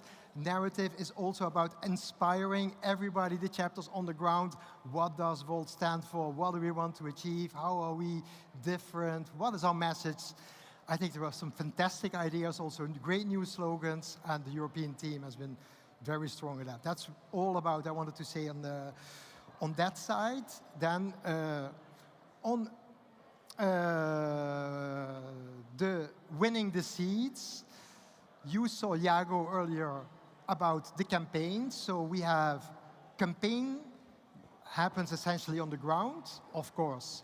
But as a European organization, we can definitely support bringing in tools, bring our European community. And Iago and the team, we are building up capacity to ensure that we, as a full organization, can succeed everywhere across Europe. One also shout out for the new elected officials that we just won in France. We have 4 new female elected officials that were elected in the consular elections just very recently. Then the next slide, and then I'm almost there, I think. Here on this one, I wanted to highlight not only the political work we're doing, but also I've been working with Francesca on a documentary project.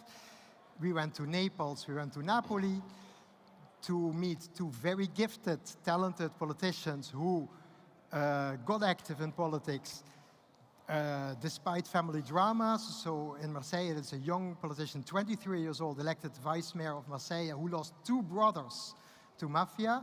And in Italy, our very own Davide De Rico, also after family drama, death in his family, engaged in politics and got, does fantastic stuff in terms of confiscation of mafia, property in town, giving it back to the community.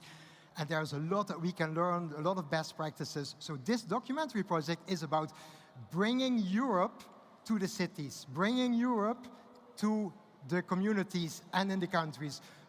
Europe should not only be in Brussels, Europe should be everywhere, and that's what we're about. And there are fantastic other initiatives you see on screen. I look at Kai and I think immediately about trains, of course. So, but I think you've heard enough from me right now. So I think that's it. So, thank you. Thank you, everyone. Annette, you have a joke? I have a joke, but I don't think people are ready for it. Okay. They need to wait for the next GA, I'd say. Okay. And thank you, Sebastian. Your support has been really, really great. And we look forward to the next half year. Let's see how far we get. Thank you. Thank you all. Thank you. Bye-bye. Thank you very much, Annette, Achille, Jarton, Sebastian.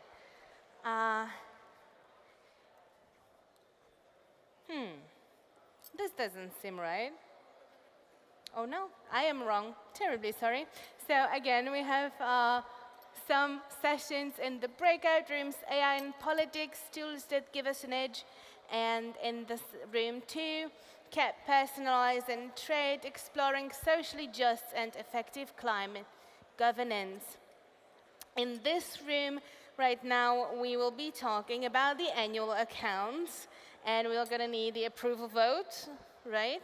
But later on, I'm not stealing your thunder, but I'm not forgetting you this time. Just a heads up again, you haven't seen this one in a bit, but register to speak on this topic, again, because after the presentation of the annual accounts, we'll have a Q&A, so Robert's going to get some more cardio, and then we will have, again, space for some member interventions. So without further ado, for the approval of annual accounts and financial update, the Vault Treasurer, Christoph, come on up. There you go. Thank you. Hi, good afternoon, everyone. I'm Christoph, and potentially this is also my last speech as treasurer, so I'm going to use my time also to do a bit of a shout-out to some people in the team. So first of all, I'm going to talk about 2025, and then I'm also going to turn to 26 year-to-date, which is basically all the numbers and the financials up until May. If we look at 2025, we had a really good year with high income growth, but it's mostly driven by our member contributions. And I want to be very appreciative here towards our members in Germany, because we've really seen a surge in membership contributions coming in, or the average membership contribution from our German members. So if you look at member contributions, we have our MEPs and we have the other members. In total was 642,000 euros, which was 71% higher than the budget. Right?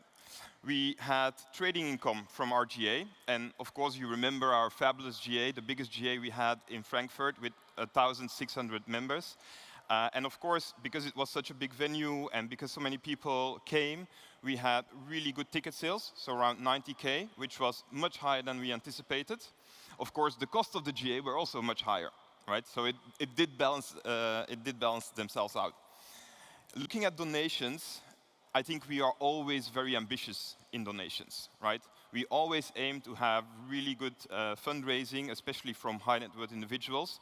And I think that's also why we underperformed there. So I think in total we had around 331,000 euros in donations. And I want to do a special shout out to Alona, our fundraising lead, because she's been really, exactly, thank you.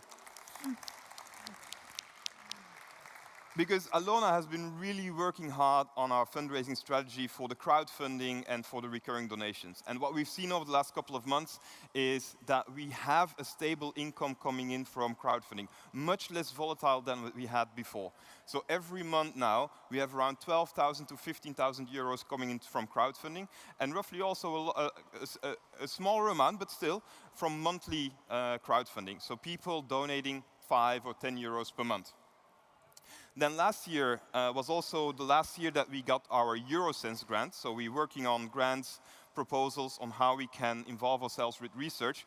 And I'm hoping that this year we did submit a proposal that we will get a grant as well. So in total, the income of the year was 1.1 million, rounded, which was 50% higher than in 2024. And 2024 was, of course, still an election year. So even in 2024, we had still quite a high income. And it also means that we are on a growing trajectory. And we did, of course, 8% above budget. Now, looking at our total costs, our total cost was around 800,000 euros, right? The division of our costs didn't really change. So we spend around 55 to 60% of our budget or our expenses on personnel, on interns, and on our freelancers. We spend around 12.5% on our IT systems. We spend around 12.5% on our GA. So roughly 100,000. I mentioned the 90K on ticket sales. The cost of the GA was around 100,000. So there you see that the cost did balance on the ticket sales. And we spend around 10% of our costs on general, administrative, and travel cost. Now, if we have the 1.1 million in income, and we have 800,000 euros in costs, it means that we had around 273,000 euros contribution to the reserve. But I need to be explicit here. This is profit on paper. This is not cash on hand, right? And for the financials in the room, they are probably familiar with the term net working capital, right? If we look at our cash on cash result, we actually burned 12,000 euros in cash. It means that if we look at the cash coming in and the cash going out, we really managed on balancing that. Where did then the rest of that money go? That went in our net working capital. So we had to invest 285,000 euros in our net working capital. What is that, for example? Well, let's take an example. Volt Netherlands usually charges the members beginning of the year, but then only pays Volt Europe in the next year. So the membership contributions from Volt Netherlands from 2025 were only cash in the bank in early 2026. But of course, for the annual accounts, it means that they need to be recognized in the year of revenue, being 2025. So that creates an investment in net working capital. And so you see that because of that investment in net working capital, the cash was actually 12,000 euro less than what we started with in the beginning of the year. And then, of course, we every year make the audit, and we have actually 2 audits, right? We have our internal audit, which I think you were able to follow the presentation yesterday, and I want to do a shout out to Milo and Anthony. I don't know if they're still here, but they were doing an amazing job on the internal audit, and they always come up with some good advices for the board to implement. And then we have, yes, exactly. Thank you. And then, of course, we have our external auditor. And luckily for us, like every year for the last 5 years, we received an unqualified auditor's opinion, which basically means that the auditor looked at our financials, looked into every journal post that we made, and said, okay, the numbers as you are presenting them show a fair and true visualization of the funds and the financial position of the association. So I'm very happy with that because it confirms that we are in line with all regulation and that yeah, we do everything correct. And that's also, thank you, Conrad. And this is also important because this is also why you then, as GA, have to vote on the annual accounts. So these are the votes, the annual accounts over 2025. Do the membership approve of the annual accounts over 2025, including the audit opinion? Secondly, every year we have to do this, is that the membership also provides discharge to the board of directors for all the decisions that they've made over the year that are in the end also reflected in the financial figures. And I think the votes are still open until Monday, 12 o'clock, so you still have time to vote on our annual accounts. That's it for 2025. Now we can also turn to 2026, because 2026 we're already 5 months in. And I'm very happy to say that as an organization, we have jumped the curve again. And jump the S-curve is a term people with a background in innovation might notice, that good, high-performing companies or organizations always jump the curve and then climb the curve. So they always go to the next level and then ride the curve. And I think there are actually 4, sorry, I made a mistake there, 4 key innovations that we've implemented over the last 6 months since Frankfurt. One, we've centralized payroll, which has increased our efficiency and our opportunity to hire people from across Europe and interns from across Europe. And I want to do a special shout out to Rosalie, who is unfortunately also not here, who's been tremendous help in implementing this new system.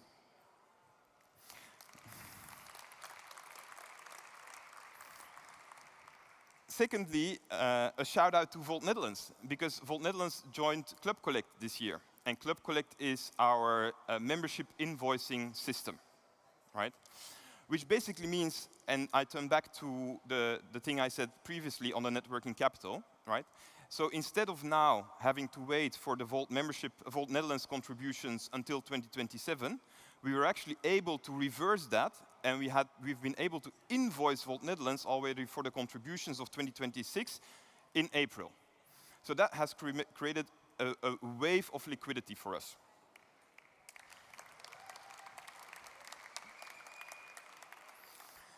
And then also a shout out to our tech team, who will be on stage after me, because we've been working very hard on improving our tech stack and also making our tech stack more European.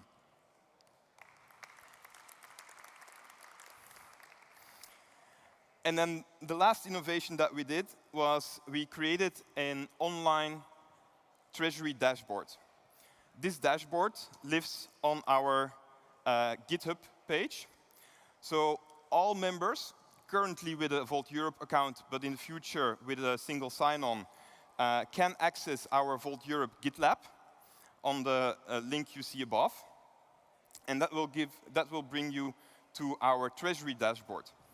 Our treasury dashboard gives you a bit of an overview of where we stand as an organization. So the dashboard will have the KPIs, then you see the monthly P&L, the year-to-date P&L, and the forecast P&L, basically showing the year-to-date plus the remaining budget and where we will end up for the full year. It has a commentary, so people can read on what's actually happening, and a glossary for people that want to understand better what are the definitions of the KPIs, etc. And you can cycle through the months, so you can see from January, February, March, April, May, what has happened. Looking at May, and I'm very happy to say that, except for one, all of our KPIs are on green, which to me means it's smooth sailing in the handover to the next board. Our liquidity is extremely strong, right? And this is the effect of the net working capital. So end of May, we had around 920,000 euros on the bank account. This gives us a runway of 12 months. This 12 months, for me, is very important, because it means if we run up to the 2029 election, that we have enough money in the bank to survive for a year without income, without membership contributions, like we did in 2024, to survive and to run the campaign. And I hope that also the next board will continue doing that we keep this runway of 12 months. Our total income is at 53.5% versus the budget of 54%. So we are on track according to the budget with our income. Our cost base is also roughly in line with what we budgeted. So we are at 33% and we budgeted 35%. Our membership collection is actually higher than we budgeted. And this is again a full year effect because the Netherlands invoices once in the year and then transfers the money. So that will smoothen out over the next couple of years. Fundraising, again, as we say, we are ambitious in our fundraising, so we are a bit behind on our fundraising target. And that's unfortunately the only red number that you see today. But again, I think all of our KPIs are on green, we are in control, and it's smooth sailing for the handover.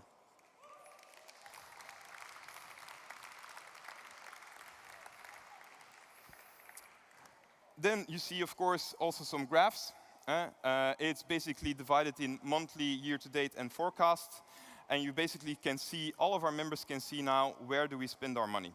So you see the majority we spend on our personnel, we spend on IT. You can also see the variance, which basically means where did we spend more than the budget or below the budget, and our liquidity position.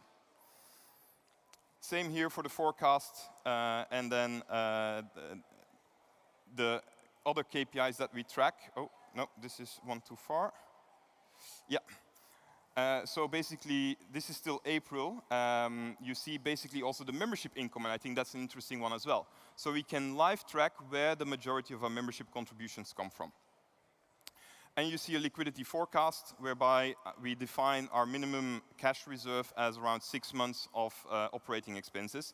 And you see basically that except in a very negative scenario, that we will stay above our minimum cash forecast.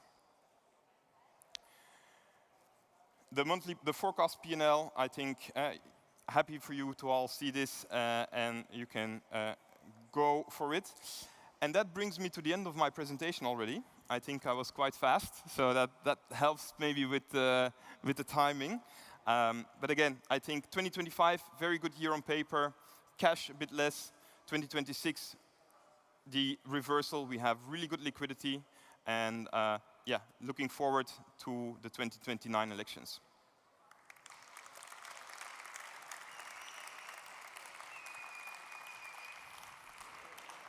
So right now we have Robert again looking for questions. So if anyone wants to have any question. Hands up. Nobody has questions? There you go. Please stand up. I cannot give you the mic. Yeah, I have one add-on, of course, is that yesterday evening with the fundraising, we managed to get 55K in donations, so that will be added on top of what's in the overview right now. Yeah. Awesome.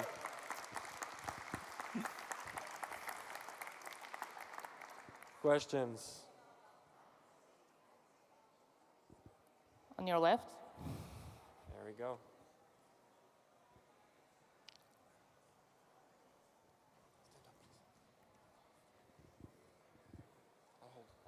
Okay. Hello. On the report of the audits, there is a note that there is less information that is usual for international studies on the auditing. Can you please explain a little bit more what this means? I understand that according to the Belgian, everything is okay, the Belgian standards, but according with international standards for international association, it was not everything very clear regarding the closing of 2025. Which international standard are you talking about? No, I'm just referring what is said here on the report. The procedures performed in the review are substantially less than those performed in an audit conducted in accordance with international standards on auditing accordingly. We do not express an opinion on this account. Yes, so that's our auditor statement. As a small organization, we subject ourselves to an audit. We are not required to do so at the moment, right? So we do it on a voluntary basis because we want to have that external stamp of approval, right? That also means that the international standard that you're referring to is really the standard also for larger companies, listed companies, these kind of types of audits that they were doing.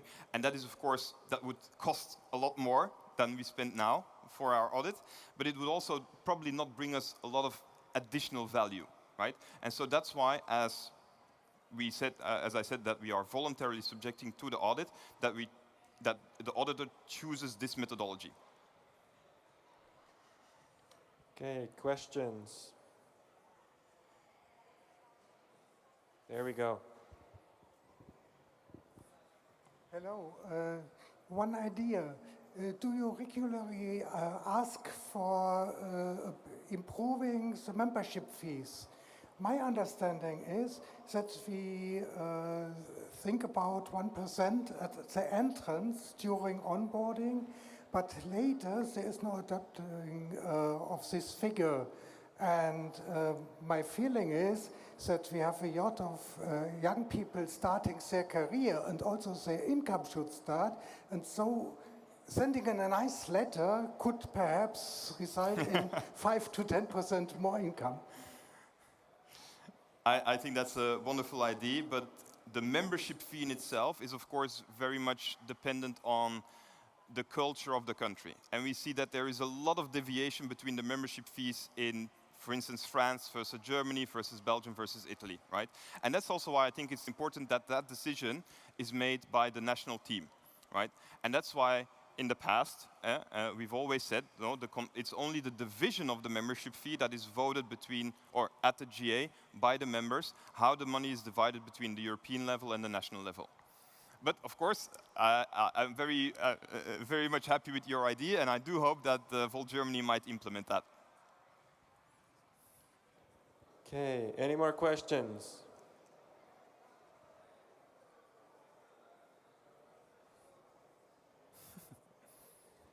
See any more questions? There was a wave there. That's not a question.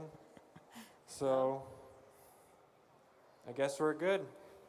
Perfect. Thank you so much.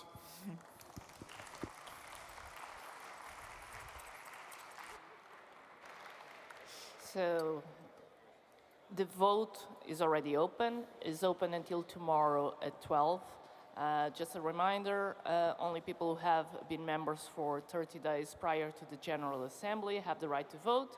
And if so, you will have received your voting token on your email. The GA is requested to approve the annual accounts for the financial year of 2025. The accounts have been prepared by the Treasury and have been reviewed by the appointed auditor. The GA is asked to approve or reject the annual report of 2025 and approve or reject the discharge of the Board of Directors from their liability for the policy pursued during the financial year of 2025. Okay, thank you to the chairing committee, and thanks again to Christoph. And something completely unexpected happened. Who needs coffee? I know I do. Yes, perfect. Well, now we have 20 minutes. We're going to take a short recess, and we're going to see each other back here at 3 p.m. sharp. That is 1500 hours. So enjoy your break, and see you in a bit. Oh, and by the way, you can use the time, you know, we were speaking about money, so scan the QR code and donate. I told you I'm not going to stop, so see you in a bit.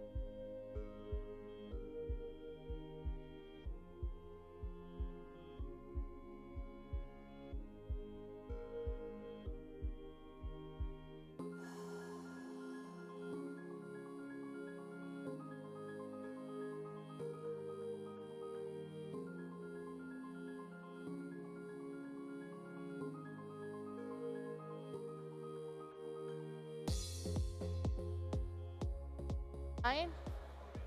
Hello, hello. Everybody caffeinated, refreshed, and ready to continue? We are in the final stretch, and we have some more interesting sessions for you. Now we're going to take a look at the EU tech team. They're going to introduce the tech team and its role, go over their current priorities, and explain the Civis CRM and talk about the Vault Tech sovereignty strategy. Let me welcome our tech team, Antoine, Maria, Pedro, and Miguel.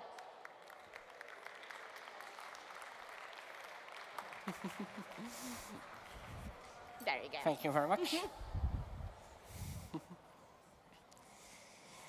Yeah, so hello everyone and welcome to the European Tech Team presentation. It's great to be here so that we can talk about our team, and let's see if this works. Yeah, so the speakers are these, so it's myself. We have Maria, who's going to be talking a little bit about the CV CRM topic that everyone is excited for.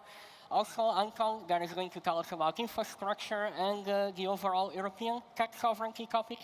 We also brought along our friend Miguel, who is going to tell us about the help desk. So more about me, I assumed the role of European tech leader back in January of this year. I have been busy just running the team, making some projects work, pushing projects forward. And together with everyone in tech, I've also defined a new strategy for the department. We are going to talk about the strategy in the end. And yeah, for now, this is the agenda. So first, just touch a bit, what do we actually do within Vault? Secondly, we are going to go to the many sub-teams that we have and the many projects that we are running. And lastly, we are just going to focus on the strategy. So what is the European tech team? The team basically handles everything that has to do with technology for the whole of Vault.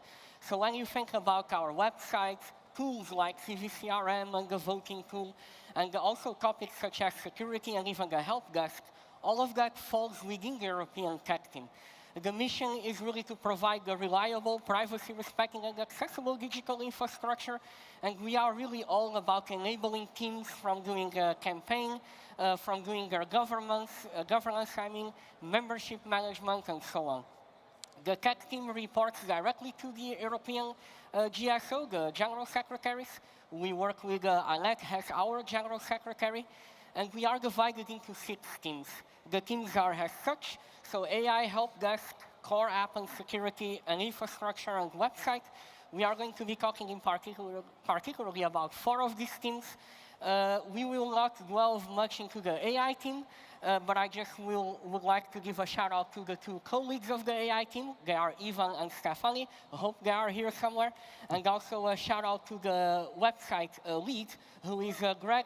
So sadly, they could not join us in the presentation. And yeah, I will now hand over for us to talk about what is arguably one of the most important teams in the European tech and also within Vault, and that's the help desk. So please join me in welcoming Miguel that will tell us about the help desk.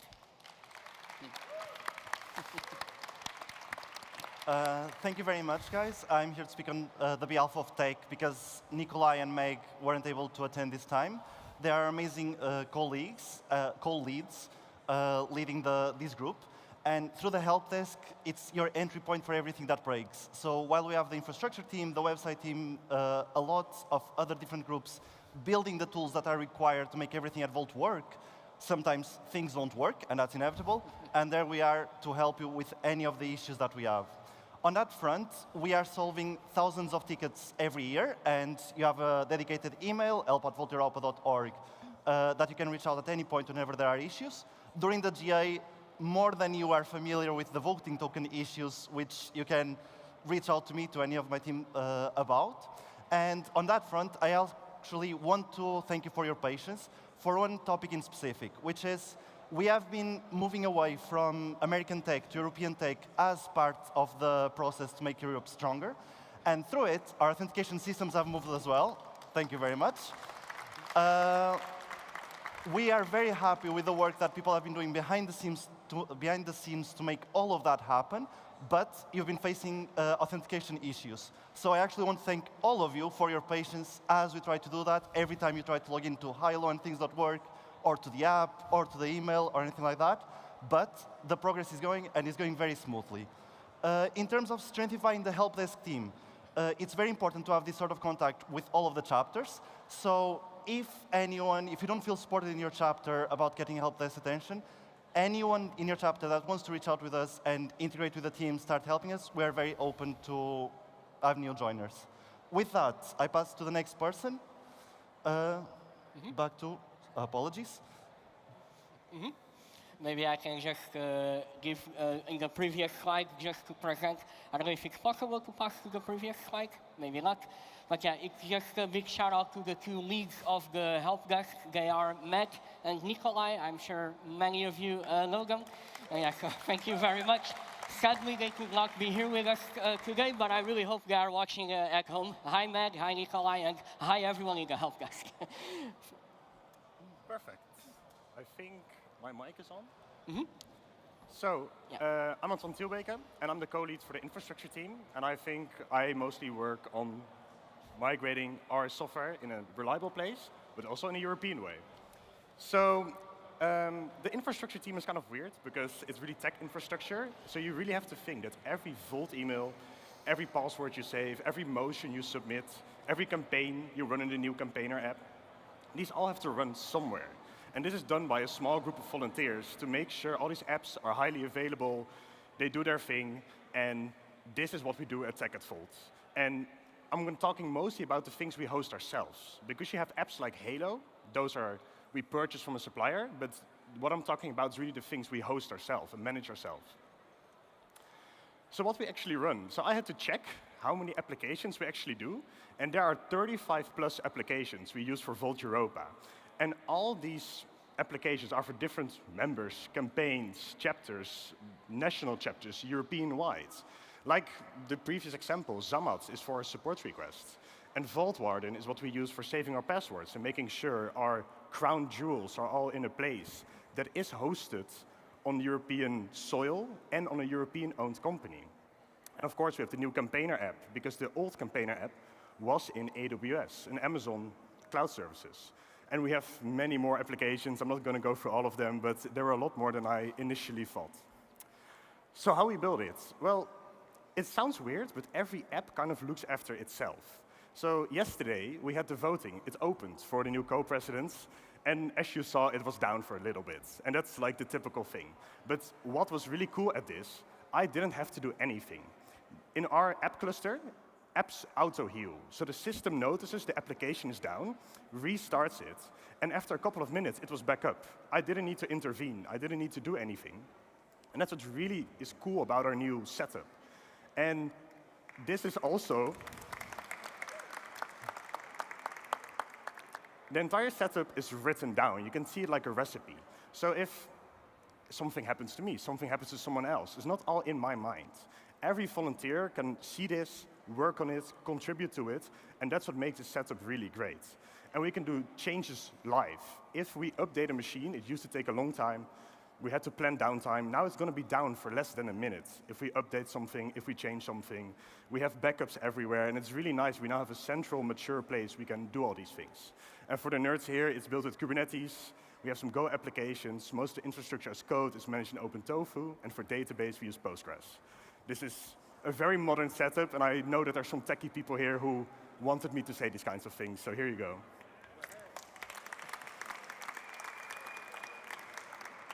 So most people still think we rely a lot on American tech because we have Google Workspace. But actually, we are mostly, for most of our applications, we are already on European-owned and European-based cloud providers. So most people use like AWS Cloud or Amazon Cloud.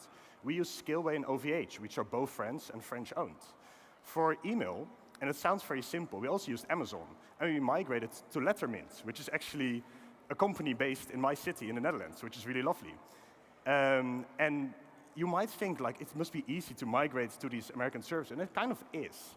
But something like an Amazon mail is 6 times cheaper than the European solution. And imagine, you guys get a lot of mails. So imagine how much money that costs us. So sometimes these things also need money because we need budget for it and we need to work for it. And we also have other services like our password manager. These are all in Europe. There's no American tech involved in this part.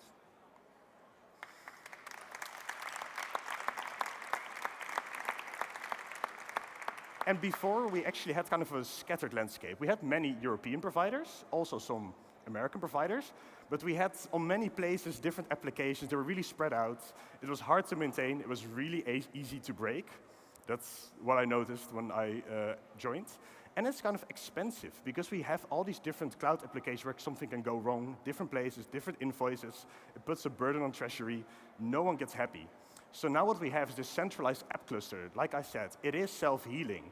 All updates are in one place, and new volunteers can contribute and deploy an app in a really short period of time. And that's really great about this. So what's next? We want to leave AWS, Amazon Cloud entirely. So Tusker, the application, it's still on AWS. We want to modernize it and bring it to our centralized app cluster. Of course, we're going to phase out Vault.team for CVCRM, which Maria will talk about more. And the old container app is going to be deprecated because we have the beautiful new container app, which is also hosted in European cloud. Also, the benefit of having everything in one place is you have all of your security in one place, which the security people are going to be very happy about. Instead of having 10 different places to look, they just have one. And like Miguel hinted to, we want to replace Google login everywhere where we can with Vault Auth, the login, which is an open source software and is a really great Google replacement. So to wrap it all up and close it off, this is also a call for people who would love to participate on this and work on this, because we do want more volunteers helping on this, get more national chapters involved. So we want one shared app platform where every chapter can build their applications on. It's safe, it's secure by default, and it's cost effective, because our applications scale up when there's the need, like yesterday when there's a vote, and it scales down when it's 2 a.m. in the evening. So the cost effectiveness is also really important for these chapters. It's high available all across Europe and the low barrier of entry. So do you think, hey, I want to participate in this, I want to help with this, please contact us and help us make great apps on great European cloud providers.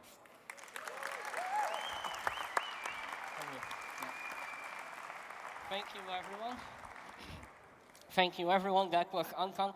I sometimes wonder how Anton does not have back issues because he carries so much of our infrastructure by himself. Please welcome me.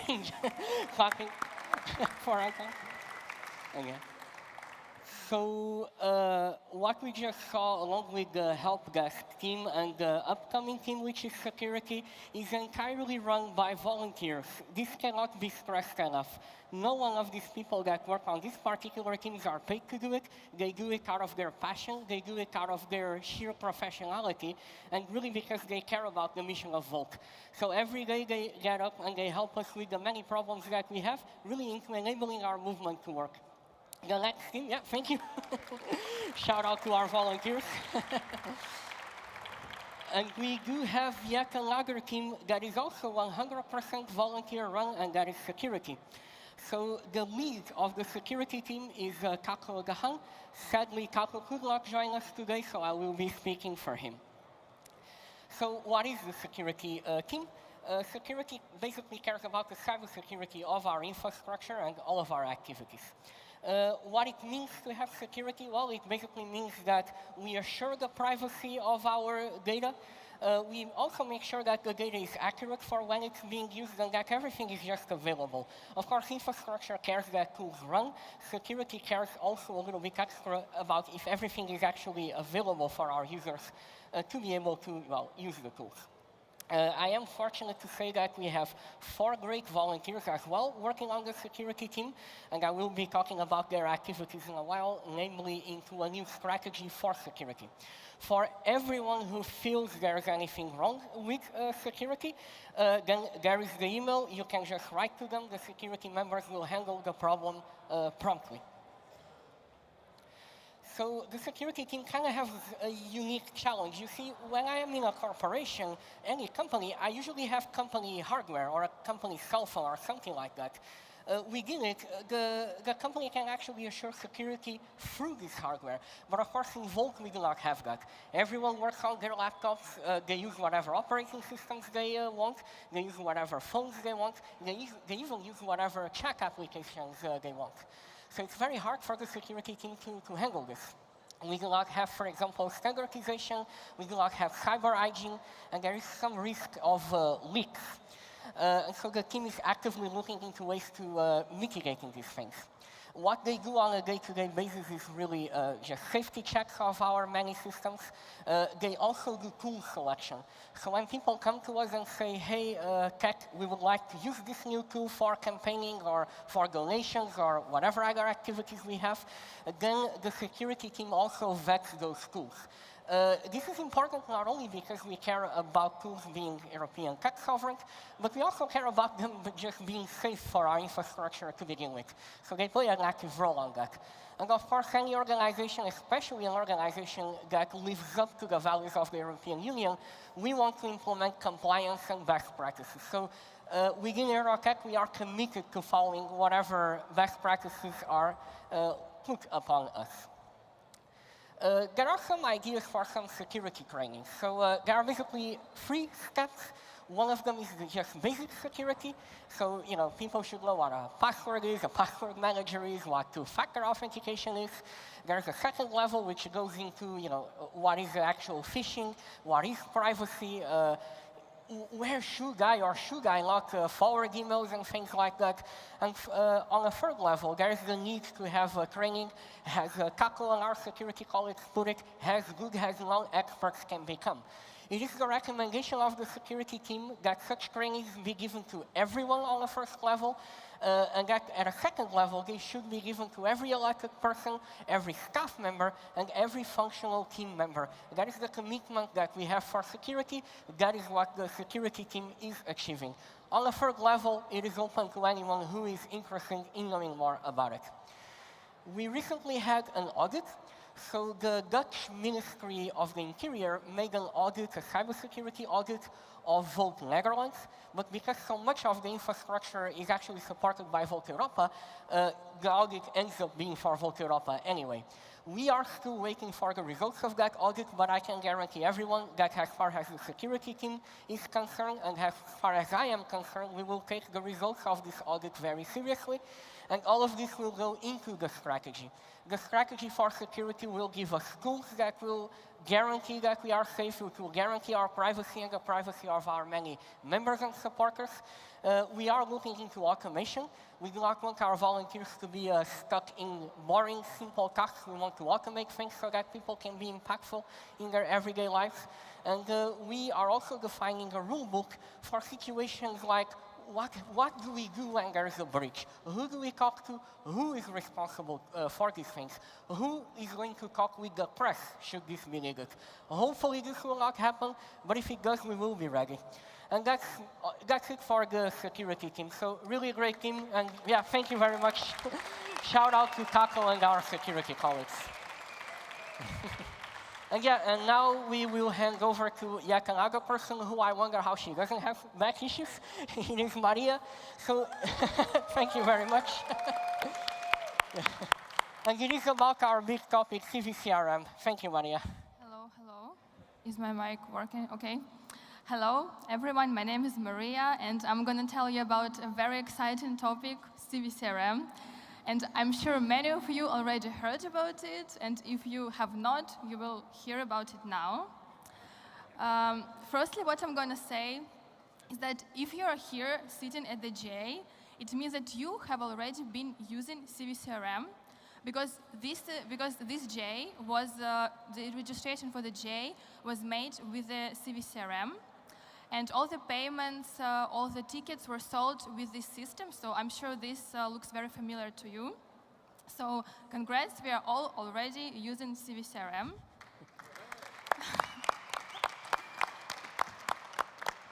For those who doesn't know, what is it?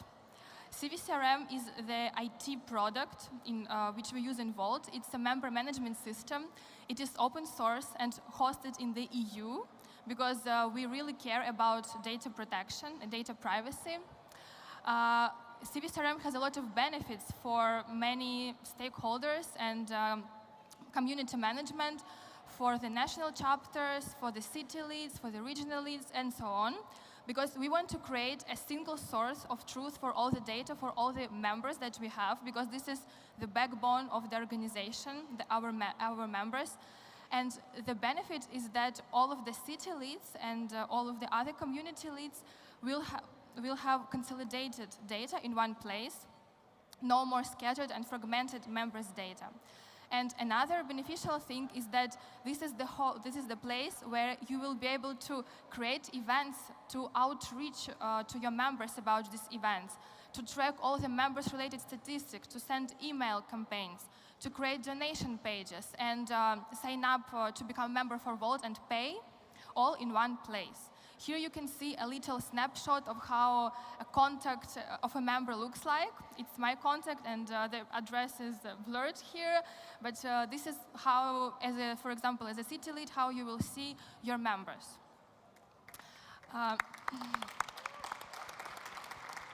And we actually have our first success story that we want to share is Vault UK.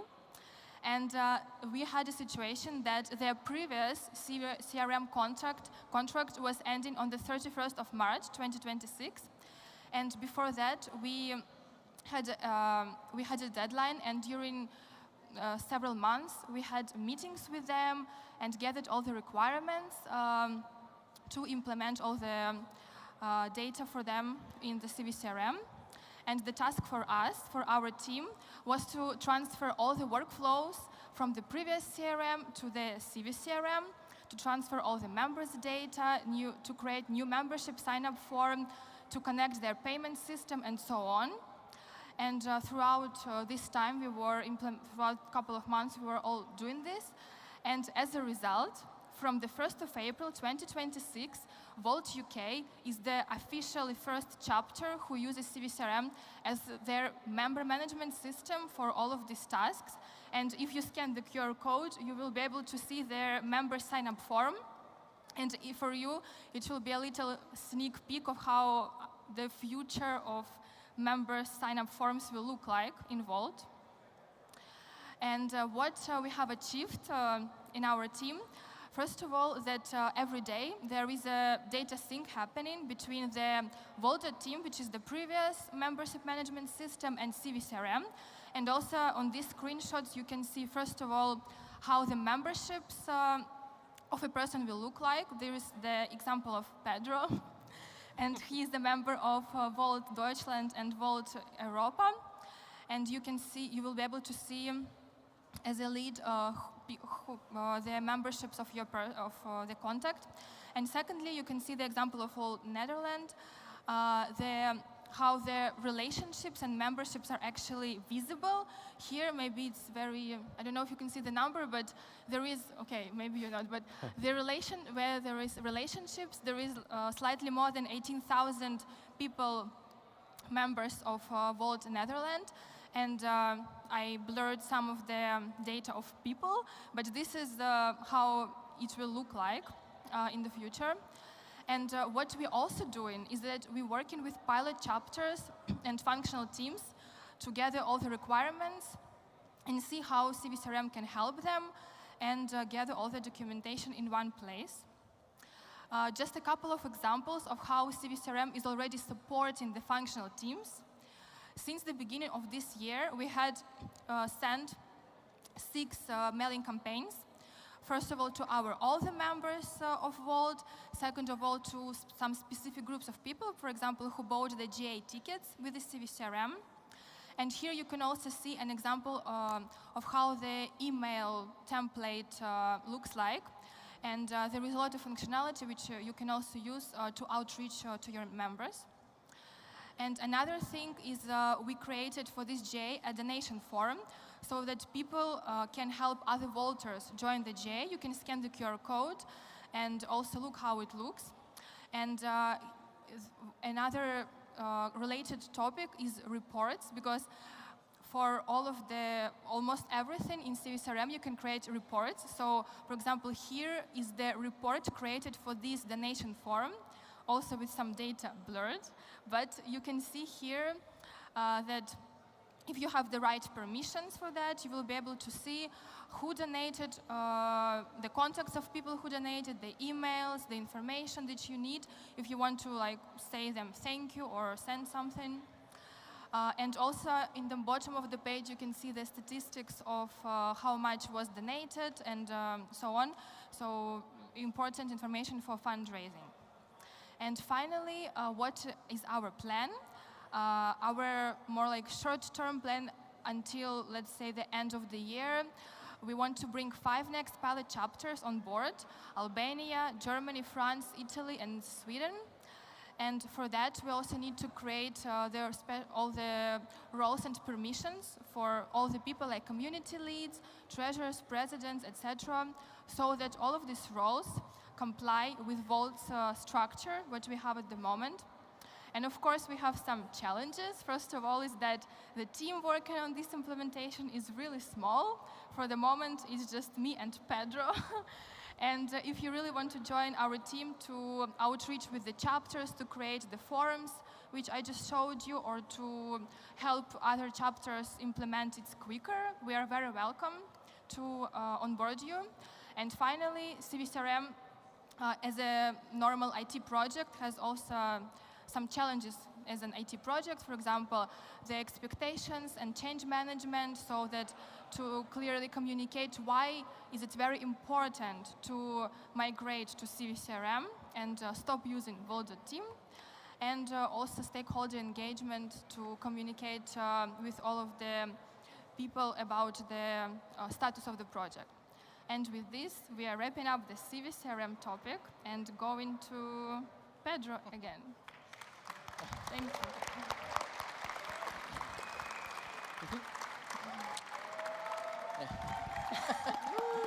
Yes, we are all fans of Maria and her work with CVCRM. It is not an easy tool, let me tell you that.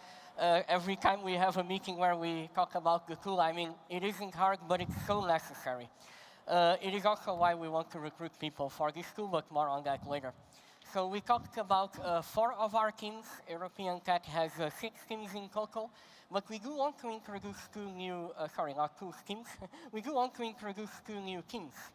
So as Anton told us, European Tech sovereignty is so important.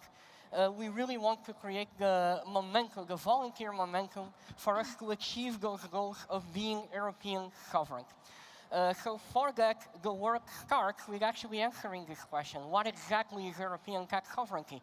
If a company is European but hosts in the US, is that European tech sovereignty? Well, maybe not. If a company, on the other hand, is American but is committed to being in Europe, following GDPR and so on, does that count?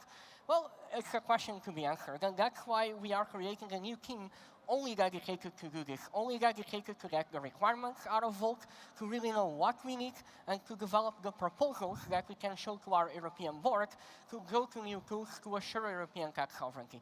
This team should accompany everyone, also in the transition to such tools, as we do Google and so on, but it is a team that should work for the infrastructure team, and really very much under the leadership of Anton, that has done so much for us within tech. So very excited to be putting this together. If you are passionate to the topic, please come to us. Another team is what we are calling the Tech Council. I think many people know that there's a lot of technology being done on a European level, but there's also technology being done on the many chapters of Vault. There's lots of people within Germany, Spain, even Czech Republic, and so many other chapters that I don't even know about. And we do want to establish a way for that these teams, so that these teams can talk with us, they can tell us about their requirements and their needs, and that not only can we help them in achieving their goals, but also that maybe they can help us in making their great work reach the whole of Europe. So the person that is really spearheading this initiative, I believe it's someone that if you had anything to do with tech in Vault, you will not need an introduction for him. It is Mick from Bratislava. I really sad that I didn't get his name right.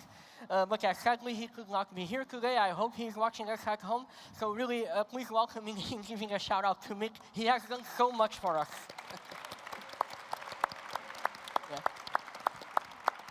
I can say this model is already being put in practice with Volt Germany. We do have already a contact within Germany, and yeah, work is just progressing, and it is being nice to see things growing. So I want to finish, I don't have a lot of time, but I want to finish still talking about Rook, our tech strategy. As I came into Volt on this role, I was asked to put together a strategy.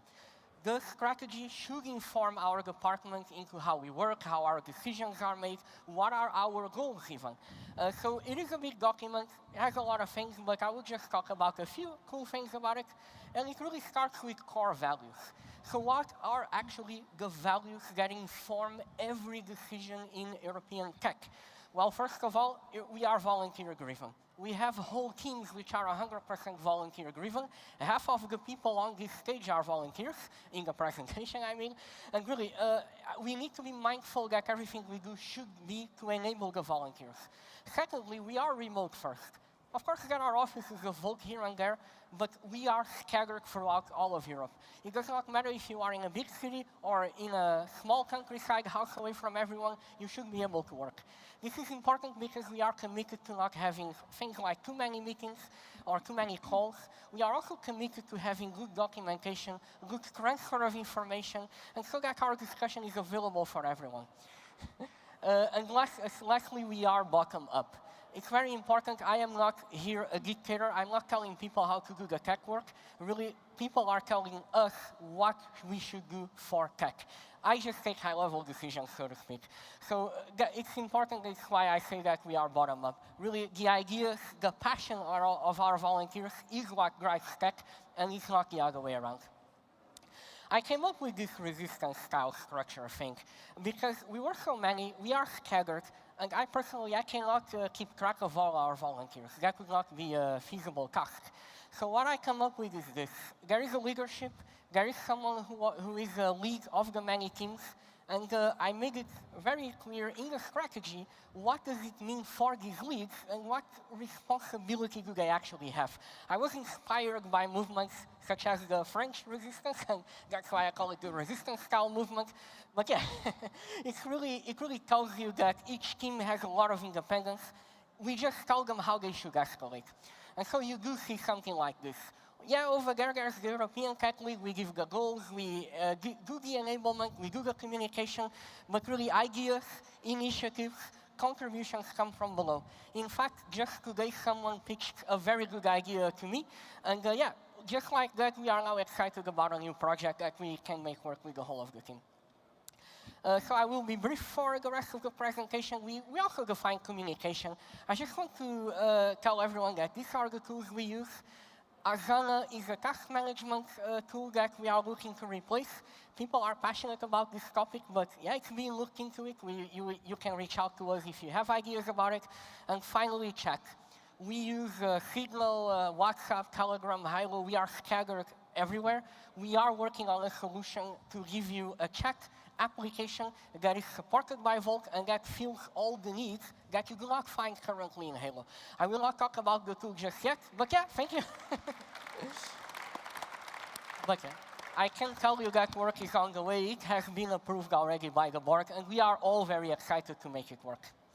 So the full document is in here. The QR code will be given again at the end. I don't have much to say, but it is open to everyone, should be open to everyone. You can read through it. And feedback for these things, I tell you, is vital. Remember, bottom up. All of your ideas are really important to inform me how we should proceed. So, yeah, thank you. Yeah. Again, we're coming to the end of the presentation. We need to grow. We have a lot of great people, but really we need to grow. And we have at least 3 areas within Eurotech where we want to grow. CVCRM, just like Maria showed us, it's basically been Maria and myself working on CVCRM. We want to scale it to the whole of Europe. We need a little bit more people. Infrastructure is the same thing. Anton does so much for us. We really need people to support Anton and to work under Anton in delivering everything we need.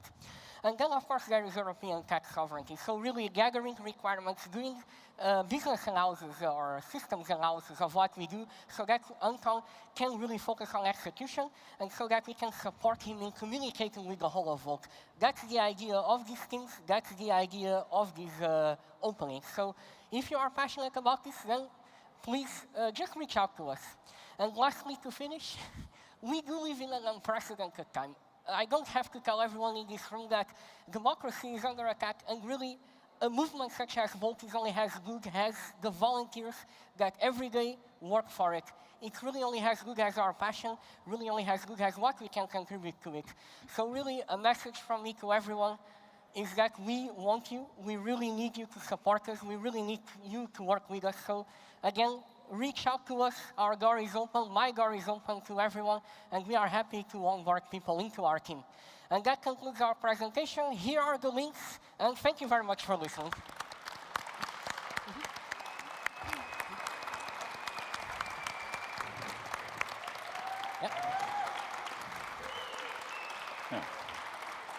So of course you can keep clapping for 10 minutes, but we also would have time for questions. So if you have questions about tech, also grateful comments, feel free to raise the hand. This time Tanya is gonna provide you with the mic, but you're still not allowed to keep it.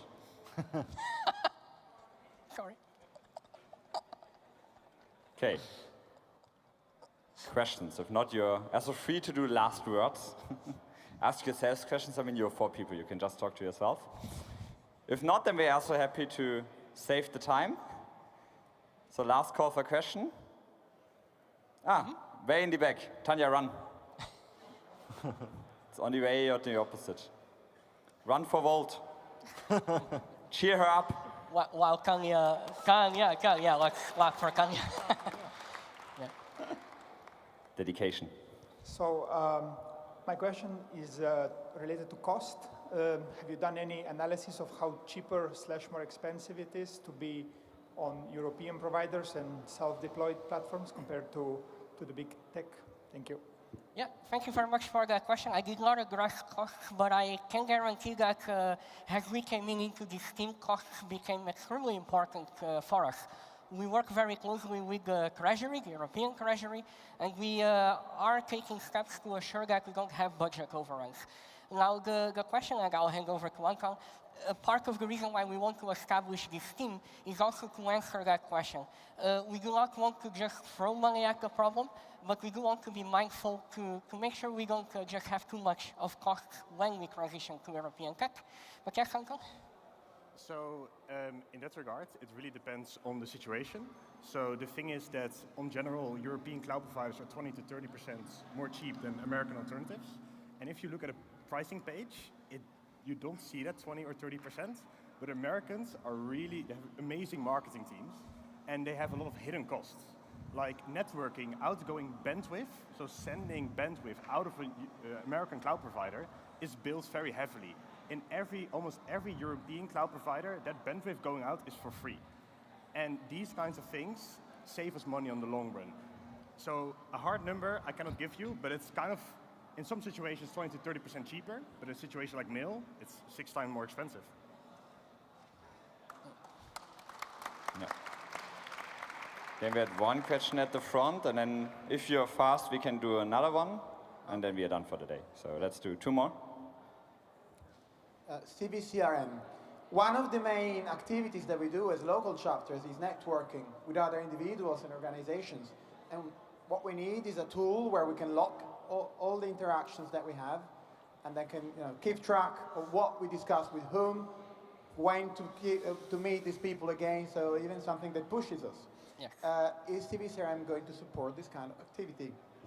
Yes, thanks for your question. I will take it. So the simple answer is yes. What is being done right now is we are actively working on what's called the customer journey. And the idea really is that CVCRM can be the tool to do this customer journey. It can be the tool to reach out to people and to keep track of who you reached out to. There are extensions in CVCRM that are dedicated to this, and yeah, it's in an implementation phase. So it is possible, it's just not productive yet.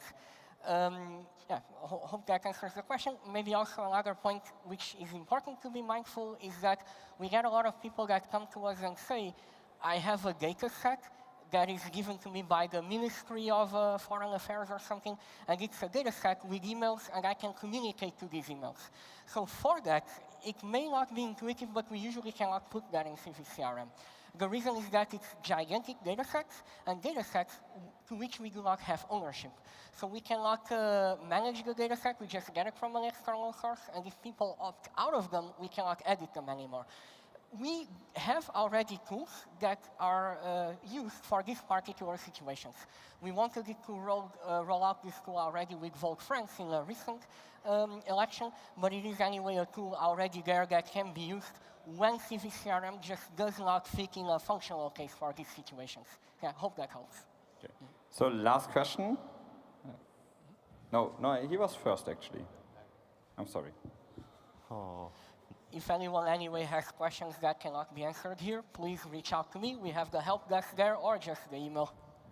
Yes, hello. I think it's great what you're doing. Very impressed. I'm very impressed by what I'm hearing. But I was wondering, how is the big vision of the IT landscape, like the landscape architecture, determined? So the big map of which applications, what kind of applications we need, and what function do they serve? Can you tell me more about how that is created? Would you like to? I think I can give you some answers on that one. So the quick answer is, it's hard to work on this because you need one at a level that non-tech people understand, and you need one at a level tech people like to work with. So I'm working on a tech governance thing. It uses a ThoughtWorks framework on a tech radar. You can look it up. It's called tech governance. But Mick is working on a really great one. I think it's called the tech menu. Mick made it, and it's going to be released soon, and I think there you can really see what applications we have. So as a Volter, what tools do I have available to me? That is coming soon on a more non-techy level. Maybe I can just tell if you go on the Halo Tech Hub, so the tech menu, we've come to call it the tech catalog. I almost forgot about that. But it's just like Anton says, you can find it there. It's on the, I think it's called official tech files. There's a tech catalog there. Thank you. Then thank you. Then we have this topic finished. No more questions. The time is over. And as I do recognize again, it's tech, so it is a male-dominated topic once again, maybe sadly. So Maria, if you have a last statement to do, I'm happy to give you the last words. And then you can send us off to the next, back to the host. Yeah. Okay. I just wanted to say thank you very much for listening and for your support, because also sometimes some people don't understand how important tech is, because it's actually where our members are located, how we actually communicate, because the Volt is a pan-European political party and it's fully remote. It's spread across 30 chapters. So the tech infrastructure is actually how we communicate with each other. Without it, we wouldn't have anything at all. So I think that we should never forget that it's really important topic. And with that, I'm going to finish this session. Thank you.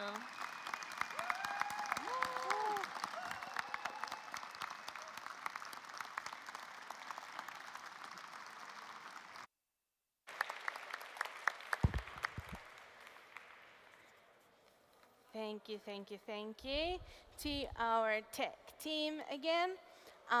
We have another a bit controversial topic coming up right now. So we will now be hearing the Country Council motion about using the term United States of Europe in our public communication. If you did not yet register to speak and would like to speak during the member interventions, do not forget to register. I guess we could still accommodate a few people because quite a lot of you already asked to speak. So without further ado, let me invite Caroline to speak about the United States of Europe in our communication. Thank you. So I'm Caroline Adam, and I'm the co-president of Volt Austria, and I'm speaking on behalf of the Country Council today.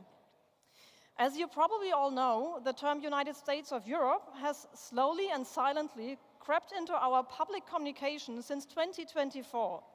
We, the Country Council, the body involved, where the leadership of all chapters comes together, decided by a majority vote with 23 out of 25 votes to file this motion because we think that it's high time that we all take a step back and rethink the use of USE.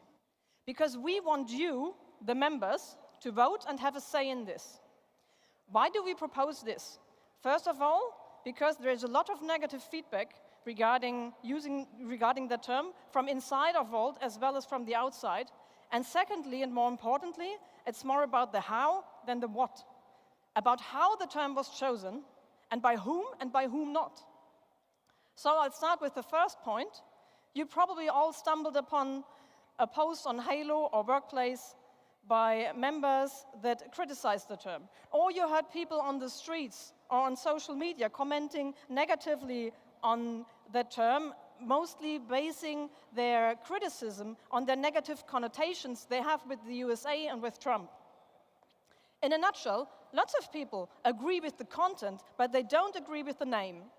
Understandably, because naming our vision of Europe after the USA means also making ourselves small, implicating that Europe exists only in some subordinate relation to the big brother USA, implicating that we are not able to think of our own name. Of course, I personally know that the concept of the United States of Europe dates back centuries, but how many people on social media or on the streets know that? I mean, we don't want to target only history nerds. So today more than ever, it's less the facts that matter, but the feelings.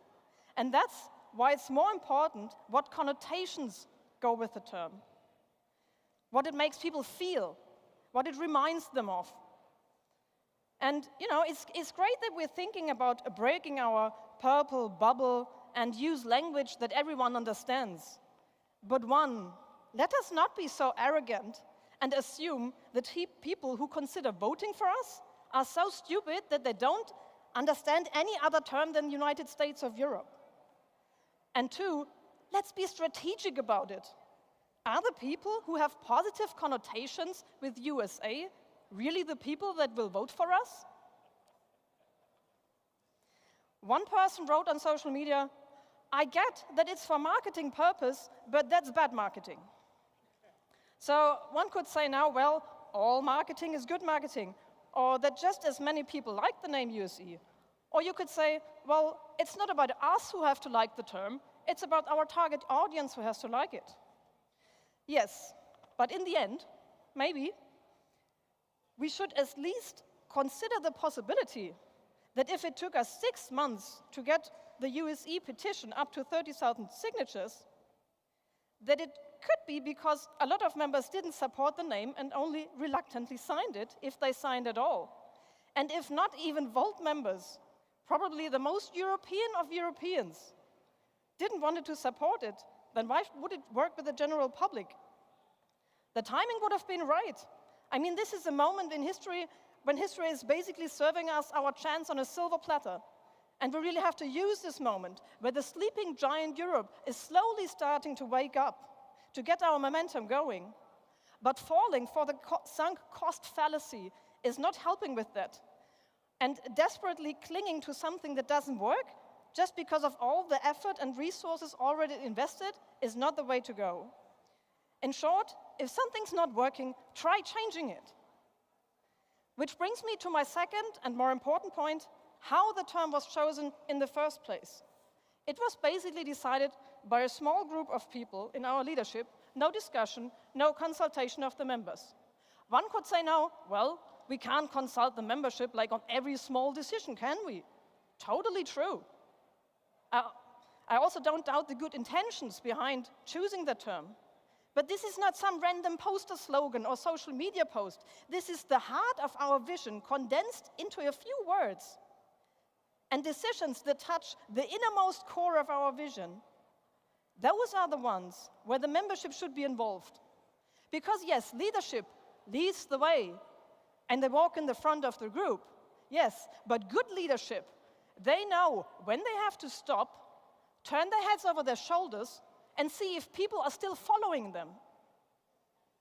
So we think that no small group of people should decide about the term we use for our European vision. Not the Euroboard, not the MEPs, not the country council, nor any other small group. It should be you, the members. It should be we all decide this together.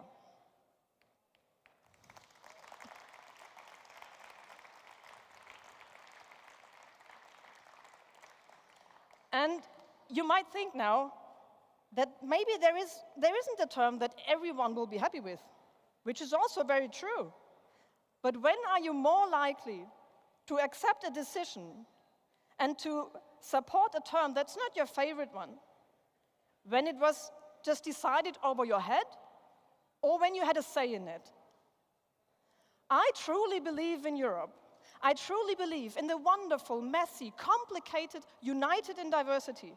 I believe that if we work and think together, we can come up with something really great that is our own and that does not just seem to be a copy of something else.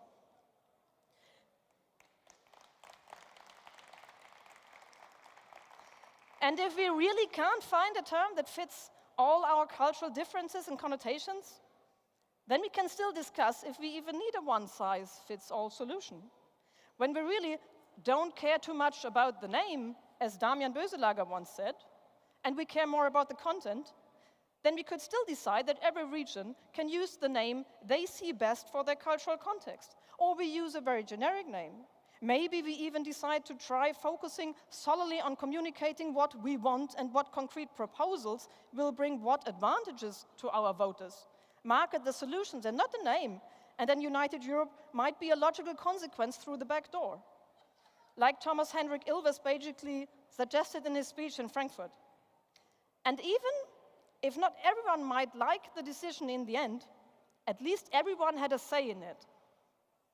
So, to sum this up, if you think the term United States of Europe does more harm than good, or if you're okay with the term, but you think that this is a decision we should all make together and as members, then please vote yes. And then let's show that we Europeans can achieve great things on our own and that we don't shy away from tasks just because they seem difficult. Let's show that our diversity is not an obstacle, but an advantage. Thank you.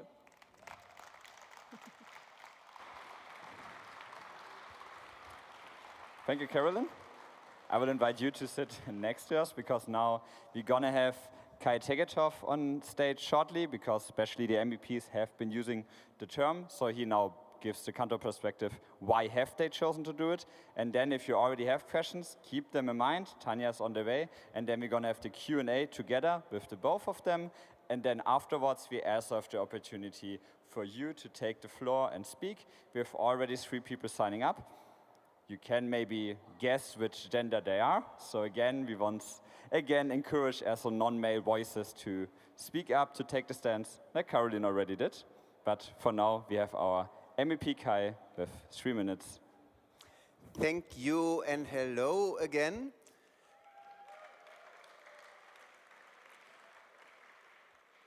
A European federal parliamentary democracy. That's what we all agree on, what we want to have. And since Volt was found, we have not managed to talk to people about it because no one understands the term federal, for example. A federal European parliamentary democracy is something that just appealed to exactly our bubble. And so far, we never managed to actually reach out and create a momentum for our core proposal.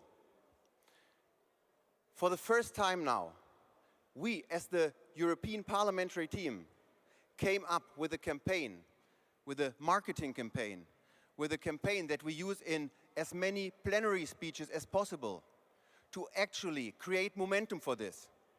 And we chose the United States of Europe as a term that really, for the first time, managed to reach out of our own bubble, which at the same time, of course, also causes criticism in our own bubble. It's a term that no one of us loves, but it doesn't change anything of what we stand for. It doesn't change anything what we have in our policy programs. It's a marketing campaign that manages for the first time to actually mobilize people who have not cared for this topic before to actually get involved, to actually create momentum for what we stand for, and at the same time as well, of course, also mobilizes our own bubble and, of course, starts sparking this discussion.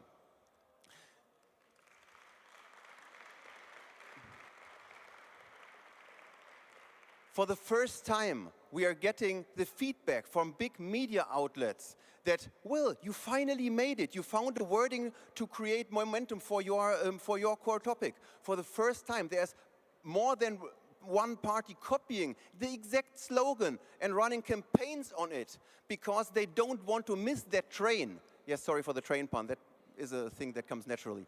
But for the first time, we're actually creating momentum for this and having people follow us. So now that we actually see on the European level that with this term, that is not the term that we want to have in the end, but the term that actually creates us getting a step further for where we want to be, we need to keep on going with this campaign and we need to own it. And we need to be always at the forefront of this, coming up with next steps and very precise proposals of how we want to shape this and how we want to really make the United States of Europe or the European Federal Parliamentary Democracy, well, good luck with campaigning on that one, to really make this work. So I think we should not try to fight internally about whether we can use this term, whether this marketing campaign is a good one. By the way, a petition that managed to gather 30,000 signatories. We have never had this involved before. So really, let's try to gather behind this, let's try to make this, and let's really try to embrace every criticism, every comment, every conversation that comes from this, that sparks for the first time and gives us a chance to talk about it, because every single of those conversations is a conversation that we would otherwise not even have the chance to have. So please go out and demand the United States of Europe now and use every single chance for our joint goal that arises from that.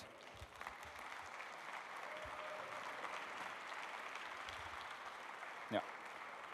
Thank you, Kai. So now, who has questions? Hands up. Yes. Again, all the way to the back. Sorry, Tanya. Okay, a lot of questions. So try to make the questions short and answer the answers. Yeah, Kai, you can start. And then on the back, and then. Yeah, hello, here's Kai. I have a question to Kai. Why don't you use the word Federal Republic of Europe? The Federal Republic of Europe is a term that we, of course, would also identify with a lot, of course, also in line with the federalist movement in the European Union. The problem is that this appeals only to our own bubble. This appeals only to those that we agree on with this already, because federal, for example, is a word that in the broader public is nothing that anyone can emotionally connect to, anyone understands what is meant with, and that we have been struggling for years.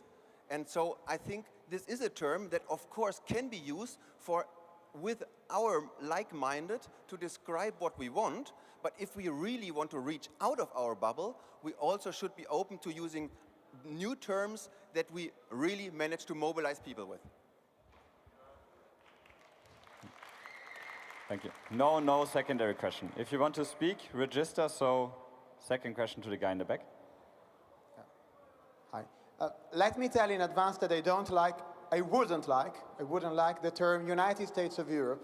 Yet, I understand, and my question is my understanding correct, that we are not proposing to rename the EU, the European Union, into United States of Europe. I understand this is a marketing term that we're using in order for us to have external people, common people, understand in a snap that we want Europe to be at the same level of what the United States of America are. Is it the case? Because if that's the case, if you want to speak something that people understand in a snap, then I understand why we're using that, and you should continue with that. Thank you. Yes, of course, you're understanding it just right. This is a marketing campaign and has to be clearly differentiated between marketing and policy. We, of course, did not change in any way our policy program, our electoral program. We stand for what we have in our program, but we need to find ways to persuade people, and this is the approach to do so. And of course, then once we get into the position to actually change something or to talk to people about this, then we happily also use other terms and, for example, use what or explain what federal actually means. Not so much a question as a remark. Today is perchance the birthday of the United States President Trump. May that be his last one. Yeah, okay. So are we now really trying to discuss the fact that we cannot use the United States of Europe because of him? Because we are afraid of the President of the USA? We are stronger than that. We are united, truly, and we will not be divided by an idiot. Okay, yes. So I don't know if you want to answer to that. If not, we have there on the left, then female representation. And then if you're really quick, we maybe have chance for one last question. No, first left. We do right next to you, yes. The guy waving. Okay. Hello, Daniel, Slovak chapter. So maybe an important historical remark, given that we are in Bratislava. Please take into consideration then that in the history of our country, which is hosting this assembly, Slovak state is the darkest period of our history. It's begun 38 to 45. That's the moment when gay people, Sinti and Roma people, Jewish people were sent to concentration camps. Sorry, but so, please yeah, make it a question or go on this. I just want to tell you, wouldn't it be wise to use something which goes beyond the notion of state, or city-state, or regions, or countries? Because, as I say, state, for some people who study history, is associated with something which rather you should go over with. Thank you. So I truly, I understand where you're coming from, and of course I think we should be very sensitive of that historic background. But if I understand you right, you're just going against the use of the term state. And I would want to also push a little bit back on this, because I think it's a very, very, very general term that is being used in very different contexts. I think, what would you suggest? Then we should also not talk about member states of the European Union anymore. But I think maybe there is also a way to explain it better in a national context if you get pushback on this specific aspect of the usage of this term. But I don't think that this is should be a reason to really completely abstain from using the United States of Europe now slogan. Well, as that question was not only to you, I would also want to add that this is exactly the reason why we should decide this together, and why it should be not one small group with a very small, narrow perspective, but it should be something that works for everyone, and not just in a bubble in one place, but also in a bubble in Slovakia. Maybe a little addition. I think in terms of working together, this I totally agree, and this is maybe also something that we can take away from such a debate, or from those experiences we make here, that if we as a parliamentary team start with certain campaigns, that we should also have a closer alignment with country council. So as a country council, whoever is in charge, I think I speak also for the whole parliamentary team, please go ahead and invite us so that we can have exactly this exchange. In general, I do think there is, of course, in terms of communication, always,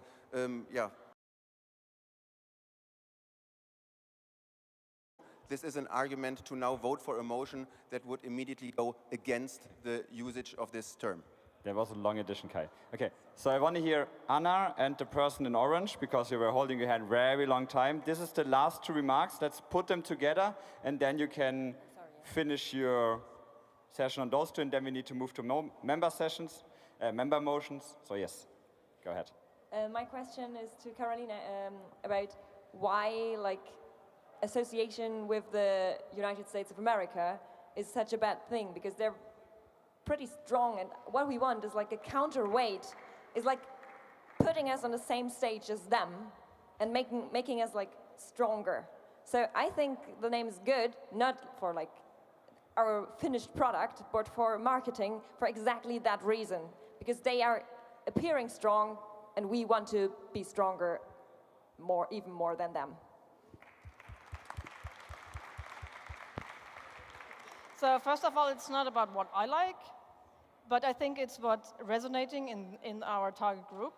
And there's so much negative connotations that come with the term that if we want to reach outside of our bubble, and those people are all thinking of Trump and the United States, then if they have negative connotations, then that's what they have. This is nothing we have, we can decide. And I think, yes, they are strong, but we don't want to be a copy. We want to be our own thing. That's why we think I think we should come up with something of our own. I get this, but you say this is not resonating with our target group. Maybe we also have a different understanding. Who is our target group? Our target group of this marketing campaign is not Volt members. Our targeting group is the broader public to actually deliver on our promises and actually get momentum for our core promise of our party. Thank you. So, last question or remark, then you guys very quickly, and then we go to members. Oh, great. Hello. The way I see it, there are two things that are being debated here. The first one is how this name will be decided, whether it should be decided by a communications expert centrally or top-down or whatever, or whether it should be decided by random people from different countries who might have different cultural contexts. And I think it is unfortunate the way the motion is framed. If I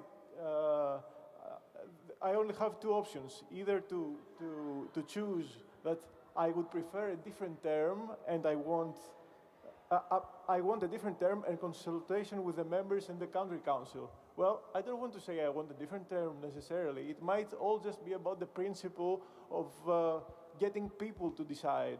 So I find it unfortunate that the framing of the thing to be decided was such. The other thing that I think we are discussing is whether it gets into a speech. It's question now, so make your question, last sentence, and then it's those two. So, is it a good term, a good marketing term? I think we are skipping ahead.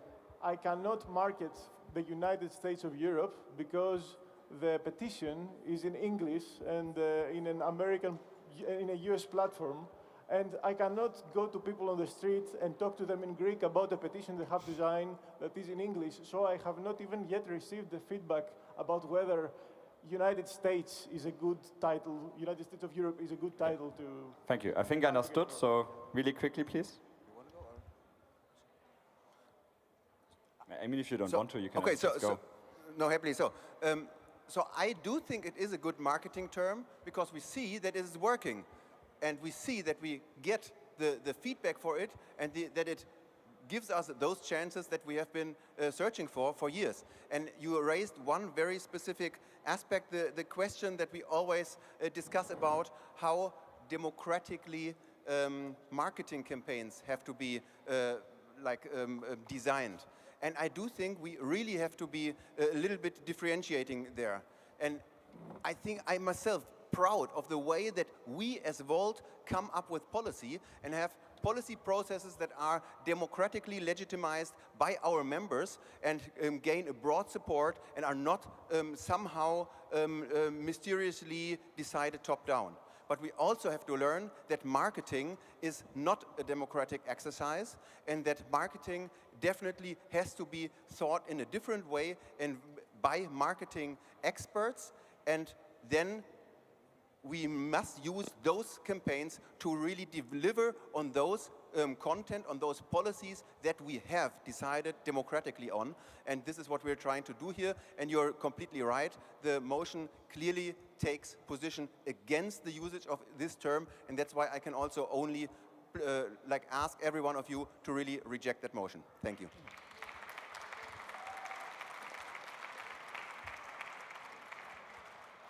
Yes. So Kaiser, you want to one sentence? Yes, one sentence. Well, as I said, I think if it's something that so profoundly touches our vision, you can't just say, oh, it's all about marketing and then we do what we want. I think this is something where we have to get our members on board. And I think if we would have had our members on board, it wouldn't have taken us 6 months to get to 30,000 signatures, because that's basically the number of our members. And if our members share that with their family, with their friends, with everyone they have, then we would have a lot more than 30,000 signatures. Thank you too. Now quickly, we are running late on time. Now, our first member we registered, Ivan. Was? Ivan. Ivan? You're Ivan. Yeah, you're the first one. Ich hab doch nach Ivan gefragt.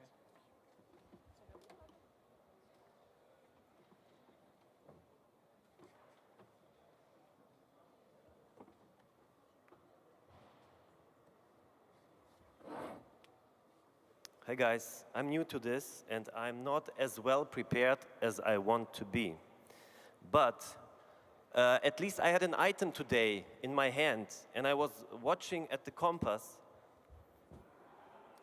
and I was a little bit lost. It was not bad because I had emotions and I felt like a human being, but I didn't know where to go, so maybe you've seen me wandering around here and thinking about stuff, thinking about Europe, thinking about change, uniting stuff and power and vote and what we want. And I'm using United States of Europe for weeks now, and I always have a bad taste in my mouth because it connotates something, it brings something into me that I don't want to have. But I know that this is a really nice, strong words that you can shout, and we need something like that. I have another proposition here, and actually now I see it's not even it's just copy-pasted and digitally adjusted. Let me say it very quickly. We work towards uniting the states in Europe to one. A geopolitical power in the global community of all human states. Our compass shows the way around us and the way towards us. So whoever believes in us can join us. The compass transcends beyond planetary boundaries of Earth whenever the need may arise. We have a right to repair our errors and broken items, like a compass. Last sentence. Future amendments to the compass need a qualified majority from elected representatives of official and legal Volt Europe chapters. Europe United, Europa United, Europa United, Europa Thank you. United. Thank you, thank you. The next one is Erich. Now Erich. So, hi all together. I'm not that much that stage guy, I'm sorry. Okay, I could spend hours explaining why I do not like that title, United States of Europe. There are probably marketing reasons for it, and Kai just spoke a lot of it. And in fact, I spoke with Kai after the Budapest Pride, which was, by the way, amazing. In a restaurant about this topic, getting on his nerves with this United States of Europe thing. And we should ask ourselves, are we a consultant company? If we say, fuck that name, United States of Europe, but we should use it anyway because it's good marketing. Where's the heart in it? I must ask, where's the heart in it? So, In reality, it's very simple, and I will keep it short and painless because I'm kind of nervous right now. And it's Sunday and you want to go home. So attention, here comes the ultimate guideline. Do we believe that our Europe, the united Europe we dream of, is based on the same concept as the United States of America? Ask the question if you want to vote for that motion. Because that is what people will think if they read our slogans, our social media. If they see United States of Europe, they will think of that. So once you have an answer for this question, you already know how you should vote on this motion. Thank you. That's all. Perfect. So thank you. Next on Kayo. Hello, I am here to, my name is Caio, I'm from the communication team of Vote Europa, and I'm here, thank you team, and I'm here to share the communication perspective from the United States of Europe, because we are the ones making the post that people here said that get all the negative comments about this term, and that we should not use it because it's not working. And that's, when I didn't prepare anything, I just heard these comments and I wanted to share that it's not, this is simply not true. It is working. We have a petition for the United States of Europe that got the most signatures of any of our petitions. And something that you may not know how it works for our fundraising is that the best, most effective way we fundraise in the grassroots sense is through our newsletters. And these petitions is how we build our list. So a lot of people who are not Vote members receive Vote emails, choose to become Vote members from these newsletters, or choose to simply donate without becoming a member. And also, at the end of the petition, we also have a donation option, and that's how we raised thousands of euros just from this petition alone. That's how we raised our, built our list for the newsletter, increasing the amount of people who get the Vote message by a lot. So I just wanted to say that it is working. And I mean, people already said that this is not about calling Europe, United States of Europe, when it becomes a federal Europe. And also in those comments that we have on social media, people start debating about what to call a federal Europe instead of why we need it. That's what we want. People are discussing what to call it instead of whether we need it. That's the discussion we want people to have. So even the negative comments are positive later, then people just start discussing it in the comments. Not a negative thing of people criticizing our policies, just about whether we should name it this or that. So please, let's keep using it. Thank you. Thank you.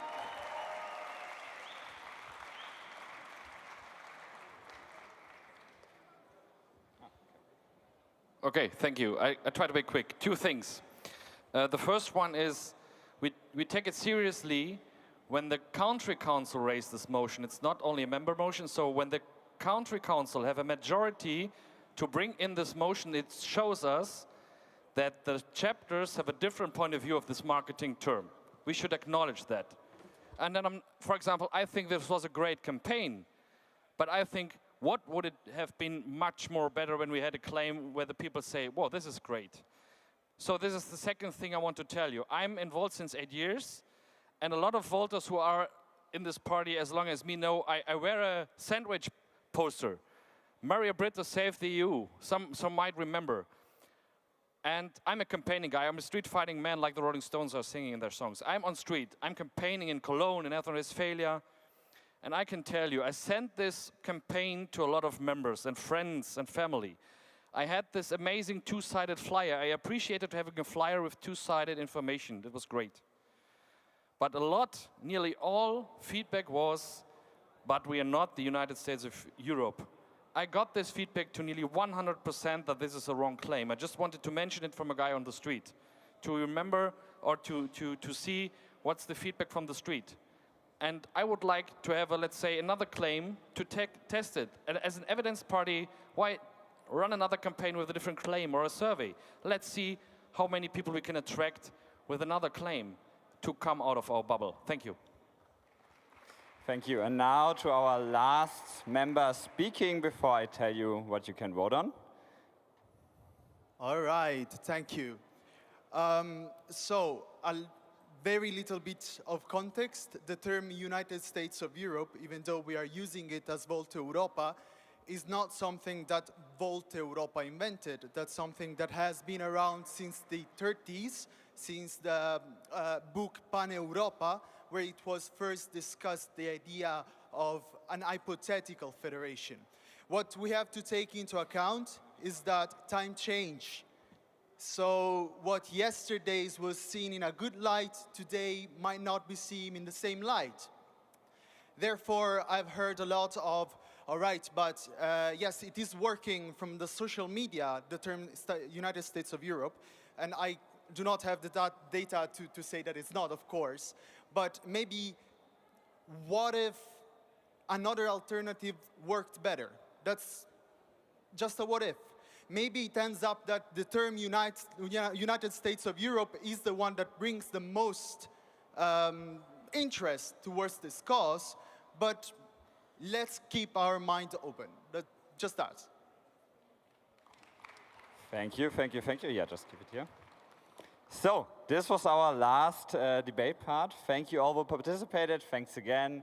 All who listened in. It's so nice to have member debates on the GA. Am I right?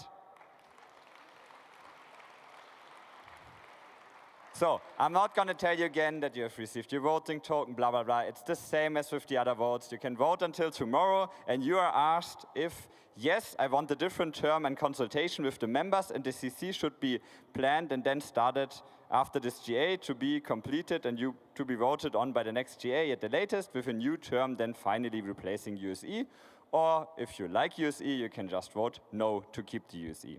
So, that's how you can vote on that. With that, we close up this session and we come to our next member motion as to the last one. And for that, I invite Barbara. Thank you, thank you, thank you, thank you, Caroline, Kai, and everybody. It was super exciting. And yeah, as Fabi already said, we have the last member motion of today. It's to conclude Bratislava GA with a political declaration. So let me ask Sven to join me on stage.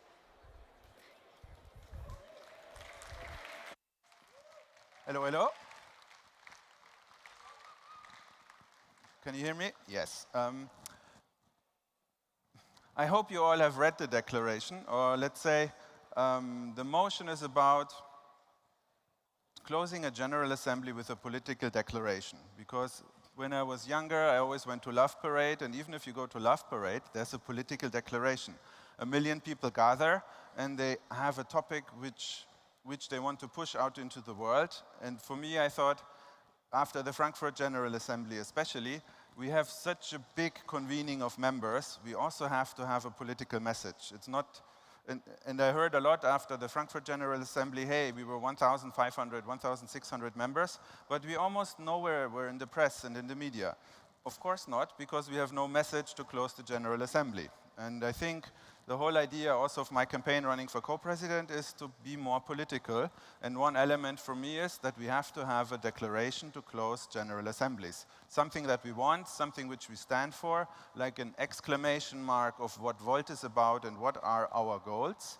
And so I thought, okay, whoever wins this today, and I will not take too much time because I'm sure, like me, you all are waiting for the results. But I would like to have at least the possibility to have a declaration which we can use to close the Bratislava General Assembly here. It was a member motion. It got the necessary endorsements. I can quickly read it to you. Sadly, we don't have it here. For the ones who didn't see it, it's still on the motion tool. More or less, a political Volt Europa needs to also make pressure for treaty changes. We want a lot of things. We want to remove the European Council. We want to have legal initiative. All of those things will be unlocked with treaty changes.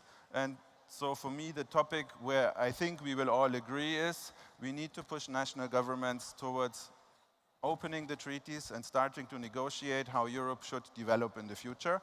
And so you have to listen to me since it's not on screen. The Bratislava Declaration, which you will be able to vote on, is Volt will build the leadership platform to unite Europe and demands reforming EU treaties. The last months have shown us that in a world changing for the worse, we as European citizens can only prevail if we change Europe for the better. Whether a European army or a united Europe, citizens across the continent understand the urgency and what is at stake. So does Volt. We are running out of time. Volt Europa was born with the goal to fix Europe. We believe in a federal Europe, and we are calling on national governments to also make this leap of faith. Changing treaties was never easy, but it was possible until the 2007 Lisbon Treaty. And we see today that 20 years without reform is a recipe for disaster. Only one government is needed to propose treaty changes in the European Council. 14 can initiate the process. We don't have today 27 Orbáns, we don't have 14 Orbáns, we actually have no more Orbáns today. So what is stopping us to initiate treaty changes? If national leadership continue to only talk about a united Europe without making the next logical step, the only solution is to build and vote for real European political leadership, and this is what Volt will do. The next European elections are in 2029. Volt demands to open EU treaties until then. We cannot wait, and Volt will not wait. We seek dialogue with heads of state to argue for initiating treaty changes, to give Parliament legal initiative, to move to qualified majority voting. Full stop, sorry. We will build the momentum in the population to use the next European elections to change course towards a federal Europe, and we will build the platform for future European leaders on European and on national level to provide an alternative and European perspective to electors. Volt Europa will be ready to take responsibility in 3 years, and we demand national governments to take responsibility now. So this is the declaration I would like us to vote on, because it's let's say, it's a message which matches our European program. It's a strong message which I think we need to do towards national governments to not only talk about Europe, but to actually start working towards it. And I see Volt Europa in that role to hold national governments accountable, to actually put their money where their mouth is. Like if Friedrich Merz in Germany says, we want a stronger Europe, yeah, what is he actually doing? Like he's blocking European advancements. So we need to play that role to hold them accountable every time they talk about a stronger Europe. And with this statement, we set our exclamation mark and we say, hey, we will be ready in 3 years for 2029. Until then, open the treaties, or we will take the initiative and also sell it to electors. You don't have the text. It's online, I hope, when you click on the motion. I will not take more time.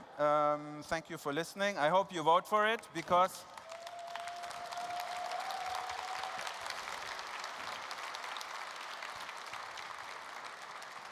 to finish, the country council already endorsed it. So in theory, we have the backing of the chapters and of you, the General Assembly of the members, so we can make a strong statement, whoever comes out after the next section. Thank you very much.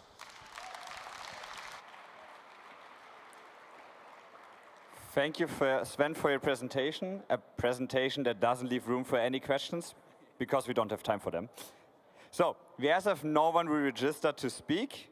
So I'm going to have the very last call, but also going to be happy if we don't, because we are now right on time if we give it to the next part. So quickly, I'm going to tell you, as the vote is very easy. It's just a vote if you approve the Bratislava Declaration that Sven just presented, and you can also read it up. So there you wrote yes or no. It's again the voting token you have been using all weekend. You have time until tomorrow at 12. And this is the last vote we had to announce today. And now we give it back to Barbara, so we can then go to the main course of the day. Really, already. Oh my God, I'm so sorry. Come on, you guys. We are at the very end. Just take your seats and pay attention, because this is what you've all been waiting for the past 2 days. Just let me, I just hope I don't mess this one up, because this is the most important part of the GA. No offense to anything that was going on before. Thank you.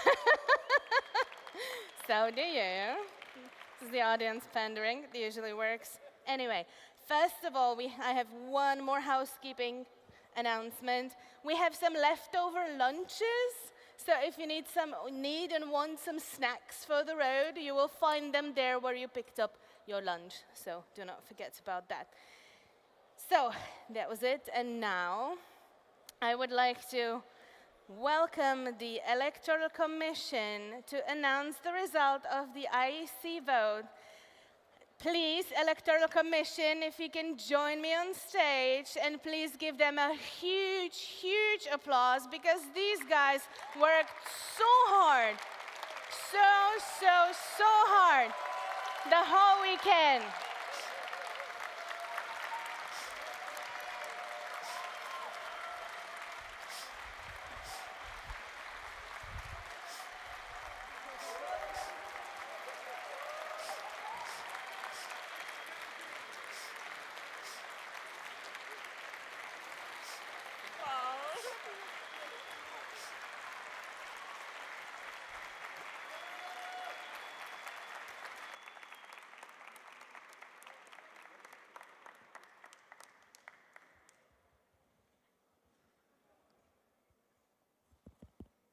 Hello.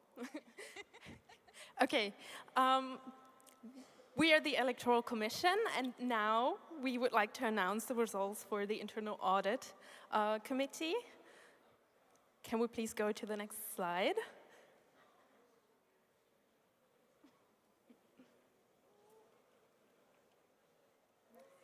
I'm happy to announce that Nafisa is now officially elected to the Internal Audit Committee.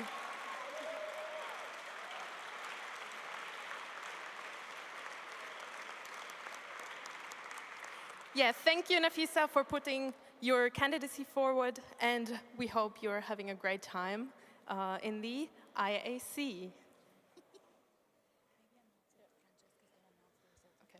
And of course, for the final moment of this assembly, the board election results, we will exit the stage and we'll let Francesca announce the results later. Thank you so much. Thank you, thank you, thank you. There's going to be a lot of movement now. And I would like to ask the outgoing board to join me on stage. So let's go. Francesca, Mels. If we have Krista,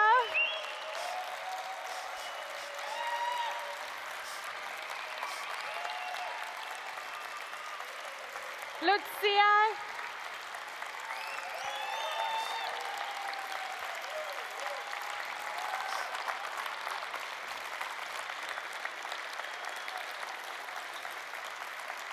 we are missing Christoph and Trodula, and please, one big shout out to the board members, Jennifer, Janko, and Slavek, who couldn't join us today, but I'm sure they're watching us on the stream.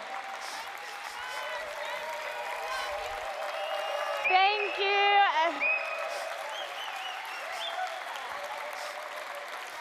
Radula, come and join us.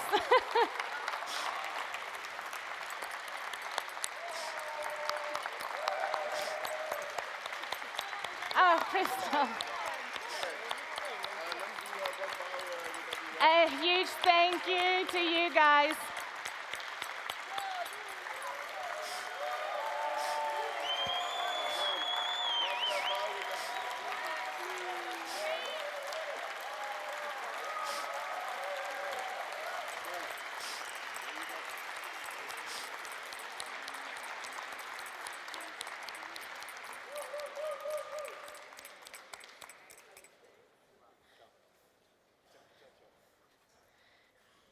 Yes. Can I? Of course. Could you borrow me or lend me a microphone? This here. Oh, this was a mess.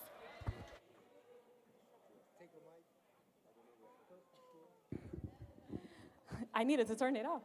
Okay. I know, right? I'm not going to say anything. I'm just going to give the mic to my very good friend, best ally, amazing two-term board member, Lucianas. Yeah, thank you very much. So, gosh, I was asked just half an hour ago if I wanted to say something to all our members. And then I got a little bit emotional because it's been 5 years, friends. It's been 5 years. But I'm here, and thank you all for engaging in board projects that I held some responsibility for or that I was ambassador for. Values, integrity, community, academy, the EUPP at the end of the tour, and all the governance-related stuff. You know, all the volunteers in our integrity bodies. Too many to name. We had none of you in place 2-3 years ago, and it's making such a difference for Volt. Thank you. Our European communities, our Eurosense team, the diversity groups, and the volunteers supporting them, from the policy team, from the community support team. Thank you for building up our member and citizen engagement teams. Thank you. This is so important for the future. Our Halo platform, and I know, friends, we have a way to go, but our internal communicators, our moderators, such thankless but much needed work. Thank you for engaging with Volt. Our general secretaries team, really, you guys don't know the work they put in, or maybe you do, and their interns working together with people like me in the board, keeping me posted and letting me shine on occasions like just now. You are indispensable to Volt. Thank you. I bow deeply. George, Achille, Annette, thank you.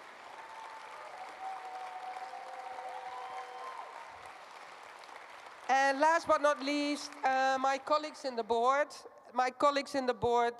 Thank you for picking me up when I needed it.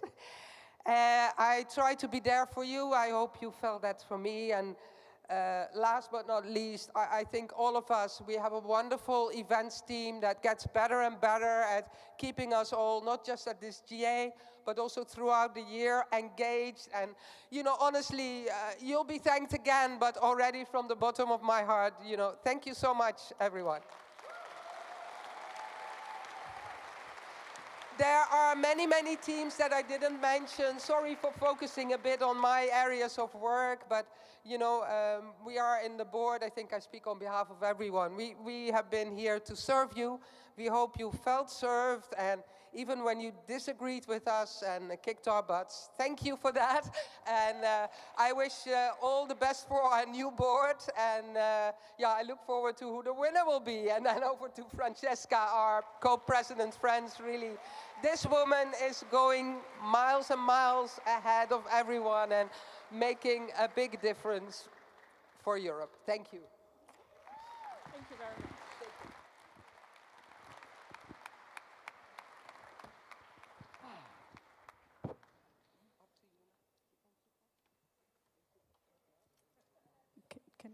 No?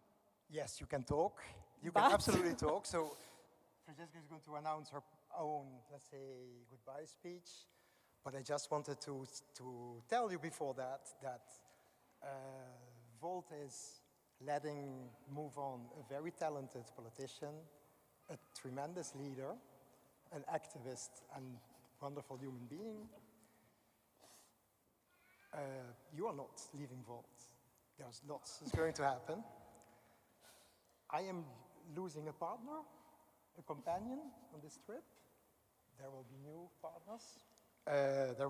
This project goes on. But on a very personal note, so I wanted to show you my recognition. I know that you have plans in Italy for next year. There is, but in Volt Italy, there are lots of fantastic leaders. There are lots of fantastic politicians in Italy. There are going to be primaries. There are going to be elections. But I did want to, let's say, personally, want to support you a little bit and launch a GoFundMe for you that you can spend full time of your time to do political activities for Volt that you can continue. And I want to put on screen, please, on screen. This is the one? Yes, this is the one. I created a GoFundMe to give her the possibility to campaign next year, morning to night, whatever she wants, and to make this happen. That's all.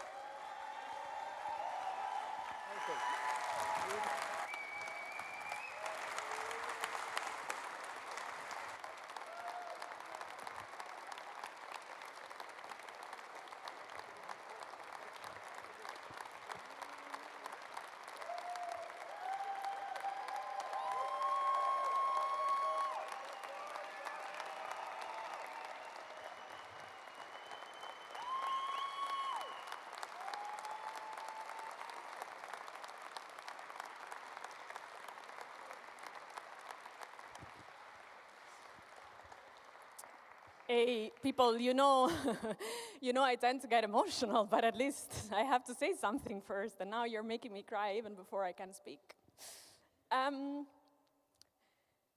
I always prepare my speeches. I know many of you like them, and you say, oh, you're so natural, but I always prepare them. This one, I couldn't.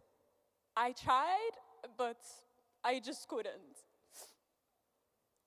I think I started preparing for this moment in 2023. I remember I was in Napoli, and I was at a friend's house, and I'm sitting in the terrace, and there's Mount Vesuvius in front of me. And I don't remember what had happened, but something like had annoyed me, and so I wanted to write a workplace message to say, how this had affected me and stuff. And instead, what I was writing became more like, a memoir of the things that had happened until then. But I never finished it, because then the next challenge arrived, the next crisis arrived, the next exciting event arrived. And so, I tried at times to continue writing, but I really couldn't do it. But I have recently realized that what I was writing is today's speech, the story of how we got here. You all know, 2021, I am 8 months pregnant. I go to an event in Berlin. Sissi was there. I don't know if she's in the room. And Sissi looks at me and she says, girl, you cannot put up posters with that big belly. But I did, actually. I did put up a lot of posters because we were running for the national elections at the time. Rebecca was a candidate. She's not here today, but she's one of the many, many, many incredible women that I met during my journey. And then and that's a little bit how it started. I campaigned, and then I had my son. And then 1 month later, I traveled to Lisboa, where we were having our General Assembly. And in the breaks, in between the sessions, I would go to the toilet and pump milk out of my breast, because I had just given birth, literally. And so I think that's how being the co-president of Volt became so much embedded with my mission as a mom, as a human being. I think what we have felt for each other is really that sense of mutual commitment, that shared purpose, that feeling of being able to hold on to each other to achieve incredible things. And I think we did. I think we did achieve incredible things. I think it doesn't matter what happens tomorrow. Volt is already an historical project, and it's so exciting.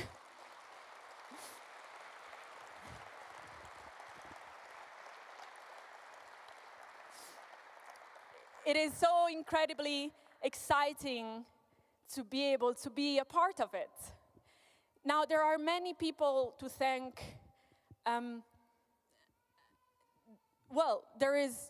I'll start with maybe the coldest one, which is our sponsors. I was recommended to thank them. have their name somewhere, and I will do that at a certain. I'm looking at George because he told me to do it. So Zaudio and NTC are our hosts.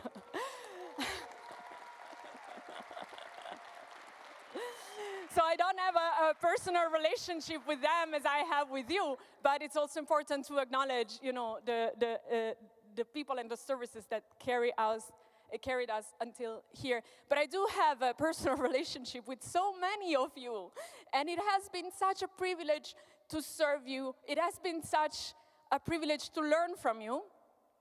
I have grown so much.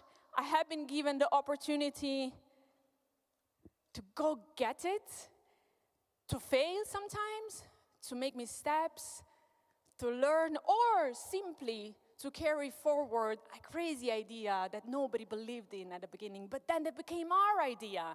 It became something we do together.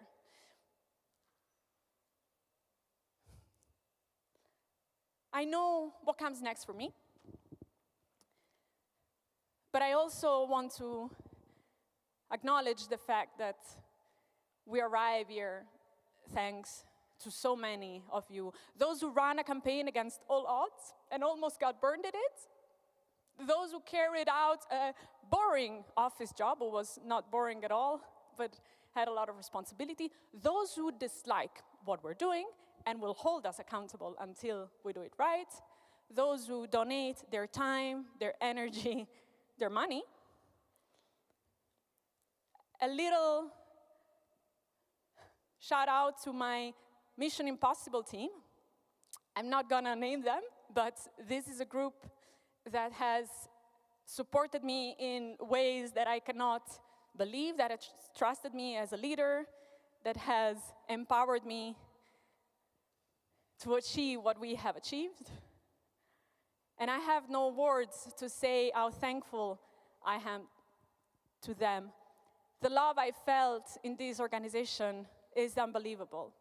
Now, I told you I know what's next for me. And you know already because you saw Achilles' gift, which was a bit embarrassing. But it's also, you know, I've learned also how you sometimes don't have to be embarrassed. You just take the gift that lives give you. I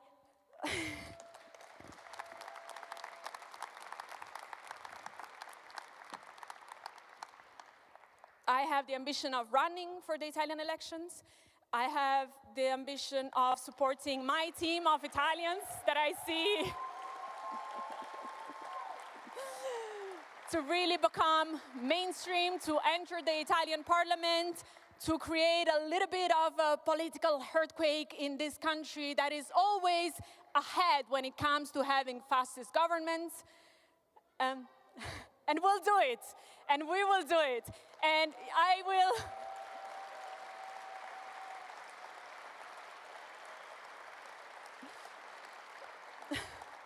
But I will really need your help.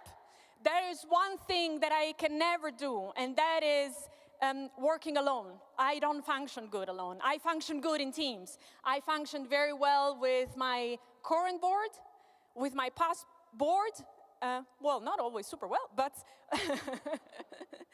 but the connections and the support I felt from you and from the people that served together with me was really unbelievable. We want to rock politics. We need to believe it is possible. We have a proof of concept. We've done it.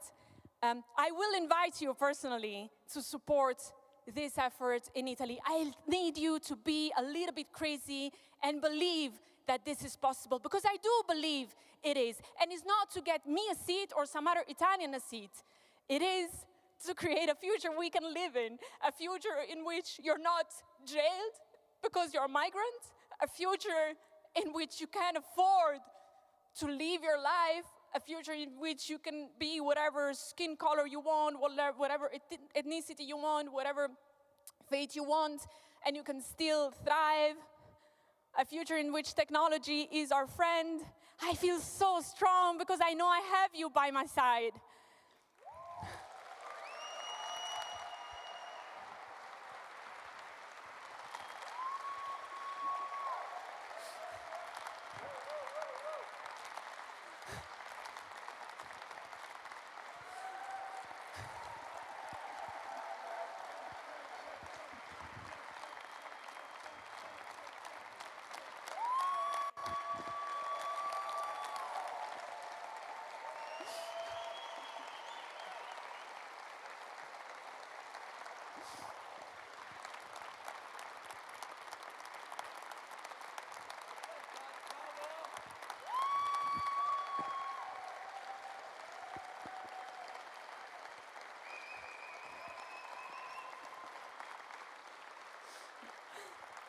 Thank you so much. You give me so much strength. In a moment, I will announce our next leaders. I hope, yes. I will take one, I promise to you, it's going to be 5 seconds, but my first speech when I got elected the first time in Lisboa was messy because I didn't expect it, so I was like improvising. And I had to thank Andy, who is my partner. And 5 years after, I need to thank him again. You know what it has been. You've been there all the way. I am so grateful to have you, so I publicly want to acknowledge it. Thank you so much. With that, I think it's time that we discover the people that will lead us into this wonderful future. Are we ready? You're ready. I know you're ready. You are ready. Of course you are. Aye, are they ready? They're not ready. Oh, this is anticlimactic. Oh, yeah. Okay. What should I do? Little dance? Yeah. Aye, there we are.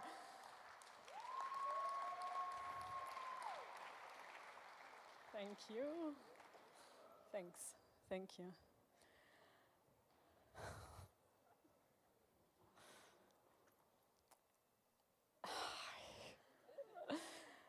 So first off, we thank all the candidates that have run. Thank you for running. Thank you so much for pushing us, for pushing new ideas. You wanted to take responsibility. You did take responsibility. We are a fantastic community, and I feel so privileged. We're now going to find out who got it. The new co-presidents. Give me like a, oh.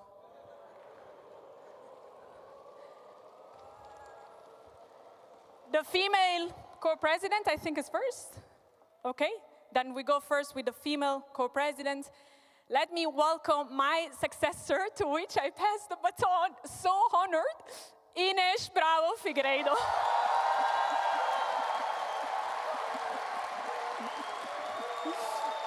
There you are.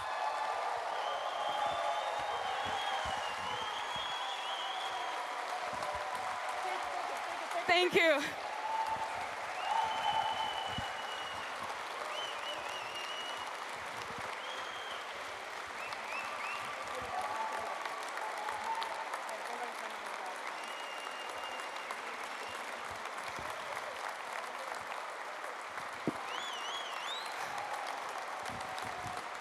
You got another Mediterranean woman. Thank you, everyone.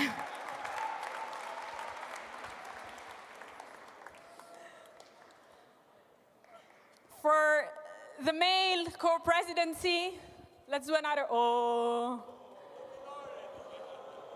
Our next co-president is Sven Frank.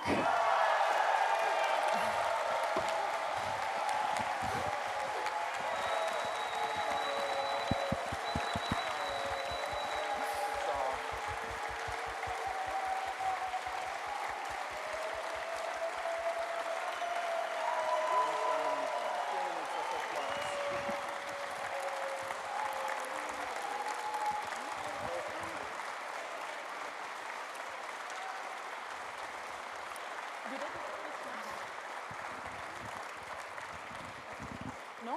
Later? I think before we give you the very well-deserved spot, we announce the rest of the board, if that's okay with you. You will have 3 years to speak, so come on, you can take this. People, our next treasurer. Oh. Is the guy with the suspenders. It's Alberto.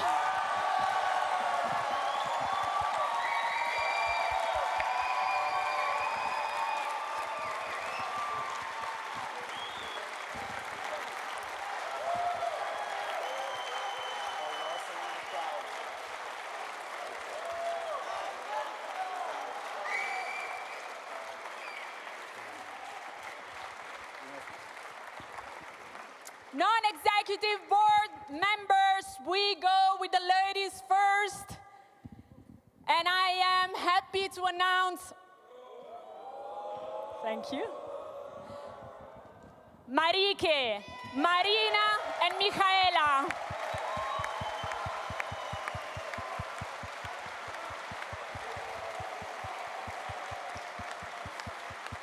We don't have a team.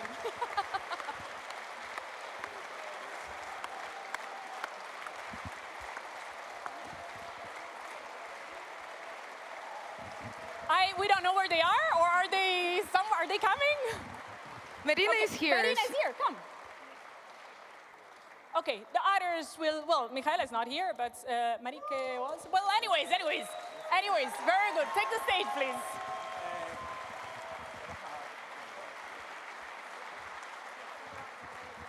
Welcome. Well, I mean, you saw it already. It's fine, let's go to the next slide. Let's announce our male non-executive, Chanuk and Slavomir.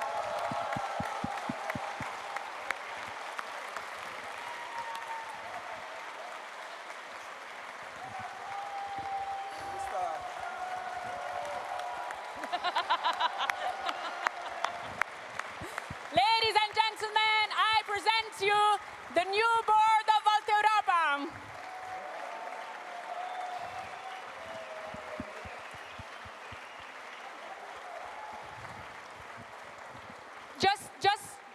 Just one little clarification in case you don't understand what is going on.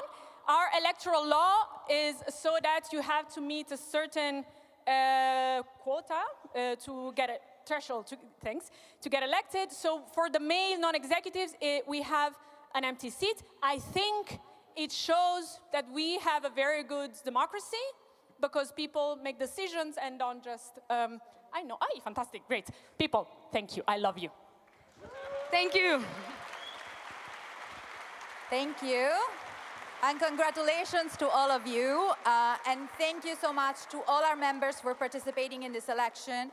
We have received more than 1,500 valid votes, and this is 1/3 more than the votes we received in 2023.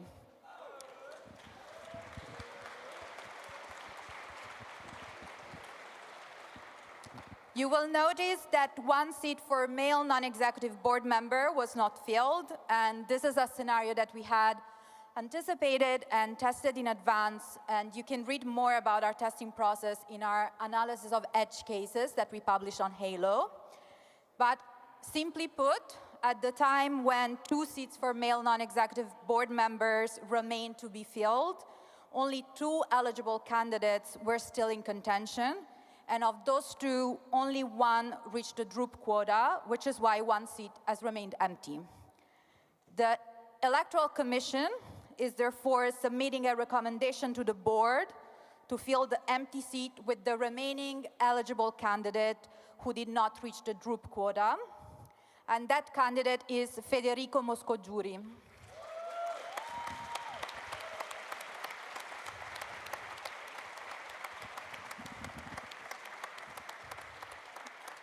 Now, the board is allowed to fill the seat according to Article 22 of the statutes, but they are not obligated to follow our recommendation.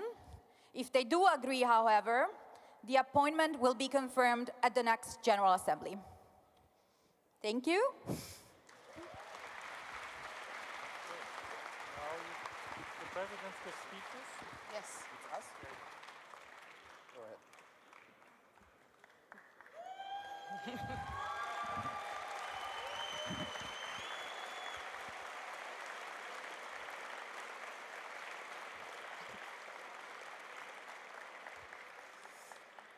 All right, people, you know how I'm going to start this speech. It's to say thank you. It's always to say thank you. So thank you. Thank you, members of Volta Europa, for voting, for participating in this election.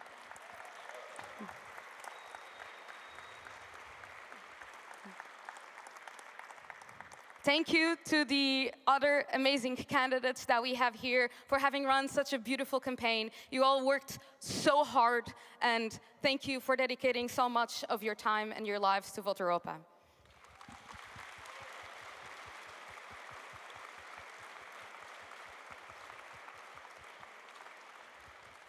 And finally, a big shout out to the Electoral Commission and all the volunteers that supported with this election and all the work here at the GA. So can I have a round of applause for them as well, please?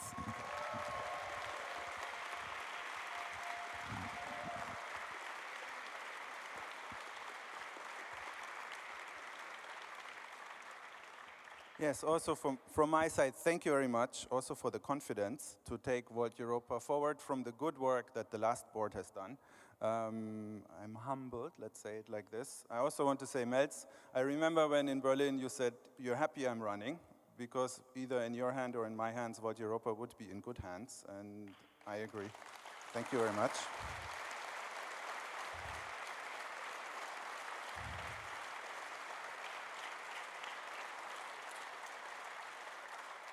And likewise to Grit, I remember our call, and I thought afterwards, oh, this will be a tough campaign. And you proved me right, and and yeah, like how to say it, that was not easy. And you both bring a lot to the table, and I think we as a board have to discuss how we can integrate you in the roles where you really excel. So I think we have 3 months to pass over from the 1 month? Okay, 1 month to pass over. So we really need to make the time count and see how we work this, because we may have disagreements on some topics, but we also agree on a lot of topics, and I think we need to find a way forward together. That's important for me, and I also imagine for Ines and the whole board. So let's use that month to the best.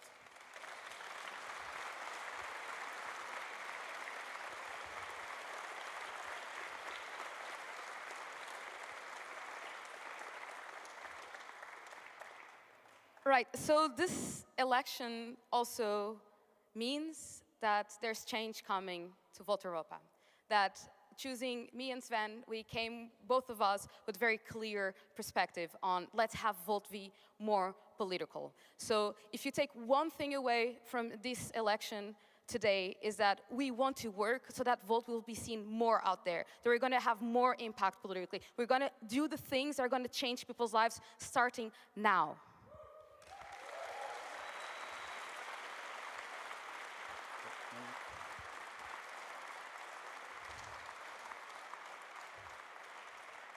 Yeah, so I always think in 3 steps. So I have three goals which we should try to achieve. I will match what the first one you said, and I think we need to start to have political influence. So I already have an invitation next week to speak on a conference in Warsaw on the future of Europe, which I got before I was elected, so I was happy, and now I can also officially represent Volt Europa.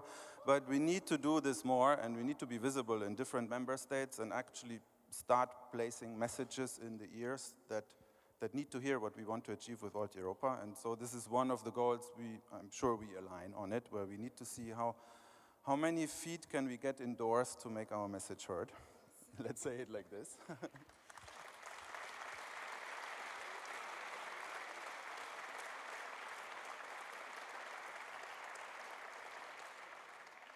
I also have an invite.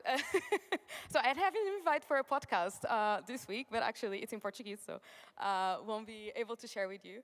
But I wanted to say also very big important topic for me that was like central to my campaign.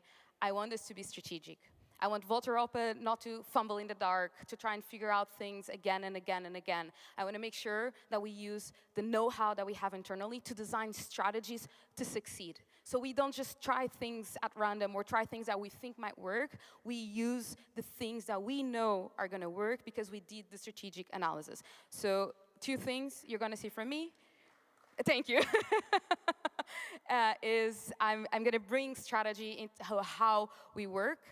And to me, bringing strategy is not just strategy at European level. It's great to have a strategy at European level, but let's be honest, that's not where we win elections still, okay? I would love to be able to just campaign in the European bubble, and then we would bring an amazing message that would resonate with all the countries, but we know that's not the case. We know, thank you. We know that the elections are still very much national, and we know that some things resonate in some countries and not others. So I want to make sure that we have messages that are going to resonate in each and every country and keep to the Volt's values, that we keep our identity there, that we make sure that we present who we are, who we want to be, the federal Europe that we want to build in the best way for each of the different countries.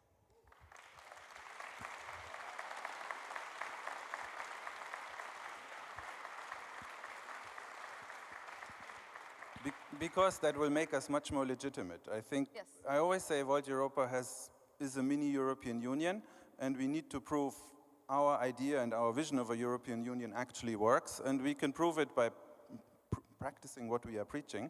So we need to have diversity of opinions. We need to be visible on national and on local level to make citizens understand.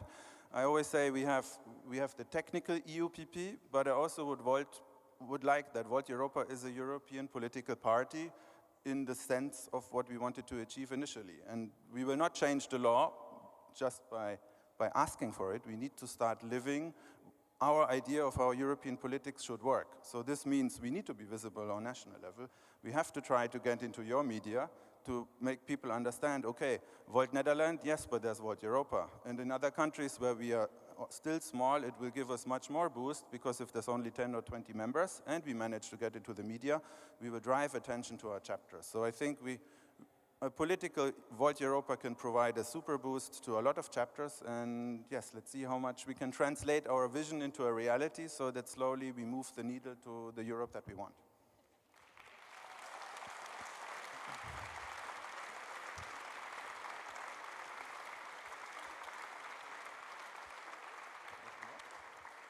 Final words from me. We have more time, but I don't want to fill up all of your time. I know you guys want to go out, going to go party. I want to go party with you guys.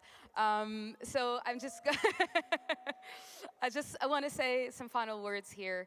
I'm extremely proud of being part of this movement. I'm extremely proud of the work that we developed. I am extremely grateful for how many hours our volunteers put into Volt Europa. I'm extremely grateful for how much our elected officials have been representing our ideas and putting them into practice. And I'm extremely grateful to be here tonight with you.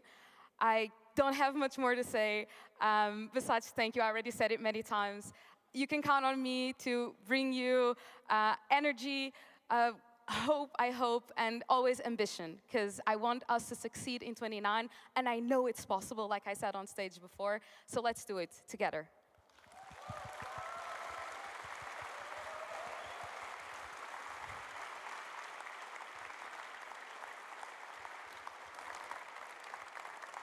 Also, famous last words from me.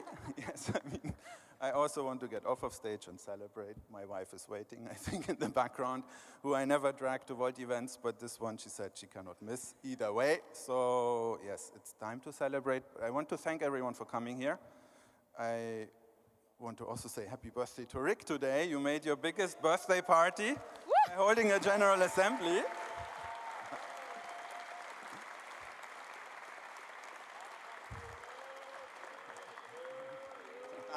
Happy birthday to you. Happy birthday, dear Rick. Happy birthday to you. Woo!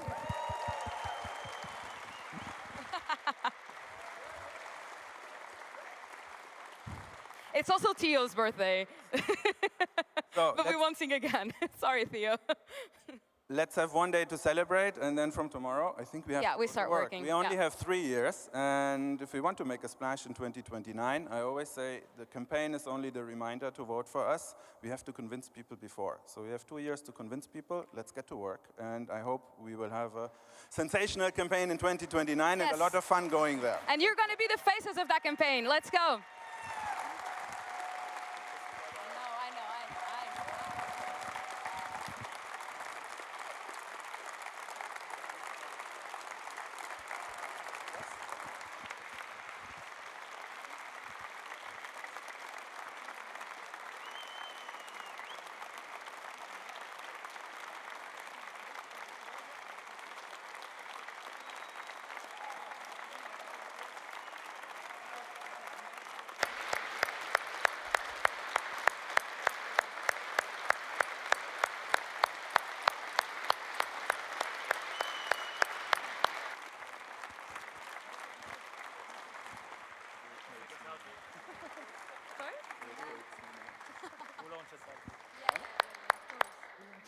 Fabi?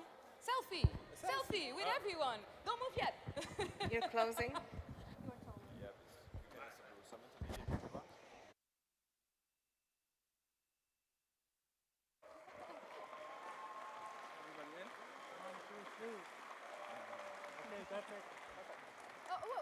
Thank you, everyone. Thank you. Sorry. Table, chairs, can we go out? I need to go. So you can stay for the picture. And then there's some boring legal stuff we need to get rid of. Okay, because they're all in like panic mode about some results. So another big round of applause for the For board. the new board, congratulations. Congratulations. So now before you leave, there's still some stuff happening, so don't run off and ask the obligatory picture. But before we officially end this GA, I still want to remind you, there's votes still open about all the motions, all the other votes. They are open until tomorrow, 12 p.m. So please make sure as to vote on all those important topics, which we had great debates about. The vote results, they will be shared latest on Friday with all the members via email. And George is typing what I have to say. And by Wednesday on Halo. So Halo will also come, but you will get it via mail. If you want to help at the next GA, reach out to the General Secretary office. I will also mention that following the statutes, I confirm as chair that all debates have been conducted in English and have been accessible to all Volt Europa members. We have now reached the end of these discussions, and as my role, or our role as chairing committee, we close this General Assembly at 5:13. And as we say in Germany, I now have Feierabend, and I give it back to our beautiful host to wrap it up. Yeah, because now we're done with the elections and the legal stuff, but we still have like some more shenanigans to do. Anyway, well, we know, you already know, we had one birthday today, but it's not the only birthday we have today.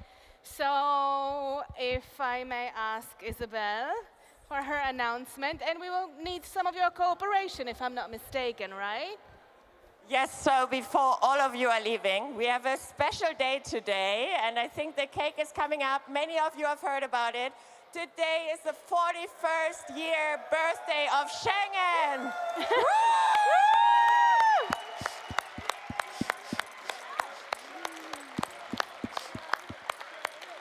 And the Schengen Agreement is one of our main European achievements of free travel and trade. And we, with Volt, really stand up for open borders where there are border controls right now in 12 countries. And we need you all.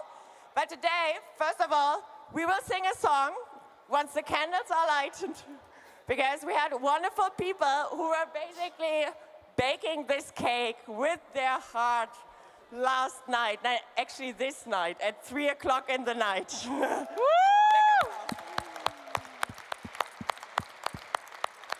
So we want Kai, amazing. You maybe want to say a few words about Schengen before we sing all together.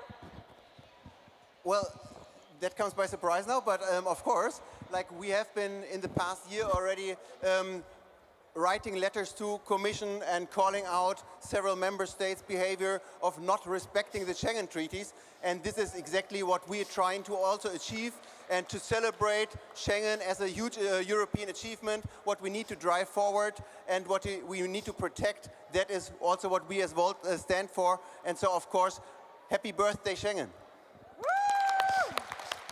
So thank you to everyone. We are a big team. You can join us because we are now a Volt Europe community. We are part of DreamCom, finally, and we invite you all to join in if you are interested in the topics, because we are planning European demonstrations in the end of the summer to open the borders now. But now let us all sing together, and we will sing Happy Birthday, Dear Schengen. Happy birthday, dear Schengen. Happy birthday, dear Schengen. Happy birthday to us. Okay, You've are you got in? it. 3 times happy birthday, dear Schengen, and then happy birthday to us. All right? 2, 3. Happy birthday, dear Schengen. Happy birthday, dear Schengen. Happy birthday, dear Schengen. Happy birthday to us. Woo! So now, who is having a wish? Okay, first we go, you can do one and I do one. So you normally don't say it, right? But you can maybe imagine what we wish Just for. make a wish for Schengen. For open We all borders. know what it is, but psst. And it is a cake with a few pieces. So whoever is here and whatever is left, you are surely invited to get a piece. So we cut it now. And spread the word and use the hashtag #ILoveMySchengen. Genau. Kannst du das Mikrofon nehmen? Kannst auch was sagen und die Leute.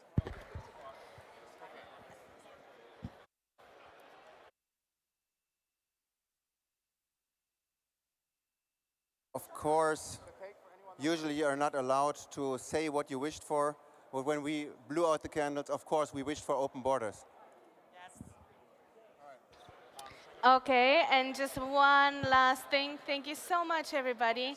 And as per tradition, we need to take the Volt family photo, right? As on every GA. So I would ask all of you to join us near the stage, not on the stage. Just come closer so we can all. And then after that, let's have some back in a bar.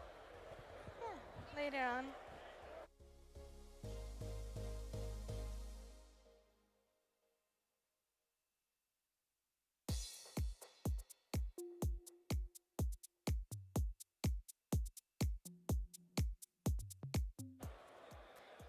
Everyone, if you can join us here, please hurry up. Let's move it along. I really want to go home. No, you were amazing. It was great. It was fantastic. But please hurry it up. You will have time to, congratulate the new board. And later, come on.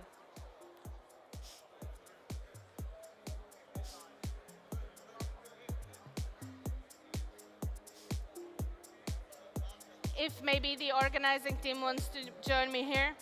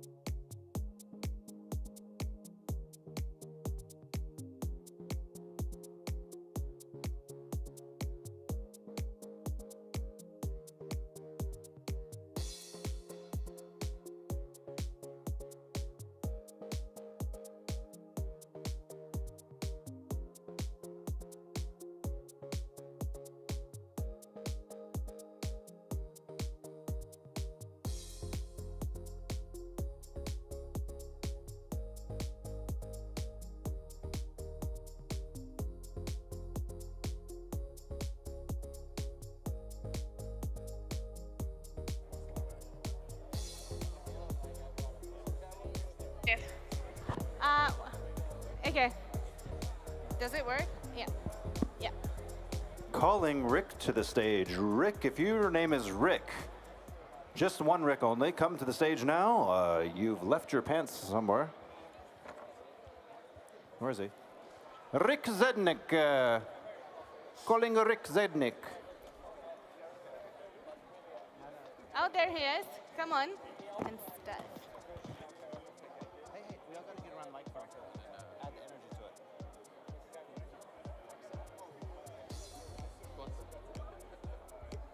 Okay. Guess we're gonna sing? Sure. Over there. Oh no, they're helping some people up here. I guess I'm back to being hosting. Here we go again, just like last time. Oh no.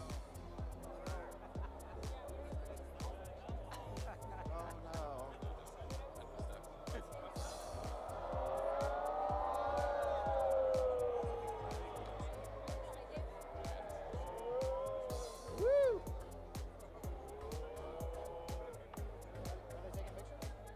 Yeah, they are. Oh, we're missing somebody. The bell of the ball. Did I miss it? We get a nice curtsy. Yeah.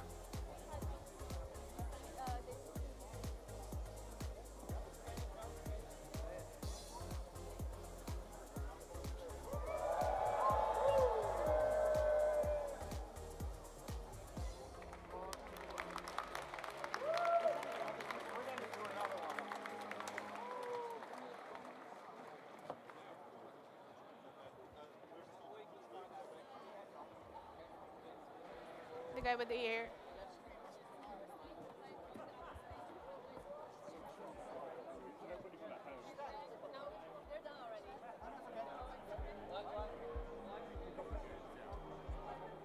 Part in the last 5 minutes. Yeah.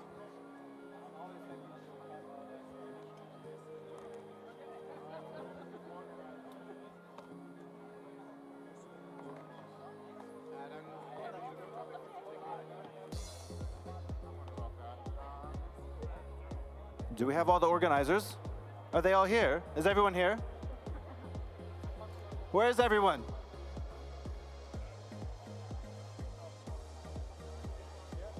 Is everyone here? Yeah. The organizers. Hey, so everybody who's left in the audience, who's standing here or there, if you can hear from that side, we have a special announcement to make here. This gentleman here is having a birthday. Again.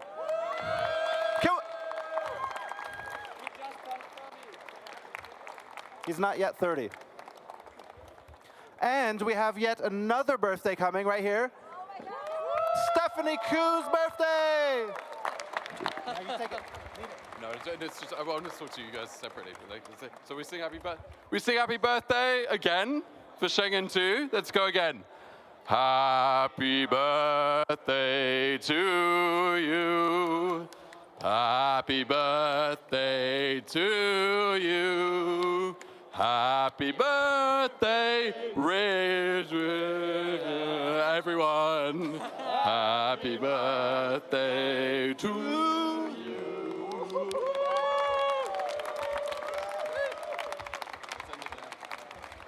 Thank you very much. But if everyone could stay on stage 2 seconds, I'd like to say. Drop the mic now. Drop the mic.